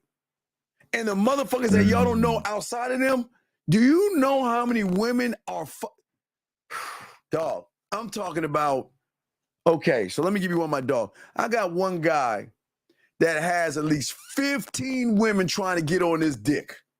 He can't talk to all the women at one time. Damn. No, they damn it's dog. The numbers are ridiculous. I can't even give you numbers. That's more than twice. You can't even fit like 2 a day. That's Well, like, no. He knows how to manage them, but he's saying that, look, I can't talk to all you motherfuckers at the same time. I ain't got time to tell you good morning, but I can manage your emotions and all the other stuff. But, and here's the thing, they all know there's other women and they still want to be around. Some of my dogs are married and have a bunch of women. Some have women and not married. And you know what? And they're fine with it. Because the one thing Zach always tells you, and we always talk about, is that what they love the most about us is when we are fucking with them, we make them lose time and make them feel like the only woman in the world, which is something that the average guy can't do. But they ain't going no fucking where. But guess who's going somewhere? We are. God, when I say we don't look back, brother, we don't look back at all. We don't, you know, they'll say, why didn't you ever call me? Because we were done. Why didn't you ever contact me? Because we were done. Oh, you don't care about me? No, it's not that I care about you, but I didn't care enough about to contact you. When we're done, you should know me well enough to know that. You know I'm not running behind you and your pussy. You know that shit. See, you're such a dick, right? You're such a dick. You see what I'm saying? They'll ask, why didn't you reach out? Why didn't you talk to me? Why didn't you do this? Because I'm done.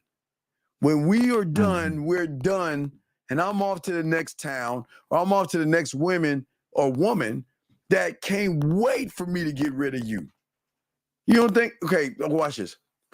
You don't think there are guys waiting for her and I to break up? Where they think they got a shot? Oh, absolutely. But those are the reasons why they come back to me. That's why Zach said they got to share us. Because a lot of these women are never going to, look, they're never going to tell you that shit on the front end. They'll never tell you they'll share me. They'll say all the fucking shit known to man, and they will lie their asses off. But on the back end, fuck yeah, they'll share us, and they'll be happy about that shit. And they know, look, they rather have a piece of me than all of a fucking average guy. They ain't doing that shit. But they'll fucking lie to everybody on the front end. Right. Does that make and do you think that that whole thing about knowing that they got to share you, that kind of like the fire under their ass? No, because we don't throw it in their faces. We just, when we're around y'all, exactly. we just you don't throw it in their face, but it's just like they recognize it. But she knows she got to share me, because from the first moment she knows I'm a ladies' man. She knows I can get pussy. Her emotional perfect pitch knows that I can get pussy. And I have women. And I have women wanting to fuck me. She already knows that. You want to know why? Because she knows I'm not trying to fuck her. That's how she knows why. That's how she knows. She can't smell thirsty, needy, desperate, anything like that. She just smells a laid-back motherfucker that, hey, look. Hey, I just want a little bit of your time. Right, okay. I just want a little bit of your time. That's all. Hey, look, I just want a little bit of your time. That's all I want. I just want a little bit of your time, but that's about it. So yeah, but we like that, man. And you guys can be the same way. Y'all actually think that women, like, I don't know why y'all think. Okay, the men on the Real Game No Theory, we celebrate their sexuality because they want to celebrate their sex. Why would I want to be a party pooper and try to prevent her from celebrating her sexuality? But here's the secret. Ladies, I would tell ladies to leave the room, but I don't think there are any ladies listening to me, so I'll tell you right now. I'm going to enhance her fucking sexuality. You think I ain't, motherfucker? Dog, the orgasm, no, absolutely. Her orgasm is her ceiling, okay? So if her orgasm's her ceiling, Do I have one around? I don't see any sleeves. I don't see any sleeves right now. Yeah, for orgasm or ceiling, do you don't think I can up the ante of her orgasm? You know, man. No, you can't. I know I can, but she doesn't know that. But what happens when something that is known, her ceiling, becomes unknown? It's like she's in a completely new territory with you. Right, which means guess what? I set the bar. She'll play with her pussy. She's good at that. She knows her body. She's good at that. She knows how to hit that switch to come. She's good at that. She knows the right thing to think about. She's good on that. So I'm not competing with that. I'm just adding some flavor to that shit, motherfucker. I'm just enhancing it. Which then ups the ante. Because I know what the fuck I can do. And that's why I'm arrogant enough to walk the fuck off, because I will always be the opportunity. I will never be an option. I'll never be an option, ever. Ever. And everybody in Real Game No Theory will never be an option. That's why we're teaching y'all guys. Stop being a fucking, stop being an option and be an opportunity. Right. And that's what it is when you like up the ante. She's in uncharted territory, and that's why she can't. And that's why she can't, and that's why she comes the fuck back. Right. Okay. She comes the fuck back because she misses the feeling. Remember, it's a feeling. She doesn't feel anything with average people. She can't feel. It's just cold. It's a cold, damp, like, ugh. It's like the tissue and throwing it against the wall, and it's no impact. It's like, oh my God, he wants to send me a dick pic. Oh my God, he wants to see my pussy right now. Oh my God, is there any? But Steve never did that. But I love sending my pussy. I love sending my body. I love watching him look at my body. I enjoy him watching me because it gives me a new experience to make me feel like it's like a sexual liberation. You know what I mean? It's more security because the way he appreciates what I'm doing is on such a high level that it supersedes the average motherfucker that just like, let me see you my dick pic. Let me see you my dick. I don't need to send a dick pic. I can just send them a picture of me smiling. That's all I can do. That's good enough. Not to say she can't get the dick, but I'm just saying that. Yeah, I mean, so, but 100%. Yeah, but at the end of the day, dog, look. You're gonna get some, you're gonna lose some, and you're gonna get some more, right? Right. There are women waiting because again, dog, there are women waiting in the wings, dog. Yeah. Yeah, we cut them off all the time, dog. We do nothing. We do the same thing they do. It's just that they do it more than what we do. Because they cut y'all off and they're done. But it's like LaCaro said, it's so hard to cut a woman off that is really in it. You can't get rid of them motherfuckers, man. It's like giving a cat milk. You're going to keep coming back to the doorstep. Well, yeah, because we're the door. Right. So we set the bar, young man. That's the coldness of the game, man. But that's the villain in us. It's not just the dick. It's not the orgasm. It's who. So the villain. Let's break villain down to this. Watch this. I am there. First off, to conquer myself. I'm always conquering, right? Right. What makes you think I'm not trying to conquer her? But I'm not trying to conquer the pussy. I want it all. I want it all. And I've never shied away from that. I've always told you guys I want it all. And I'll tell, if she asks me what I want to conquer you. And they're like, hee. Oh, that's cute. I'm not joking. She thinks I'm joking. She thinks, oh, fuck no. I want it all. Because if I'm the villain and I'm already conquered myself, I want to conquer you. But I put rules in place. Game has rules that are put in place. Okay? Right. And the rules that are put in place is I cannot do it off of my mouthpiece. I can do it off my mouthpiece. It's easy. But what fun is it? Right. But again, what fun is it to conquer it like that? Versus put myself last and let her do all the work for you. There you go. She moves me up. And that's just based off, like you said, positioning. And Right. No. But no, watch the game. It's based off of them. I don't do anything, man. And they're going to push you towards her, or they're going to push her towards you. Right, because of them. They push her to me to move me up. I don't try to, hey, dog, I'm not trying to move myself up. Hey, look, I'm right here. I'm like this. I'm just chilling. But when I talk to her, I know how to make her feel. I got the sexual perfect pitch. I know how to talk to her. I know how to do a lot of things, right? But she's got to do it. Look, she will move me up one spot. She will pull one brick down. She will do all those things. I'm just here. And what she does or doesn't do, I'm not trying to force this situation. See, those guys in front of me are doing nothing but force the situation. I want to fuck.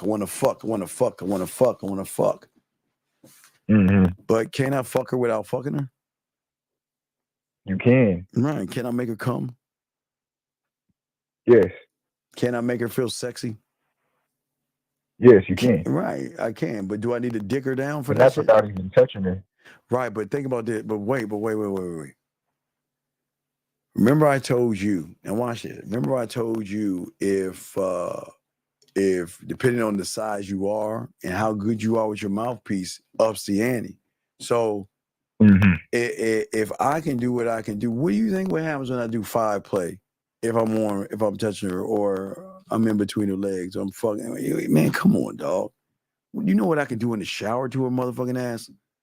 I mean, there's so many things that, man, it's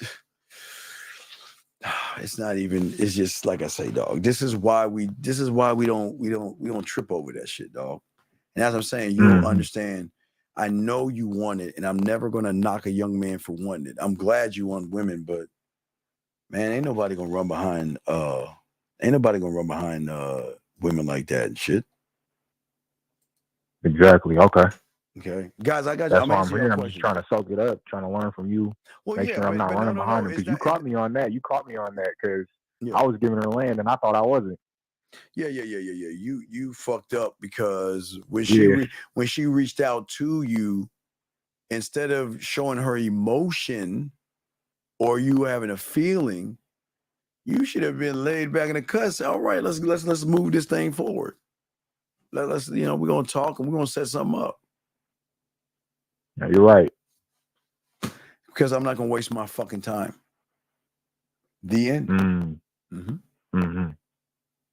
Okay, I appreciate you, Steve. Thank you. Right, hey, great I question. watch the playback. We talked about a lot, but what's the timestamp? Timestamp 48 minutes from now. So it's a 48-minute call. Okay, all right. Appreciate you, Steve. I respect to you. Thank you, sir. That was an excellent call. Excellent call. Let me grab this call. 510, sir. What's your name and what's your question? Hello, my question is, sir, what is your name, sir? What is your name, sir? What is your name?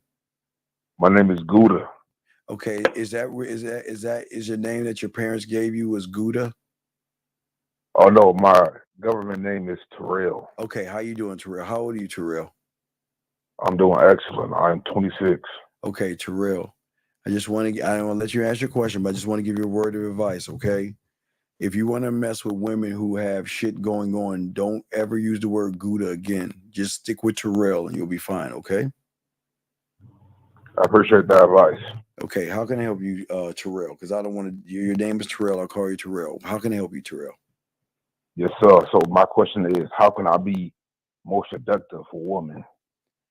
Terrell, you gotta learn how to fuck. You don't know how to fuck. You can't be anything that you don't know how to do, buddy. All right, let me give you a question. Let me give you an example. And you throw one back at me, okay, to show you the difference. Woman's on the couch. She says she's had a long day. What is Terrell doing? Woman on the couch, she said she had a long day. What is Terrell doing? Yes. First thing I'm doing, shit, I said, cool. How about you? You want a massage, baby?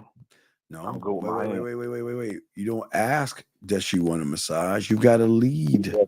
You I got to do it. lead. You right. You got to do it. You're absolutely right. But here's the key here. So you get, wait, I'm not going to give it away. Let's see what you have to say. I was about to give it away. Sorry. So what are you going to do after while you massaging? What are you going to do? What are you going to do? After I'm massaging? Yeah, you're going to take all the clothes off? How you going to massage? Are your clothes on or clothes off? First, we're going to start with the clothes on. Then we're going to slowly take the clothes off. And then what are you going to do? What are you going to do after that? I'm going to oil her body down. Okay. I'm going to get a massage. Okay, then what you going to do after that? Then I'm going to start playing with her pussy.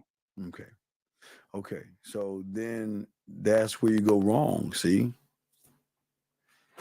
If a woman's having a bad day, okay, you're supposed to just give her the massage, but you're not supposed to massage her pussy. You're not supposed to touch her breasts. You're not supposed to touch her pussy. You're just supposed to find the places that you feel tension in and rub those things down. But you don't make it about sex because now you're being disingenuous. You see what I'm saying? If she's having a long day, this is not a chance for me to manipulate her to fucking her. See the problem? See, yes, sir, I do. Right. So you should not touch her pussy or her breasts. Okay. Now, if you want to give her soft kisses on her cheek and talk some shit, that's good, but you don't want to eat her pussy. You don't want to play with her pussy. You don't want to touch her breasts. You just want to give her a massage to loosen up the tension. But how you do it? Now, tell me how you're going to do the massage. How are you going to do the massage? I start by playing some good music. Okay. Then I get some oil. And then slowly I rub oil on her shoulders. Ask her about her day while I'm giving her. Well, here's the problem, my brother. Here's the problem. The problem is that you're still being surface. Now let me explain. Let me tell you what I would do. First thing I would do is I would go get a few towels and I'll take some water and I'll dampen the towels a little bit and throw them in the dryer. And then what I would do is if she had a robe on, it was her house or something or whatever it is, give her a robe and tell her undress. And then what I would do is I would take the towels out of the dryer where it'll be nice and hot. Now, remember, this is something I learned at a young. So Terrell, when I was young, right, my mother used to do the washing and drying, right, when I was young. I used to like a pile of leaves. I would always jump in the clothes because they felt so warm and shit. I don't know why I did that shit, but it gave me an idea later when I was older that what I want to do is I want to lay the towel down that's warm, and then I want to lay another warm towel over top of her body. Now watch this, Terrell, covering her body. And what I will do at that point is I will do by piece. So I will peel, see that? I'm going to peel the towel over, just showing her shoulder and her arm. Still cover up her breasts, cover up her pussy, and all of her body. See, I want to cover up the body. And I want to do it bit by bit, piece by, kind of like breaking her down and dissecting her down, little by little by little. Because I want to give her an experience. You see what I'm saying? Not of sex, but an experience. And then turn her over, right? Turn her over. Same thing, bit by bit, inch by inch, but not touching anything between her hips and then when her ass, nothing. I'm not going to touch any of that. I'll work the outside of the hips. I'll come a little bit below the thighs, but I'm not going to rub up and rub on that pussy or nothing like that. I'm just going to go from the legs to the knees, to the calf, to the feet, to the back, to the shoulders, to the arm, to the temple to the face, right? And just work those areas. Does that make any sense? I hear you. Right. So I want to give her that experience, but also knowing what kind of music she likes. So once I figure out what kind of music she likes, nature, it's either gonna be nature, storm, rain, or ocean. Those are the choices I usually give them. So they usually like pick one of those, and I'll have that playing in the background. And it'll be like a spa kind of thing, but it'll be it's not a spa because I'm not a spa, but I'll try to make it spa like, serene, You said relaxing. you said in that tune. I'm sorry. I said you said in that tune, so you getting that environment right. Yeah. But once I'm done with the rub down based off of that, and then the next level is take her into the shower and wash her from head to toe and rub her down. And that's why we do more of a deep tissue, kind of like a massage in the shower. So that would phase 1 would be in the couch. Phase 2 would be in the shower because I want to wash off the oils. If I use oils or lotions or anything like that, I want to wash that stuff off. Because one thing I don't want irritation, because depending on, you got to understand her body, but sometimes oils or certain kind of oils or certain kind of lotions probably irritate her. So if you're rubbing it in, you want to make sure that it doesn't irritate her. So I'd rather go in and try to wash all that off. If that makes any sense. Wow. Hey, that's right. That's a good perspective. I like that. But watch it, Terrell. Yes, sir. You don't think that what if she's on Mars and I'm on Earth and she said the same thing and she's playing with her pussy? Could I not do the same thing I told you? Instead of doing it in 4D, I can bring it down to 2 or 3D. See what I'm saying? That's what a lover does. That means that anything that I can talk to you about, I can touch you with. See what I'm saying? That's what's going to be the key of a great lover. It's not just talking about, you got to be able to talk to that pussy and be able to do those things. Are you writing poetry? No. Why? Never thought about it. Well, who's your favorite rapper? My favorite rapper is Draco the Ruler. Okay, so doesn't he rap? Yes, sir. Right, and rap is poetry. So all you're doing is right. So you got to learn how to write, because that's going to help your mouthpiece. You got to learn how to talk to her and set the mood and relax the mind. You relax the mind, you can actually relax her body, because the tense, there's a lot of tense here. Because the bad day sometimes just isn't her feet or her legs. The bad day could be in her mind. Something could have happened in her mind. So you got to relax the mind as well. So that's being a great lover, being attentive and being unselfish, meaning that you come first, second, third, fourth. You come first, second, third, fourth. What do I mean by that? You have an orgasm multiple times. Yeah, she's got to come first.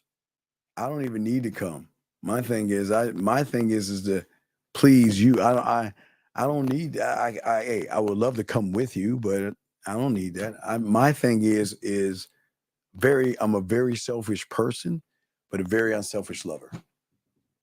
It's what you Nah, it's top tier game. I appreciate this. Yeah. So it's just something to think about, big guy. But what I'm saying is that you got to be able to create more experiences in your mind, even if it's a shower, how are you going to do it? Or it's a massage, how are you going to do it? So to start the process of being a good lover, you got to be able to think about and grab it. Like, for instance, okay, I say, all right, well, I want to give her a massage. And that's all I scribe, a massage. I put it in my studio, then I'm going to remix that bitch by adding what? Towels. I'm going to add music, lighting. So I'm going to keep adding tracks, see what I'm saying, in the studio to just the basic thing that a guy would just, he's like, okay, I'll just rub her and get out of the way. And then I'm going to start rubbing her pussy and trying to fuck. But maybe she's not ready to fuck. She just wants to relax. You see what I'm saying? So we got to move out. We can't be selfish. And that's where when you were talking about the incentive part come in. That's when who? The incentive, that's when I came in. Yeah. Like, yeah. So I've always said that, right? So, but also, what do you want to leave her with? You're leaving. What do you want to leave her? I'm gonna lead her with the truth. No. So let me show you something. So I'm going to Miami. Yes. Yes. Okay. So I'll be in Miami. So Miami, I got two things. Okay. Now let me show you something. Hold on. Let me show you something. So you watching this live? Yes. So I got this right here. See this right here? What do you think this is?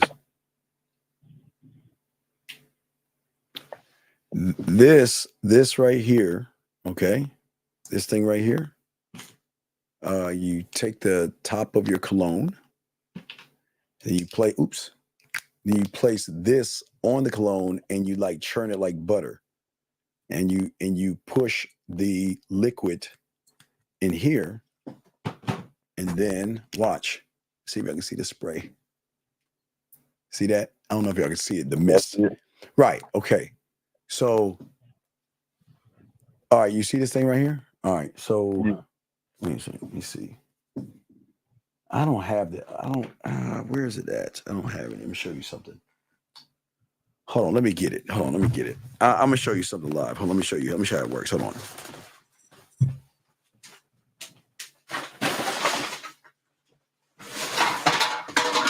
Is that like a personal one you can carry around? All right. So, you want to leave him with something, right? You listen to me? Yeah. So, why do I want to leave her with this right here?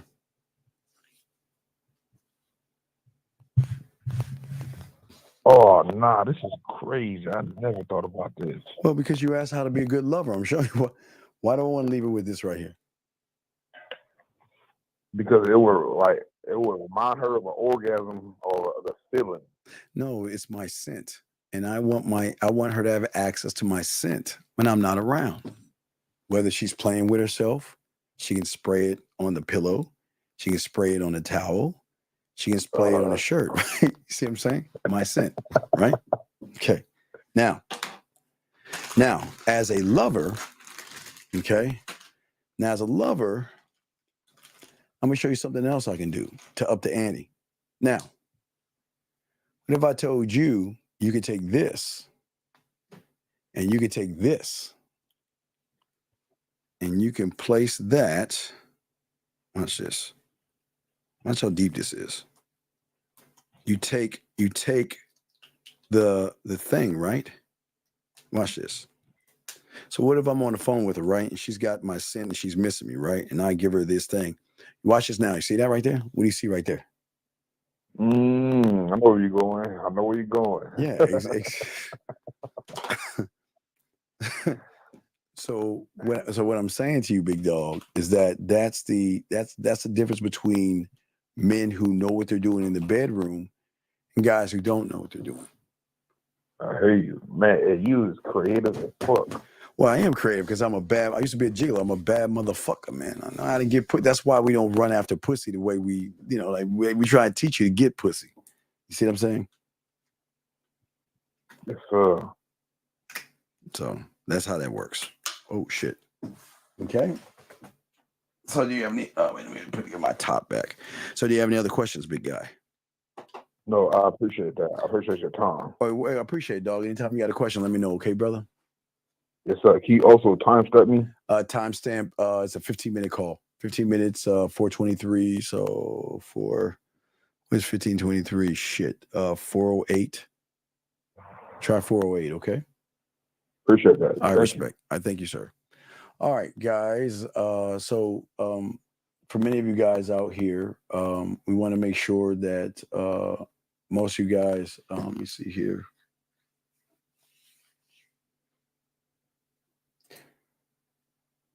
Does sexual emotional predator have the same notes, melody, and flow? No, it's different. It's different. It's always different. Okay. Can you elaborate about burning the bridges? Yeah. Okay. Simple. Okay. When I realize a woman is a waste of my fucking time, she becomes a nothing and a nobody. She was somebody, but then she becomes a nothing and nobody. And I don't entertain nothings and nobody, so I roll the fuck out. So that means that there's no going back that way. That way is where she's at. I'm going that way. And if she wants to bring her ass back that way, she'll do it or doesn't. I don't give a fuck. But burning the bridges means that you got to have a fucking standard. And it's not just about her, burning the bridge with her. You got to have a fucking standard in everything you do. That's the game, man. That will always be the game, big dog. I'm looking at your cooking game. You got recommendations for kitchen utensils. Well, you can, for you young men, I always tell you guys, like I do apartment walkthroughs. If everyone in coaching, I always walk you through and I'll set you up with bed frames. I'll show you the bed frames you need, the desk, the lighting, couches, bar stools, and all of this stuff. So I kind of help you out how to set your crib up the right fucking way. See what I'm saying? Was that cologne thing where the mindset met the cologne thing where the mindset met the skill set? Yeah. I guess you could say that, big guy. My girls, okay, sir, mind your own business and stop worrying about. Oh, you say your girl's brother died. She holds a lot of anger and would take it. Well, then let her go. It's a cruel world. Let her go. Let her go. I'm not your fucking punching bag. Let her go. Let her go. Guys, when I tell you they got to do a lot to stay, let her fucking ass go. Cut these women out of your fucking life. Let them go. There are too many guys. There are too many women that are there to follow your lead, your program and instruction. Why do you want to fight and beg and barter someone to act right? Man, fuck them. And that's not me being mean to women at all. Period. Done. Okay? These are, I'll tell you what they're called. Cologne. They're really for the airport. You know what I mean? They're really for the airport. Like when you go to the airport. See, I don't want to carry this shit because if I have to do that, I got to probably bring it through baggage claim. But if I carry this little motherfucker, I'm fine. So I'll carry that. It's little miniature cologne vessels and shit like that. So yeah. So that's all. But guys, last round of questions that y'all may have in the last round. But guys, as we were saying before, let me just rattle on with this being the villain. But let's get back to a little bit what she's saying about the nice guy, because many of you guys are being too fucking nice to these women. Let us see right here. Here we go. Worst thing you've tolerated. You don't have to say that out loud, but just have a think. What do you think is the worst behavior you've conducted? Infidelity, physical abuse, financial exploitation, no intimacy, none of the above, or all of the above. What do you think? Now, if you have answered in a way that's a bit concerning about what you've tolerated, you've probably created the codependent woman. Just like we have the nice guy, there is a female equivalent. And the female equivalent that I find with a lot of my clients and a lot of my followers is the codependent woman. And she's also formulated in a similar but slightly different way to the nice guy.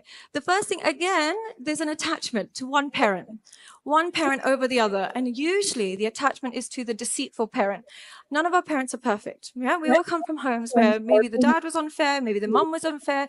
They do something that's wrong to each other. Most of us have that experience. The problem with the codependent woman, she tends to attach to the more deceitful parent. She tends to attach to the parent that may have been blaming the other person completely. The more deceitful, they're hiding something. Lots of people have broken homes, but not everybody becomes codependent. It's usually when they see one parent as a total angel and the other parent as a total devil. And what they do in that process is they ignore all the signs of who the deceitful parent is. The other thing that happens in their childhood is they lack verbal affirmations. They don't get enough compliments growing up for whatever reason. They don't really get much verbal affirmations. So what happens is when they hear the right things, when their partner tells them the right things, they immediately attach. They will ignore every red flag. Even if the guy is in prison writing her nice letters, she'll marry him. Yeah, she'll get super attached to whoever says the right things, even if their behavior is the exact opposite.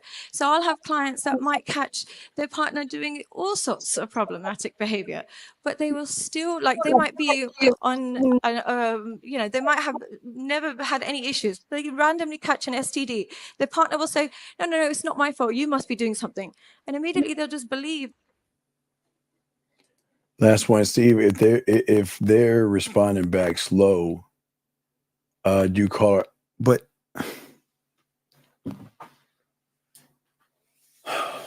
all right. There's two types. There's two types of responses. Okay. There's a response that you shouldn't give a fuck about, and then there's a response that you should dump her ass for. Okay. So the first response, you shouldn't sweat. If you shouldn't sweat when a woman gets back to you. Okay. But if you tell her to do something and she doesn't respond in ample time, you get rid of her ass. See what I'm saying? So if y'all are just talking and she just doesn't respond back to you because she's busy or doing some shit like that, don't trip over that shit. But if you tell her to do something or ask about something, she doesn't respond. Well, I won't say ask. Tell her to do. It's a do. Task or ask that you tell her to do something and she doesn't respond back, then cut her ass off. Cut her ass off. But I don't know what happened in the situation. Do you have that sound that says if you got more of what you get more of what you get more? So that's an Old Spice commercial. Old Spice commercial. Old Spice commercial. So